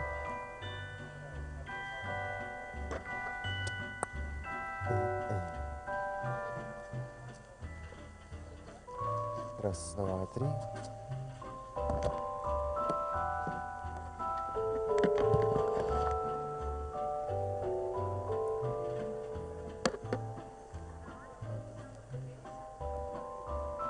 Раз, два, три.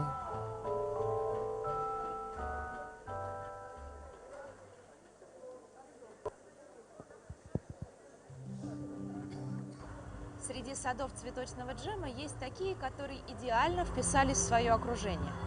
Кажется, что без них эти площади и улицы многое потеряют.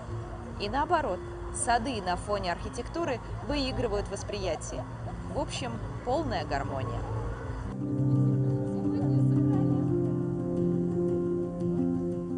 Мы начали с темы «Летние сады Москвы». Здесь мы напали на тему русского авангарда, Константина Мельникова, всех его идей. И вот так эта тема постепенно развивалась, и мы нашли эту саму ферму как единую такую линию, она должна проходить и показывать взлеты и падения культуры, да, вот русского авангарда. Каждый найдет в этом саду что-то свое. Здесь очень много разных элементов, и игровых, и возможность отдохнуть. Сам цвет, сама структура, это все задает некий такой мощный подъем красного, красивого, и сам эффект красный, он очень сильно ассоциируется с Москвой.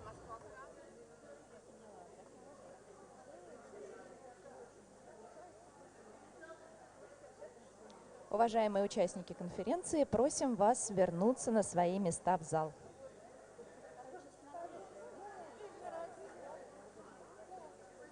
Уважаемые участники конференции, пожалуйста, просим вас покинуть зал.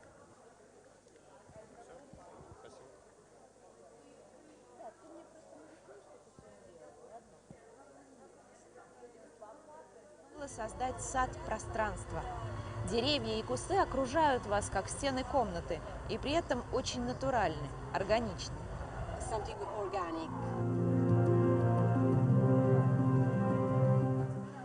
При взгляде на зеркальные стены этого сада снаружи невозможно представить себе, что, оказавшись внутри, вы попадете на огромный, очень яркий цветочный луг.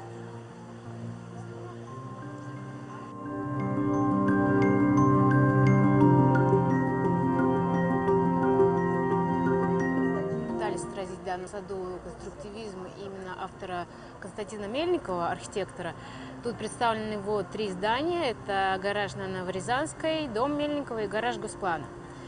Вот. Также в плане мы хотели максимально передать стиль авангарда, то есть использовали геометричные формы, круги, острые углы и подчеркнули все это красным цветом, потому что цвета, яркие цвета были характерны для этого стиля. И такие растения представлены, например, вот как овес, фацелия.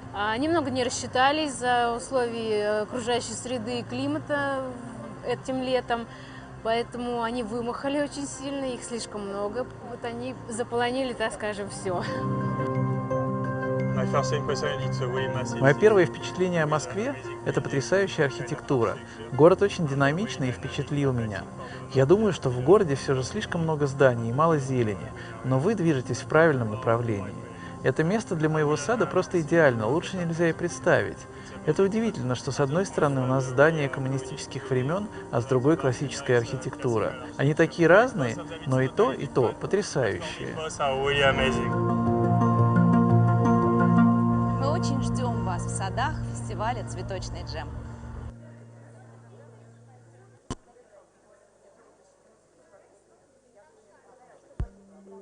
Иногда авторы цветочного джема, создавая сад, стремятся дать нам не только место для отдыха, но и повод для новых чувств и мыслей.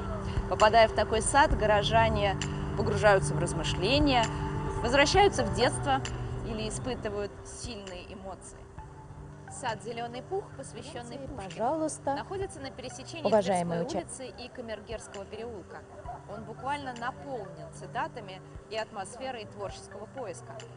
Ну, процесс создания сада состоит из 3 этапов, да, придумать идею, потом ее выразить на бумаге, соответственно, потом ее реализовать вот в 3D, где-то на улице, да, в таком, тем более, прекрасном месте в Москве.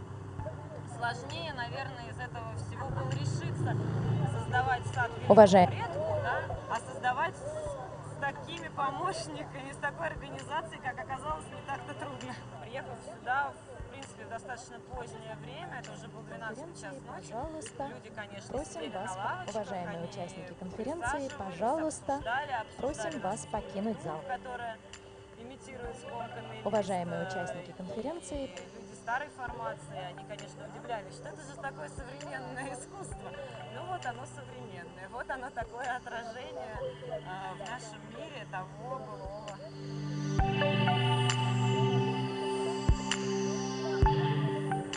Сад «Свита играет» у метро «Чистые пруды» непременно натолкнет вас на размышления о добре и зле. Конференции, пожалуйста, Просим вас романом «Мастер и Маргарита». Нам было очень сложно разбить эти куски так, чтобы они здорово легли. У нас было несколько десятков вариантов, мы бесконечно их крутили, искали Уважаемые пропорцию, участники искали конференции, форму. пожалуйста, И в итоге просим вас это покинуть действительно зал. продолжалось достаточно долго. И когда все встало Уважаемые так, как нужно, у нас вот параллельно, одновременно перещелкнуло, что вот оно, ура, мы поймали. Вот это было, правда, сложно. То есть нам хотелось юмора и Москвы. Мы подумали, что Булгаков и этот роман — это прекрасная какая-то иллюстрация. Уважаемые того и участники другого. конференции, Говорят, супер, просим класс, вас вернуться. фотографируются. Всем очень нравятся звонки, все дергают за звонки. Вообще людям нравится, это очень приятно. Все просто расцветают, заходят сюда. Как-то и дети подпрыгивают, и взрослые улыбаются, это приятно.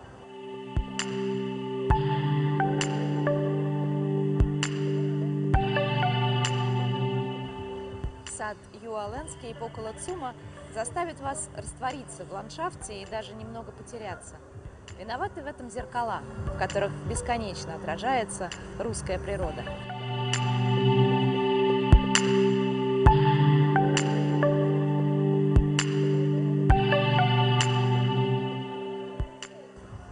Звуки города у входа в парк Горького – сад-оазис. Здесь слышно и шум машин, и смех детей, и музыку из колонок.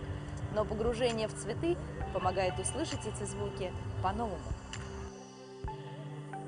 Мы очень ждем вас в садах фестиваля «Цветочный джем».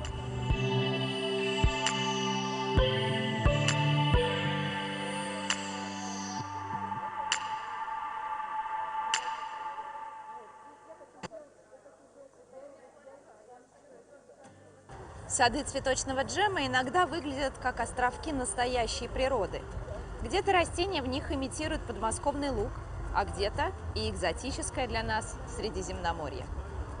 В саду «Вихрь судьбы» в Клементовском переулке многолетники за лето разрослись в прекрасный луг. Мы настолько погружены в какие-то дела, суету. Вот человек вышел из метро, побежал куда-то по своим делам, забежал опять в метро. Ему некогда даже задуматься, некогда посидеть, некогда отдохнуть. И вот здесь как раз наш вихрь человека или на выходе, или на входе в метро, получается, останавливает, он заходит. Мне очень, кстати, очень нравится то, что сад живой, люди в нем живут. Уважаемые участники. Они приезжали, постоянно люди садятся, читают, просто размышляют, отдыхают. И это как бы тот самый эффект, которого мы хотели добиться. Настолько все вот на своих местах, и как-то, да, вот подарками эти пасконники, они великолепно смотрятся с вербенами, они как-то, ну, все как должно быть. Вот как раз-таки вот эта стадия, да, вот, которая знаменовала то, что вот по нашему проекту, по нашей задаче, которую мы ставили, да, это расцвет семейной жизни. У нас семья, дети, рост идет, да, такой активный. Я расплакалась, потому что это было действительно счастье. Счастье, как у ребенка. Сад Неглинка у метро Сухаревская – это река в окружении берегов. И растительность тут играет главную роль, создавая ощущение, что мы находимся у воды. Получилось даже больше, чем задумывала, потому что процесс создания сада, он творческий. И какие-то изменения, они происходят буквально до самого последнего момента. Поэтому, конечно, 80% из того, что задумывалось, оно реализовалось. Но есть какие-то детали, нюансы, которые рождались в процессе создания сада. И они сделали сад только богаче. Поэтому я очень довольна результатом.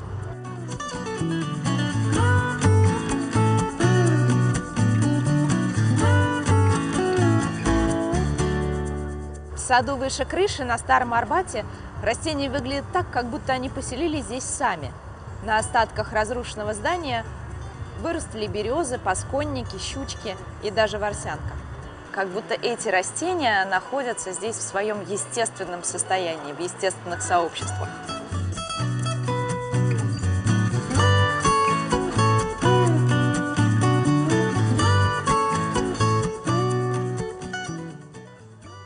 В саду Amazing можно полюбоваться засухоустойчивыми и теплолюбивыми розмарином, эхиумом, валерьяной и душицей.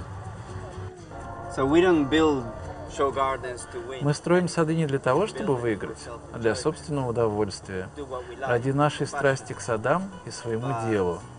Но если мы победим, это будет дополнительным бонусом.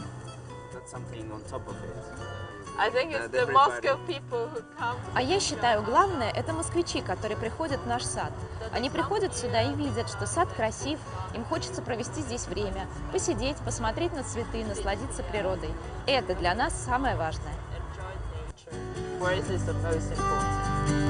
Мы очень ждем вас в садах фестиваля «Цветочный джем».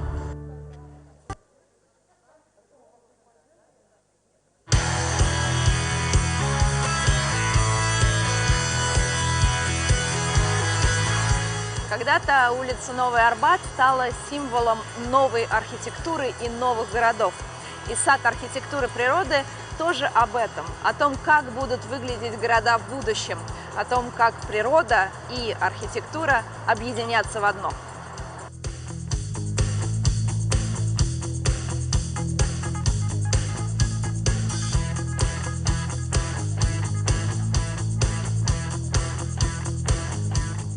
В цветочном джеме мы получаем много полезной информации, проходя через преграды и трудности своеобразные, но в итоге мы приходим к какому-то крутому результату. Как и в книге, мы приходим к определенному финалу. Растения олицетворяют здесь поток информации. Это определенное развитие сюжета, то есть растения меняют друг друга в цветении в течение всего сезона, показывают раскрытие героя или сюжета. Растения поддерживают форму шаров, а сами шары олицетворяют знаки препинания, которые разбросаны по моему саду.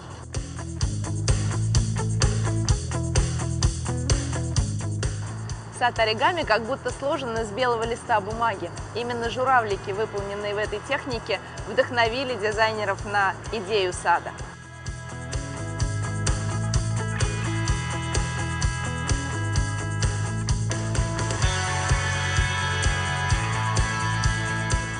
Сад «Городская пастораль» питерских архитекторов Дмитрия Бочкова и Дениса Баташева создан для того, чтобы, оказавшись внутри, люди могли полностью забыть о том, что окружает их снаружи.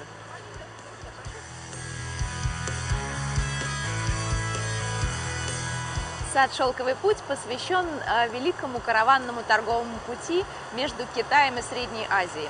И он служит символом объединения разных культур, языков, обычаев.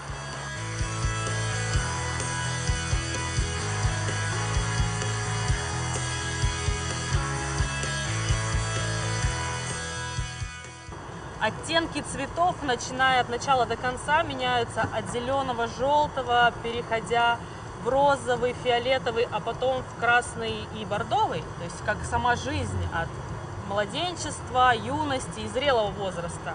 Я надеюсь, что это будет видно. Это очень важно. Мы очень ждем вас в садах фестиваля «Цветочный джем».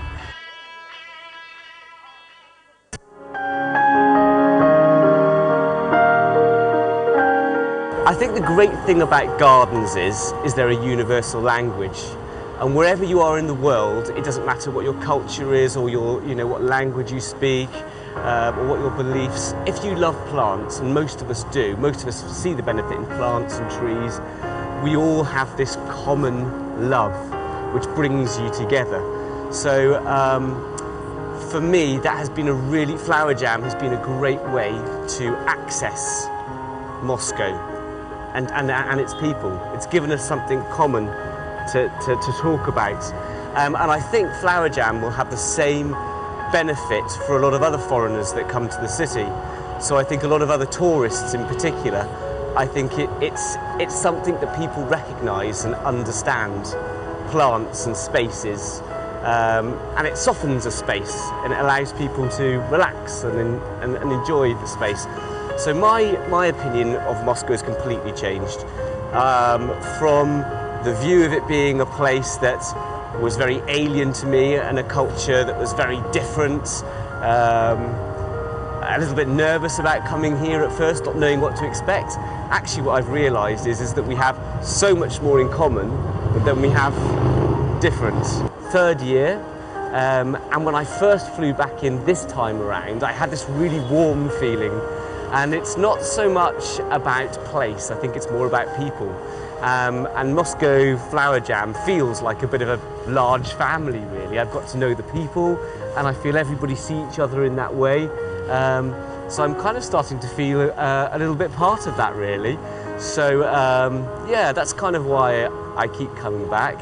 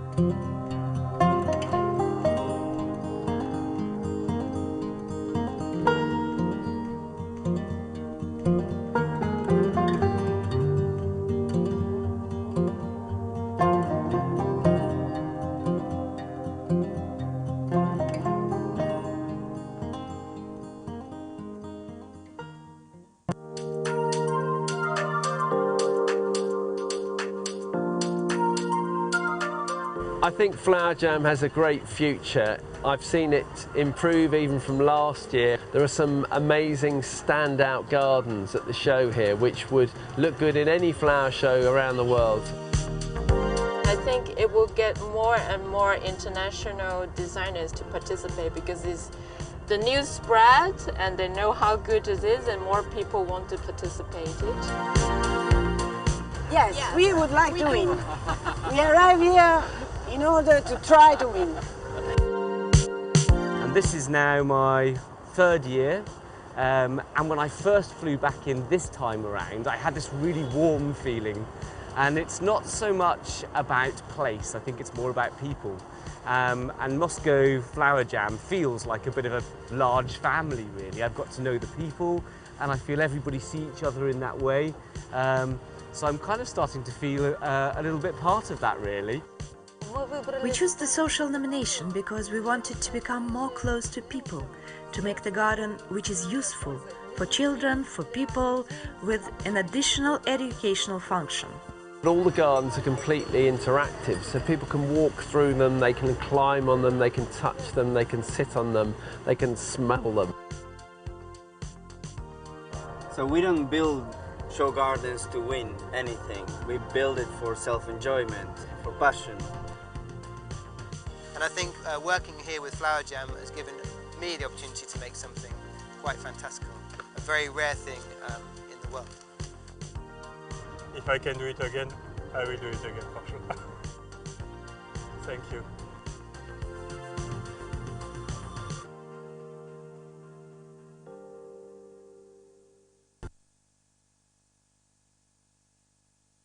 В 2018 году председатель жюри цветочного джема Джеймс Бассон создал в качестве спецпроекта сад в сквере Майи Плисецкой. По просьбе Ассоциации ландшафтных архитекторов России этот сад не был демонтирован и прекрасно пережил зиму. В этом году впервые появились специальные проекты цветочного джема, которые изначально проектировались как постоянные. Это 4 парка в разных районах Москвы. Парки были разбиты вокруг фестивальных площадок московских сезонов, где регулярно проводятся городские мероприятия, ярмарки, праздники, концерты, детские программы. Все вместе это создает точки притяжения для жителей районов. Правительство Москвы, которое является учредителем конкурса «Цветочный джем», уверено, что люди, живущие в районах, достойны того, чтобы у них рядом с домом был современный, по-настоящему красивый парк.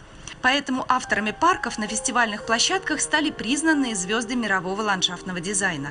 Питер Корн из Швеции, председатель жюри конкурса Энди Стёрджен, который входит в десятку лучших ландшафтных дизайнеров Великобритании, известный британский дизайнер Мэтью Чайлдс и председатель жюри цветочного джема 2018 Джеймс Бассон из Франции.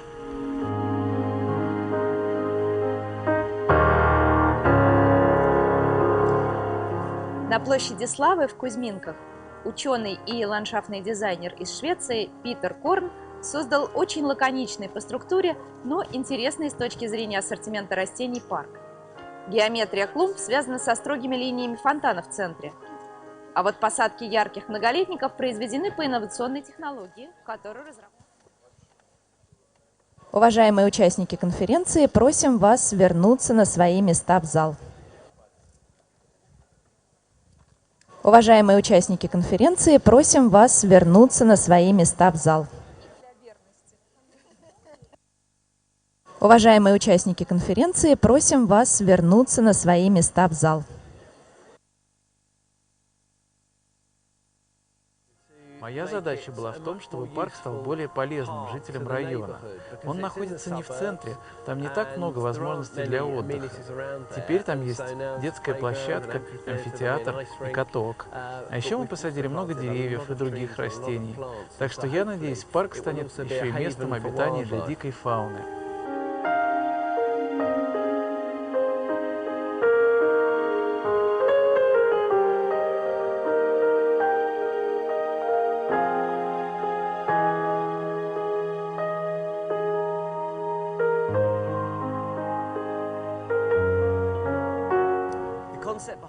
Концепция парка на перерве возникла, когда я в первый раз приехал на место, чтобы посмотреть на людей и как они им пользуются. Там были очень прямые дорожки, и люди просто проходили насквозь, не задерживаясь. Мне захотелось сделать уже существующие пути более плавными, чтобы замедлить движение и создать у людей совсем другое настроение. Изгибы дорожек дали нам и возможность красиво расположить посадки и скамейки. И атмосфера в парке мгновенно изменилась. Из пространства, через которое все быстро проходили дальше, появилось место, внутри которого приятно находиться.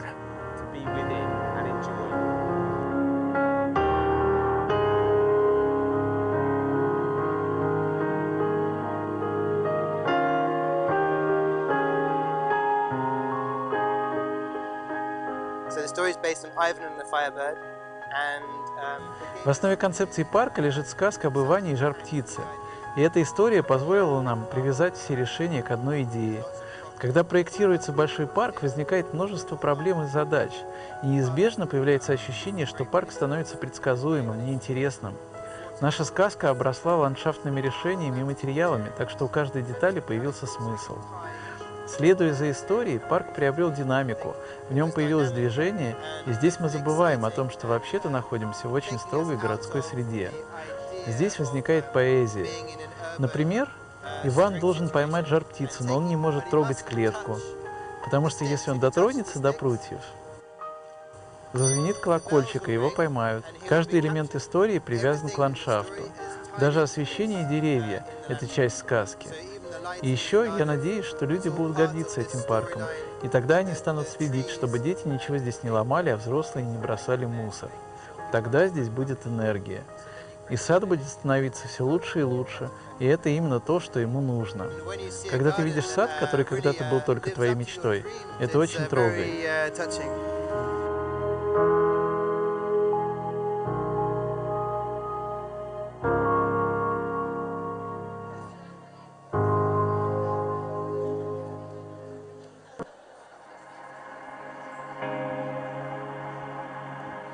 Итак, Этот сад был создан для дорогие слабовидящих. друзья, рассаживайтесь, пожалуйста.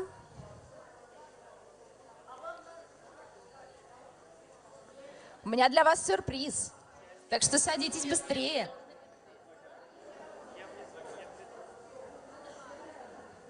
Коллеги, готовы? А сюрприз у нас вот такой. В основном это, конечно, сюрприз для Actually, it's going to be a surprise наших иностранных гостей, for our foreign ставших counterparts призерами главной профессиональной награды в нашей стране. who won the most prestigious award in Russia, which is the National Landscape Design Award.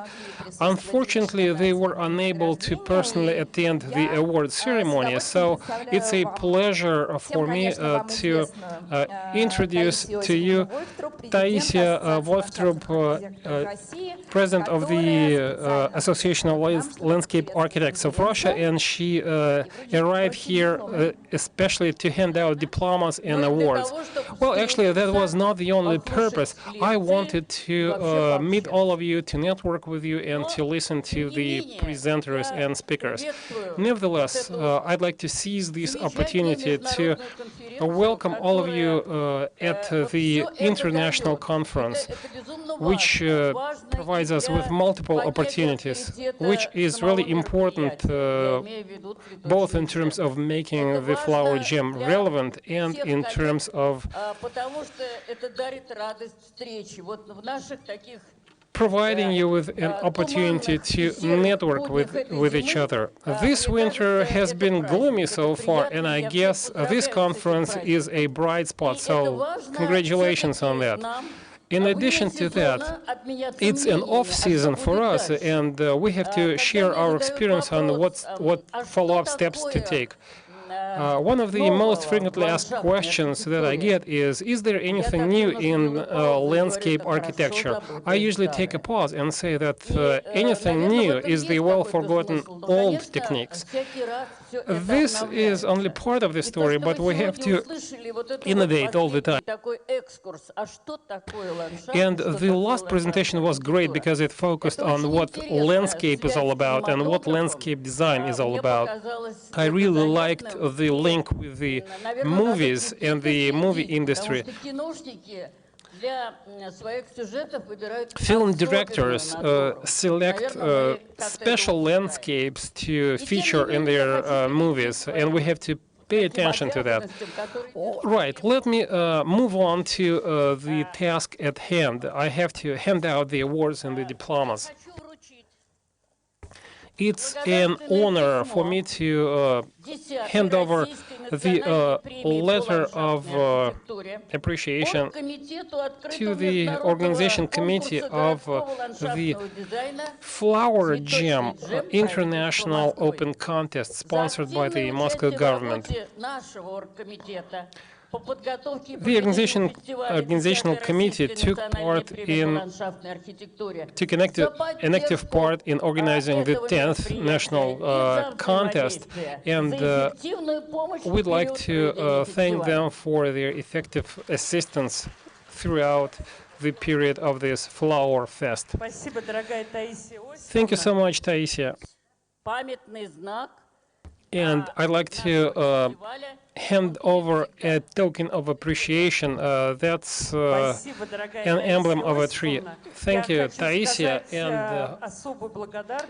I'd like to express my gratitude to the fact that you've joined us on day one. You might recall the first year when we only had 8 gardens. Actually, I wouldn't even call them gardens. They were objects of art that featured some landscaping aspects, and I guess more architects as opposed to landscape designers took part in our contest back then, but you never doubted that we would be a success.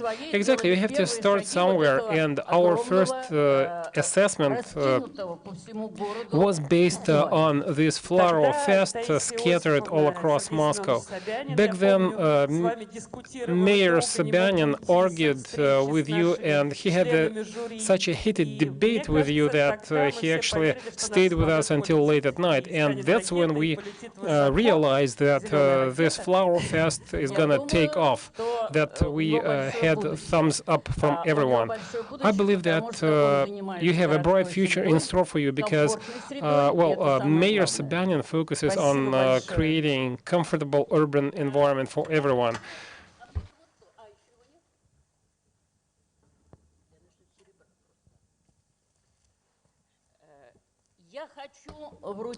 I'd like to hand over the silver diploma of the 10th anniversary Flower Gem Festival.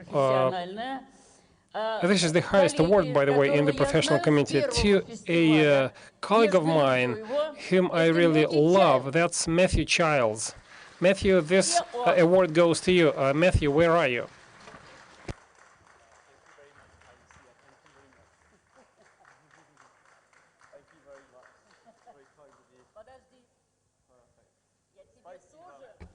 Hold on a second. I would also like to give you this token of appreciation. Спасибо, спасибо. Thank you. Only just to say this has been fantastic to work on a real project in Moscow, and we talk about all the temporary gardens and how they have, you know, a huge benefit for people. So to be able to work on something that's permanent was a huge opportunity. So thank you. I hope loads of people do get to enjoy this space. Thanks.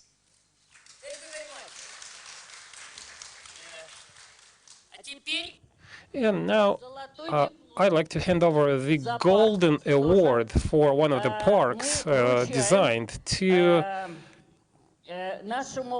the chair of the expert council, who was the chair of the expert council last year as well. And it was a real pleasure to work with him. I'd like to hand over this award to Andy Sturgeon. Andy, where are you? Would you please come out to the stage?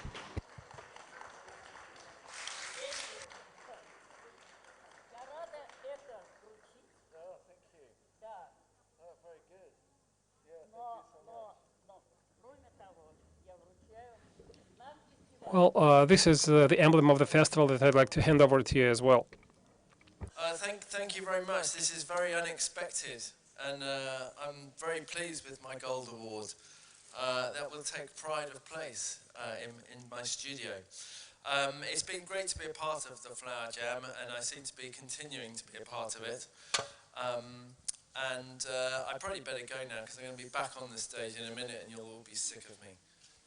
Thank you. 1 minute, please, Andy. Еще один маленький сюрприз. Another surprise for you. Taisia actually knows what I'm going to be talking about in a couple of seconds. Andy doesn't know what I'm going to touch upon, but there is a monetary award, which is a bronze cube, and we pass this bronze cube to the winners of the contest. And this bronze cube will represent a monument. So the size is going to be 80 by 80 centimeters, and this bronze cube will be put in this park to show that this garden won the Golden Award, which is the highest national award. We will definitely invite both Taisia and you to the opening ceremony. This cube is increasing in size with each and every passing year. Did you hand over the cube to Andy?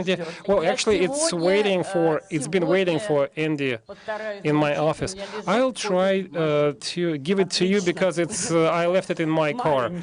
Right, thanks. We're going to hand over a small cube to you. Well, it's going to be your pay for the luggage.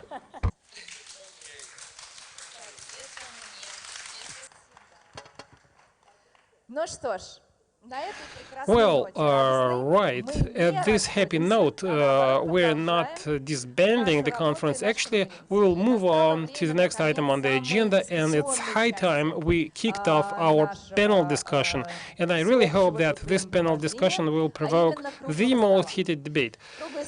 This round table will be devoted to the main characteristics and traits and features of a show garden that have the most significant impact on the urban environment and the social climate. It will give us a chance to discuss all the possible features of a show garden, which makes it a success, both in terms of winning golden awards, but also in terms of playing the most important role of a garden, which is having an influence on the social lives of citizens.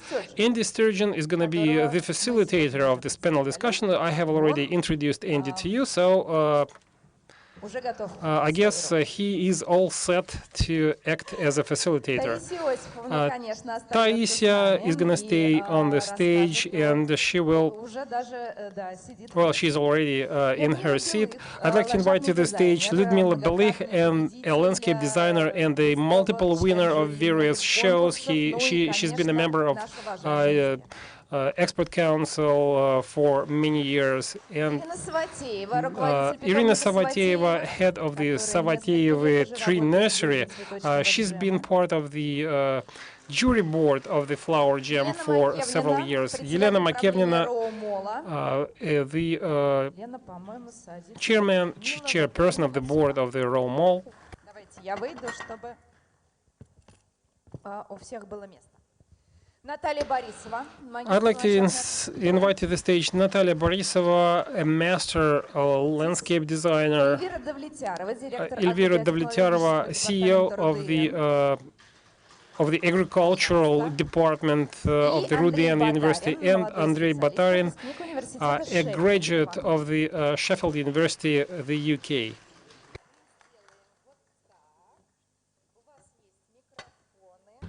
You all have mics, presumably. These are handheld mics, but I hope there are enough of them for all of you. And I really hope that you have a fruitful discussion, despite the fact that there are quite a few panelists on the stage, and I guess they all have different opinions. Since this is a panel discussion, after the experts have a chance to state their views that the facilitator will state, you will also have some time for the Q&A. Right, okay, so let's get going. So we're talking about the Flower Jam, well, general, I suppose, gardens, but specifically with the Flower Jam. And I know that everyone here has a topic which they'd like to talk about, and I wonder who would like to kick off, who would like to start? None of you have got a microphone. As a volunteer, please.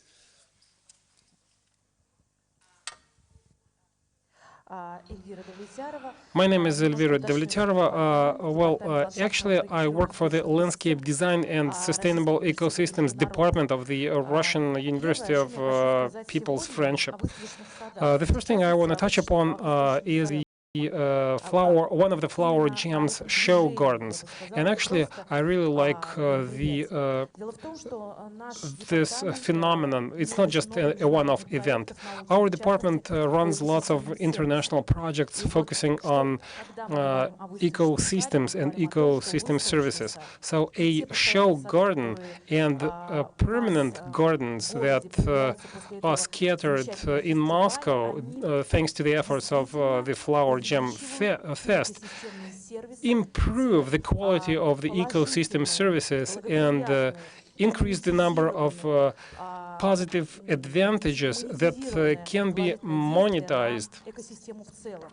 They have a huge positive impact on the ecosystem in general. We have witnessed a number of great gardens that were constructed last year, including Andes parks. But the woods and the trees that are used in these parks and gardens not only increase the level of oxygenation, not only do they provide enough shade, they can also reduce the prevalence of cardiovascular diseases. So this is a systemic and ecosystem service. People fall sick less frequently, they work more, and that gives a good positive effect for the municipal authorities. This is something that can be measured in monetary terms. In addition to that, gardens facilitate the development of the travel industry and tourism in general. As far as the international conference held last year is concerned, I'd like to highlight the business agenda and the national award handed out to national architects.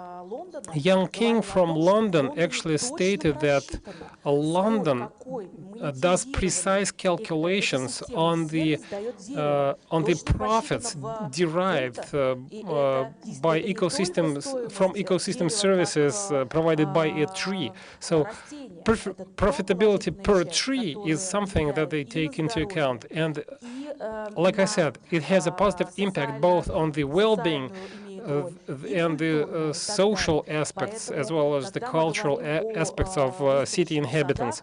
Thus, I'd like to pave the way for the follow-up discussion, and I really believe that we should take this positive experience gained by our British counterparts in everything we will try to do with the show gardens and the trees planted as part of show gardens.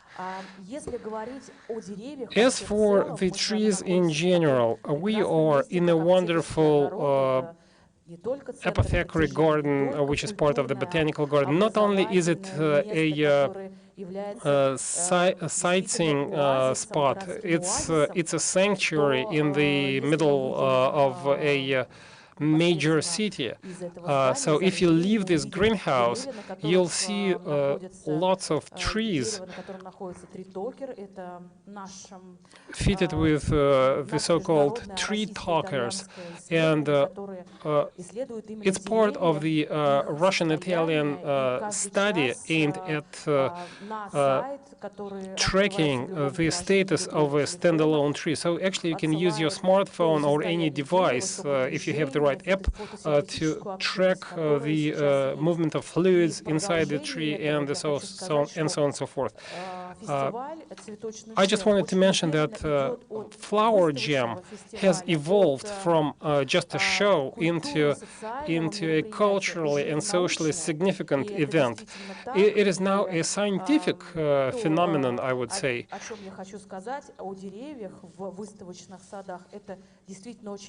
And it's really important to realize the role of trees in the show gardens. Therefore, we need to track and trace and manage their status. That's exactly what our department is responsible for. That brings me to the end of my comments. I think it might make sense, perhaps, Andrea, if you follow on from that, because I know that you're interested in humans in interaction with the street environment, and I think that would be a good follow-on from understanding the trees.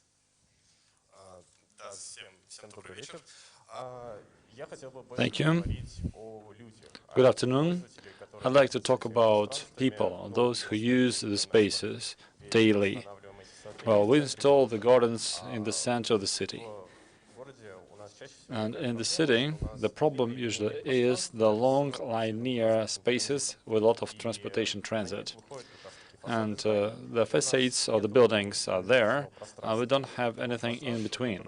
There's in-between space which would kind of prompt people to stop, to give them some time to rest, or to give them space for a talk. And if you go to the street, and, well, this is my research now, I go to the street and I look at people. So if you look at people, you can see that they're looking for a shelter in architecture, inside facades and inside this geometry. And this is a really narrow page in our book, and this means that people cannot really find any space where they would conveniently relax and spend their time.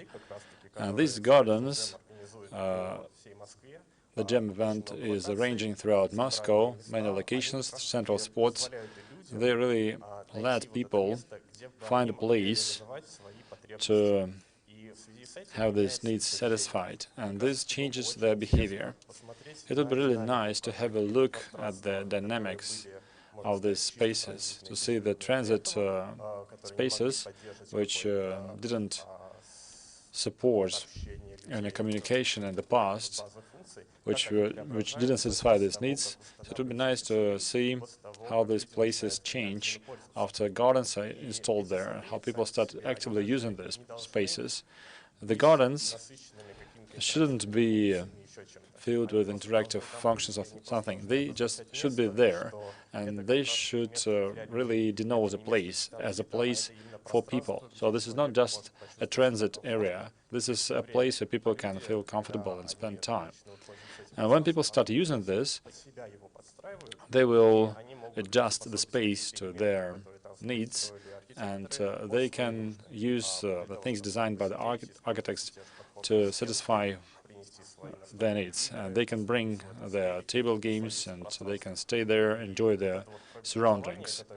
And this change of the space, which used to be bare and which has become a place to reach fulfillment, so this is a very good dynamics. Thank you. Can you tell us a little bit about how you measure some of the things that you've been talking about?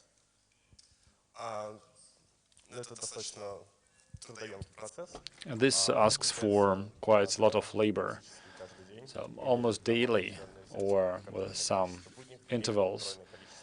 You take several work days and weekends and vacations, and you should go there to the location, or you can install cameras, or do both. You go yourself and you install cameras, and you use maps and tablets, and you mention and you make signs of locations where people stay, talk, how they move, how they interact with each other and with the environment.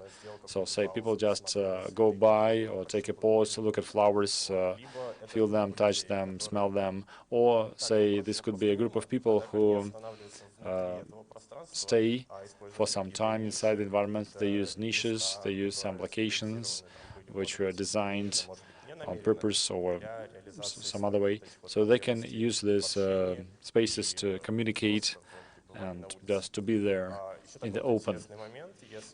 One more interesting thing. If we keep track of people, we can identify patterns.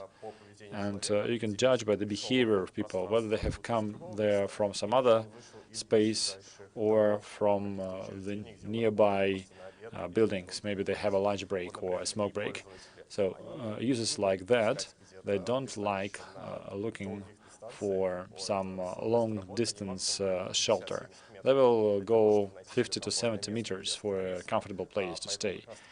And that's why these gardens in the center of the city should be a massive phenomenon. This will give people more chances, and they will not have to walk or take a drive somewhere to have a park or just a permanent location, permanent garden.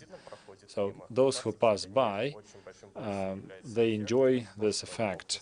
They can enjoy more greenery in this city, and this is good for their psychological condition. There's just one more thing. There's been a lot of talk about the gardens in Flower Jam being like a living laboratory, and it can provide us with some useful insights and information.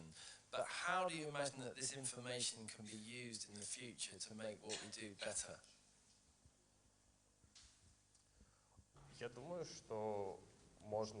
I believe we might try to ask people after they have come to the gardens if they show their consent, so we can figure out what hasn't attracted them. And when we have the data the observers collect, we can look at their trajectory, their activities inside the space, and then we can compare it to what they have said to understand what impacted them in terms of flowers, the architecture, or maybe the environment which is generated by communication and the availability of other people in this, so to see what attracts them. So maybe the drive of this garden, maybe something else. And this way, you'll be able to identify the factors which are key to attract people to these environments. We can see some things we are now missing in our city environment, and things the gardens provide. And this can be further added to the next projects or even permanent gardens. So this can be used. The successful things can be used there. Okay, thank you. Taisia, now that we're beginning to touch on the show gardens, is that working? Is that okay? So now that we're talking about the show gardens, as you've been involved with Flower Jam since the first year, and we judged together last year, I wonder if you could tell us a little bit about the benefits and what you'd like to say.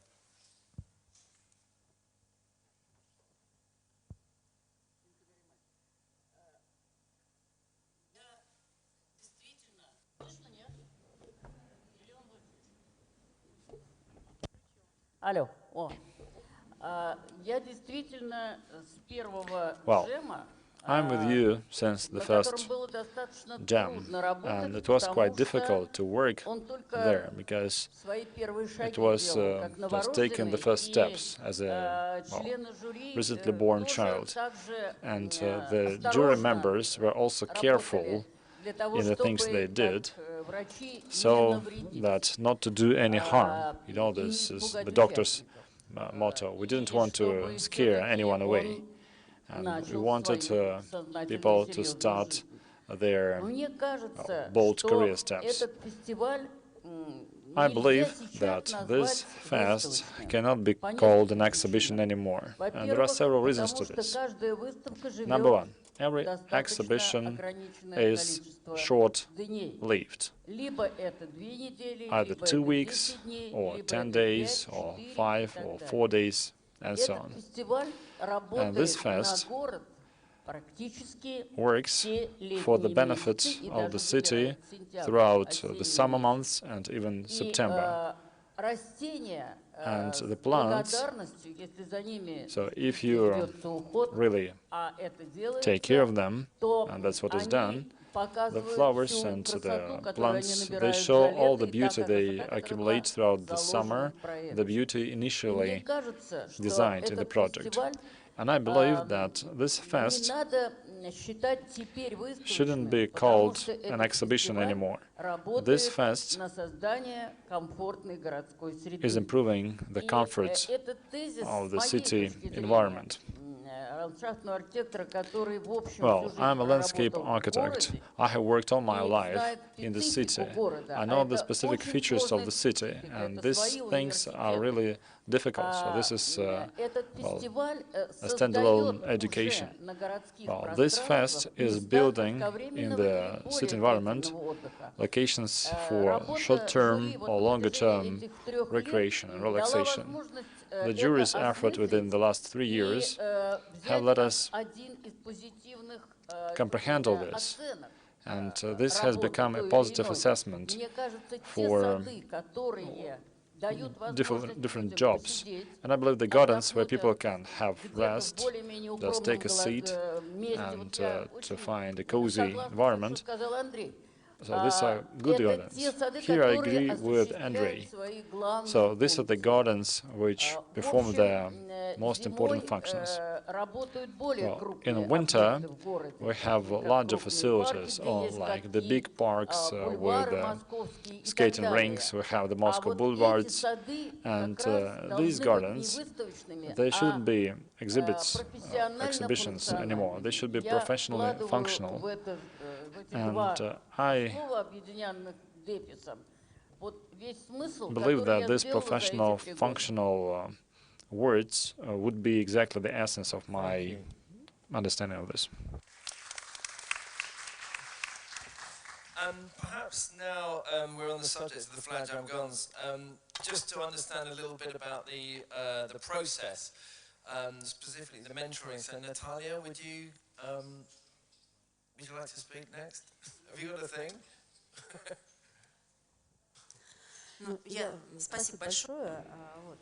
Thank you. I have talked about mentoring earlier today. Well, by chance, when I was invited to the stage, and thank you for this. I'd like to thank the organizers as well. Here we have many members of the fests of 2020, and I believe it is crucial to them to know that they can talk to mentors and discuss issues. And this Institute of Mentoring, which was born at this festival last year, the expert board council were invited to become mentors of gardens in different nominations. For instance, I had 3 gardens, and I'm proud of the results of those I mentored.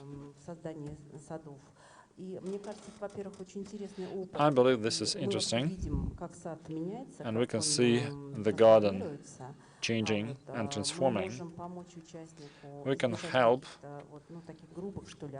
our colleagues avoid blunders. We can give them an expert judgment of the garden. We can identify and help them to make the garden more bright and interesting and unusual. We don't impose our opinion on them. Well, at least I never do it. I believe this is the garden of the participant.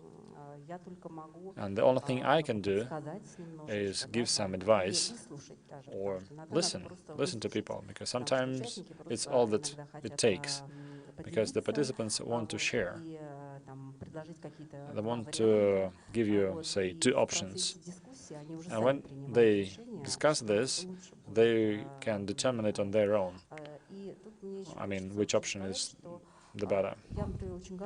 One more thing to mention is that I'm really proud of the gardens I am related to, and me, as many mentors, would like to see the gardens which are awarded with a prize, be it the gold medal or Grand Prix. So I want the winner gardens to be mentioned together with the mentors as well, since we also contributed to this.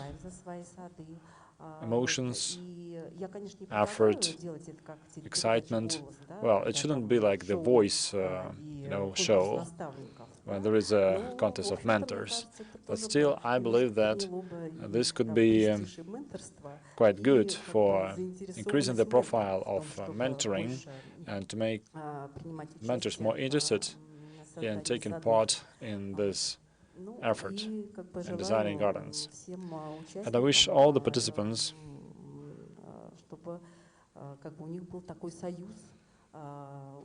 a good ally with the mentor. This is crucial. So I want it to be a friendly union. A few words about the fest. The fest the city more attractive to tourists, and this is cool. Moscow is a very attractive place for tourists now, and to a large extent the fest has helped. On behalf of the organizing committee of the Flower Jam Fest, I'd like to tell you that we will jump on this idea. The role of mentors is highly appreciated. We do love you and value you highly. And for the work last year, thank you. So it's a pity that we haven't come up with this, but thank you for giving us advice. I think what's interesting about the mentoring is it also means that it's something of a collaborative process, and I think in the creative world, if you are collaborating in any way, it's always useful to have different people having some sort of input. And I also wonder whether, as a mentor, and I'd like to ask you this, Ludmila, do you feel that you learn something from the process of actually mentoring?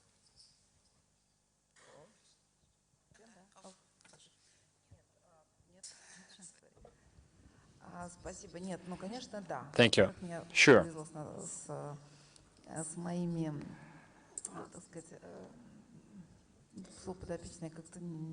I was lucky with my mentoree, well, the gardens and the participants we cooperated with.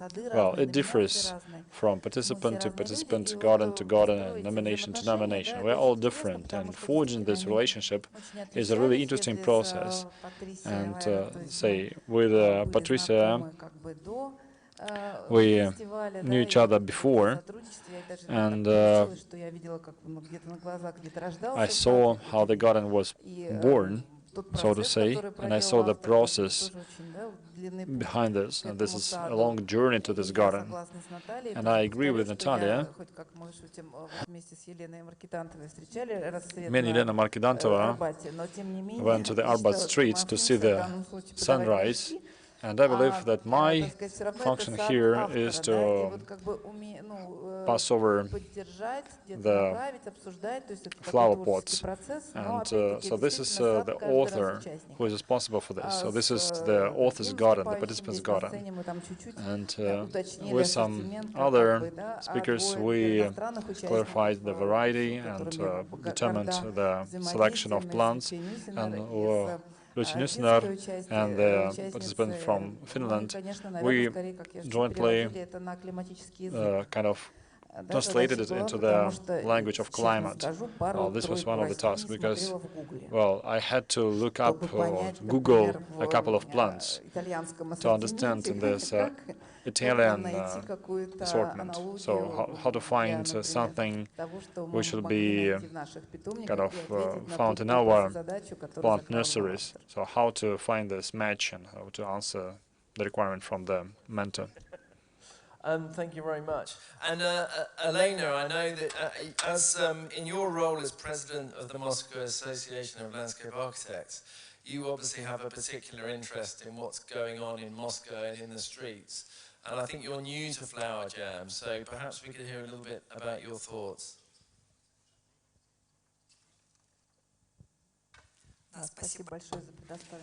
Thank you for giving me the floor.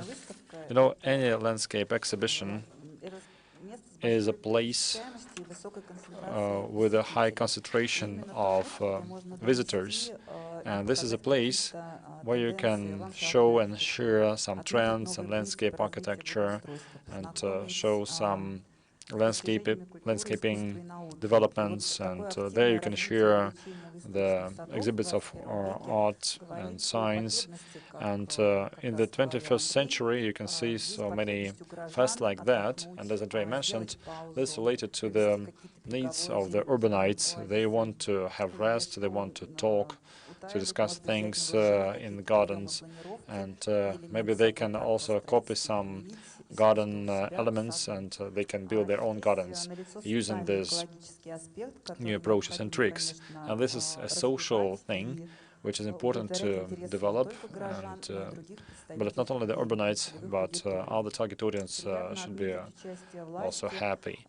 I'm glad to mention that the leadership of the city have analyzed these needs and have promoted this tool, and now we can see that we have a preset deadline and specific steps to take. So I mean that this jam is available to all the categories of people, and this is a very good solution to the problems mentioned. And changing the function of the environment, these transit zones, they were converted into relaxation zones where people could come. So these gardens, they add zoning to space.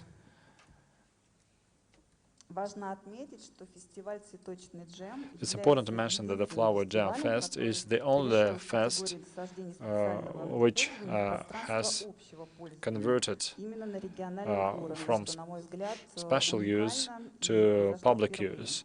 And so this is a unique thing. So these gardens are small in space, and they are built considering all the vegetation period. Here we see that the authors are happy, and I'd like to highlight a number of things here. The authors are motivated because they see the results of their work, and they get out of the routine, they have a kind of a project opportunities, and also they can do networking, and they're motivated by monetary reward if they win.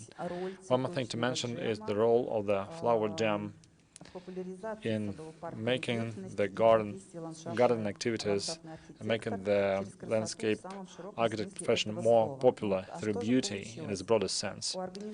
And the results, well, sure, the organizers have managed to improve the quality of the city landscape, to improve the gardens match, meaning that the shape and the site of the garden helps the garden help people live better. So the locations are really well picked, and the external environment is considered. The scale and the size. Citing Jan Gale, this is the life from within buildings at the eye level. So now we see that the transit areas are being converted into the comfortable areas, and this is good in terms of safety, and these gardens are quieter, more clean, and more effective. Recreation and relaxation can be used to show biodiversity and to improve the city environment and the social climate. Thank you. Is that working? Oh, it is, yes. Thank you very much. Irina, now, I've known you for a few years since we met, because you founded Gardens and People, of course. So I think that makes you one of the most experienced show garden people here, probably. And I think you wanted to talk something about a garden at the Garden and People Festival.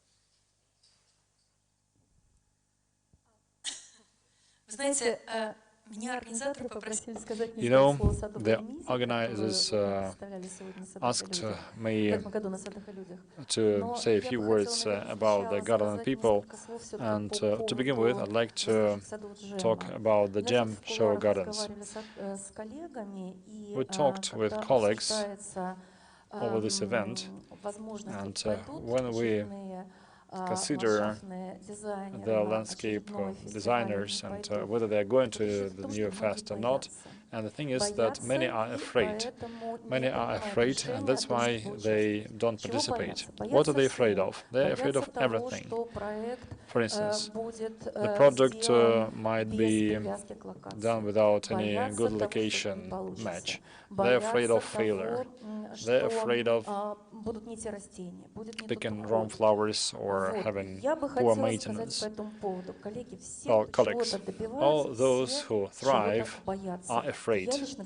And all my life I have been afraid of things. But you still overcome it and you go further. Please don't be afraid. Please go ahead.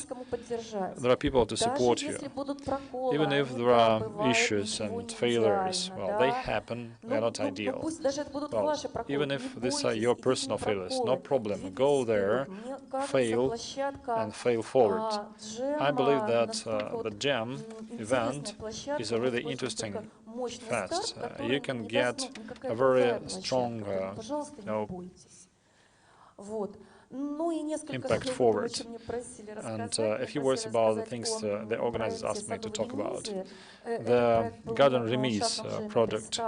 This project was presented at the Gardens and People Festival, and this is related to the topic of this event, the social gardens.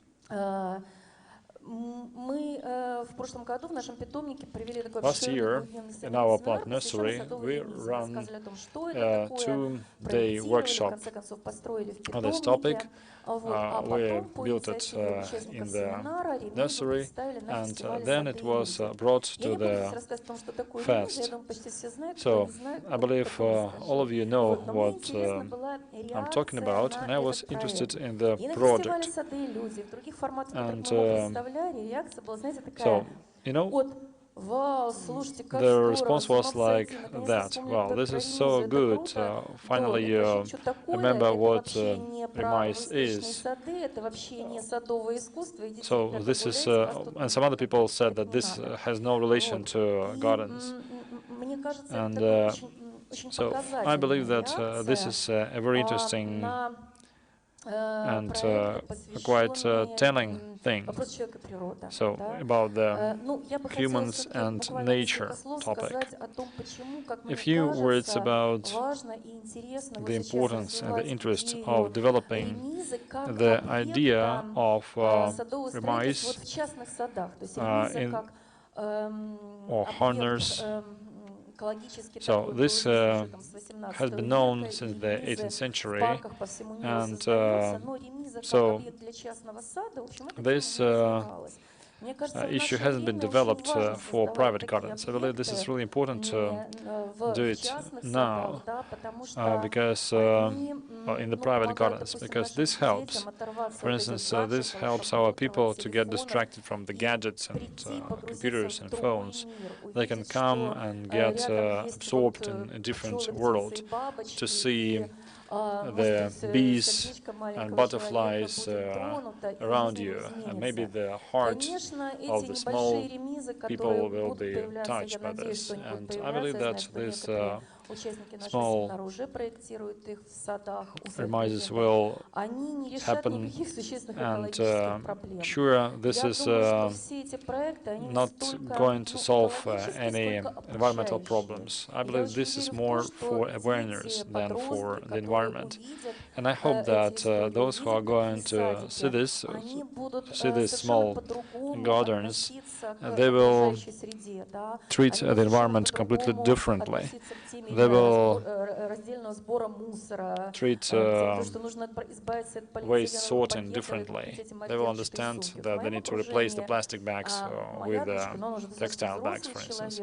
My daughter is well, grown up now, and she has a lot of friends, 25 and older, and they live in Russia and abroad, and they are all crazy about the environment. My daughter comes to me every time, and she's scolding me on things like getting rid of plastic and the food we consume, and why I go to the store with a plastic bag, for instance. And I talk to my colleagues and I say that this is a case for many now. And I believe that going back to the environmental topic, so this is really important in terms of gardens and this flower gardens. So this is really important. Don't be afraid, and this is really important for the future. Thank you. Thank you. Ludmila, did you want to add something? Я добавить к Ирине, что, с одной стороны, судя по количеству представленных в этом году проектов, боятся уже существенно меньше. Так что и то ли еще будет. Спасибо. Я на самом деле хотела бы тоже еще такой вопрос, возможно, поднять. Какой посыл, мы говорим о том, какой посыл несет выставочный сад, да, когда это сад для всех? Когда это сад на общественном пространстве. Мы, конечно, говорим, что понятно, что это функция, что это точка притяжения, и функции эти могут быть разные. Это понятно, что это, не знаю, там место встреч, это место там отдых в тени, это там, не знаю, возможно, какие-то интерактивные там моменты, где это включено в садах. Но мне кажется, что то есть сад должен быть комфортным, это понятно. Как бы, ну, должен быть ли он еще понятным, еще хороший вопрос. Но мне хотелось бы поднять такой момент, что мне кажется, что сад, когда он сад для всех, он должен все-таки нести определенную, ну, это некая и эстетическая планка, скажем так. И это вот некая его роль эстетическая очень важна, когда как раз мы говорим вот о саде для массового посетителя, для массового потребителя. Потому что тем важнее вот эта трансляция не только, как сказать, образцов хорошего вкуса, но в том числе, ну, потому что все остальное она без нас спокойно найдет. И вот этот ответ духу времени, и если, вот, скажем так, ну, не образовательная, то просветительская роль. We need to train and educate people, and gardens can be helpful in this. Visual sustainability, and by the way, sustainable environment is something which is provided by the Flower Gems gardens. A garden is just a visual representation of sustainable environment, and we read certain signs by seeing the landscape design in the garden, because it's a reference to the wild nature. Aesthetic aspects are important because various plants and combinations of the plants can be used to drive the message home, to improve the attitudes towards the gardens. And we need to translate this image to as many people as possible. This is an unprecedented phenomenon, by the way. Show gardens, landscape designers, landscape designs are now part and parcel of the city. Some of the design solutions, some of the landscaping solutions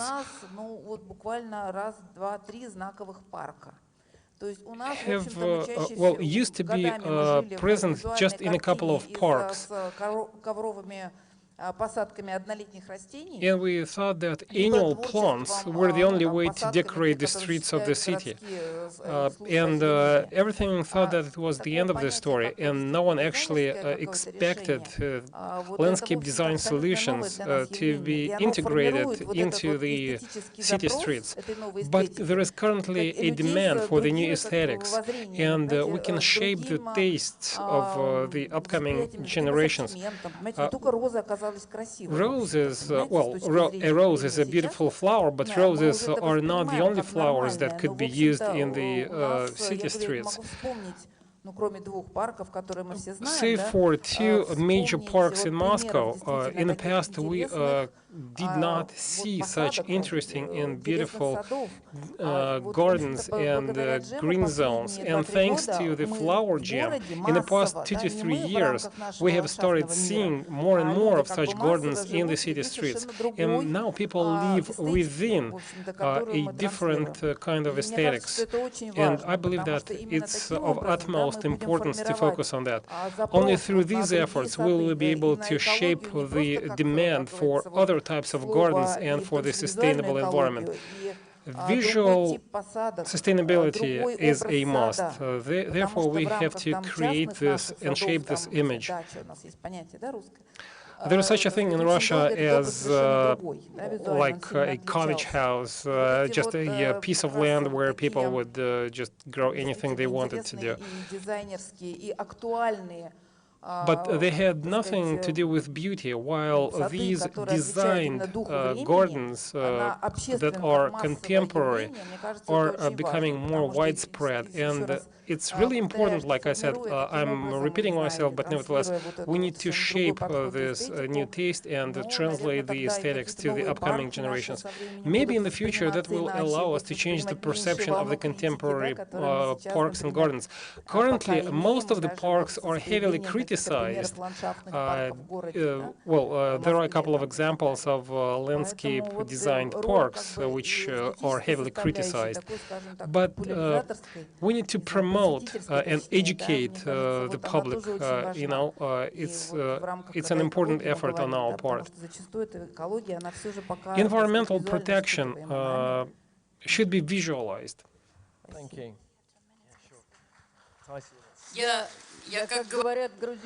Well, as the Georgians say, I'd like to respond to that. Let's use the urban development definitions and terms. Any landscape architectural object is about the service industry. And from my viewpoint, the Flower Fest satisfies these requirements.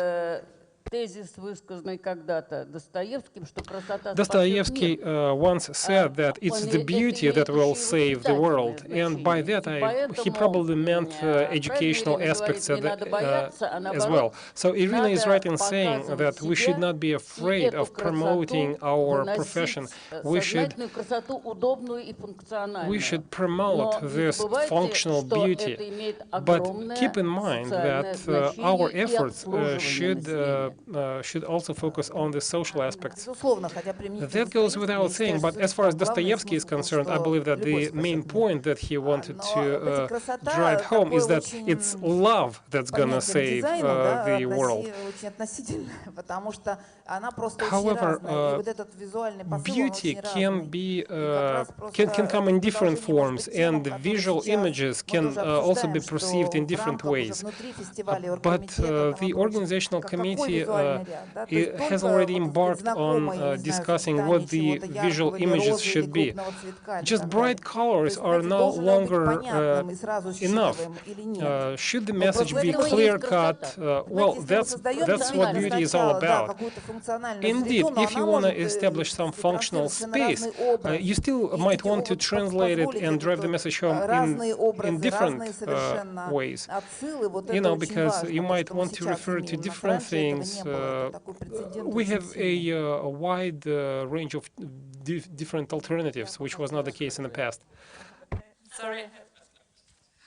Я бы вот тоже хотела сказать продолжение Well, to expand on what Lyudmila just mentioned. As far as the urban environment and sustainability are concerned, I just want to mention that Flower Jam has been turned into an event that promotes wildlife gardens in the urban terrain, which just goes to show that not only are we expanding the ecosystem services and offer the wild nature to the city dwellers, we also try to improve their well-being. Images are important, I'm not arguing about that, but we are bringing people closer to the nature, or vice versa, if you will, because in downtown Moscow, not everyone can afford to go outside of the city, because not everyone has a lake house or a cottage house. And the Flower Jam Fest actually brings nature into the city. And the second thing I want to mention is the need to develop residential areas in Moscow. The Flower Jam organizers try to expand the geographical footprint all the time, and that's the right way to go. Not only are we talking about landscape design and aesthetics, we are talking about the need to educate the public, and we need to educate different strata of the society. For instance, my kids have been attending master classes organized by the Flower Jam outside of Moscow for 2 years in a row. All you have to do is just go outside and attend a master class. They are taught how to plant flowers, and this is really important, because kids who live in the city don't even know how to plant flowers, while the Flower Jam brings the nature to them and tells them how to plant a flower. You don't have to move to the suburbs, you don't need to have a lake house. You can do this in the city, and we're talking about a huge stratum of the society, and these educational efforts will pay off. And I do believe that the Flower Jam should do its utmost to increase the educational efforts. Bachelors, masters, and other students get more knowledge while taking part in the Flower Jam, but the same holds true for kids who live in major cities. They also need some urban green life in their personal lives, and thanks to Flower Jam, it is becoming possible. Irina, perhaps you'd like to make the final comment. Я попросила буквально одну минуту. Коллеги, It'll take me just a minute. I've been paying close attention to the ladies who demonstrated their project. They were quite nervous. I was also anxious. And actually, I tried to help them in any way possible. So I took the following decision. Patricia, why don't you please come out to the stage? I'm really short of time. We are organizing 8 different workshops. I mean, our tree nursery is organizing 8 different workshops on how to establish greening zones. So, Patricia, you have a chance to attend all the 8 workshops totally free of charge. I really want to support you in any way possible. So, please attend our workshops, and I wish you every success in the future. Thank you. Thank you. Well, I think we're out of time now. So, to sum up, I thought it was quite interesting that the way this conversation went was that we actually got around to talking about the design and the aesthetics towards the end. A lot of the focus really, and a lot of the talk today, in fact, has been about people and the interaction with the gardens and the way that that works with Flower Jam. And also about well-being and mental health, but also about the environment. So it's interesting for me to see how these things have become perhaps the most important aspects of what everyone's talking about. Thank you all, everyone, for your contribution, and thank you for putting up with us. Большое вам спасибо. Thank Об you so образовании much. и широком As far as просвещении мы как раз education поговорим and завтра. enlightenment is concerned, we're going to raise these issues tomorrow. Вот это куб. Well, this is the bronze cube that I wanted to hand over to you. Actually, it lists the names of the participants, and it also says that this is the 10th anniversary Russian National Award in Landscape Architecture and Landscape Design. Thank you very much. Thank you so much. Награда нашла героя. Well, finally, the award has found its winner. Ladies and gentlemen, thank you so much for coming, and I really hope that you will join us tomorrow morning. Please do not oversleep. Go to bed as early as possible, so as to be here at 10 a.m. Sharp tomorrow morning. And I do hope that we're going to start the conference on time, unlike the case this morning. Please hand in your simultaneous interpretation devices, and I'll see you tomorrow.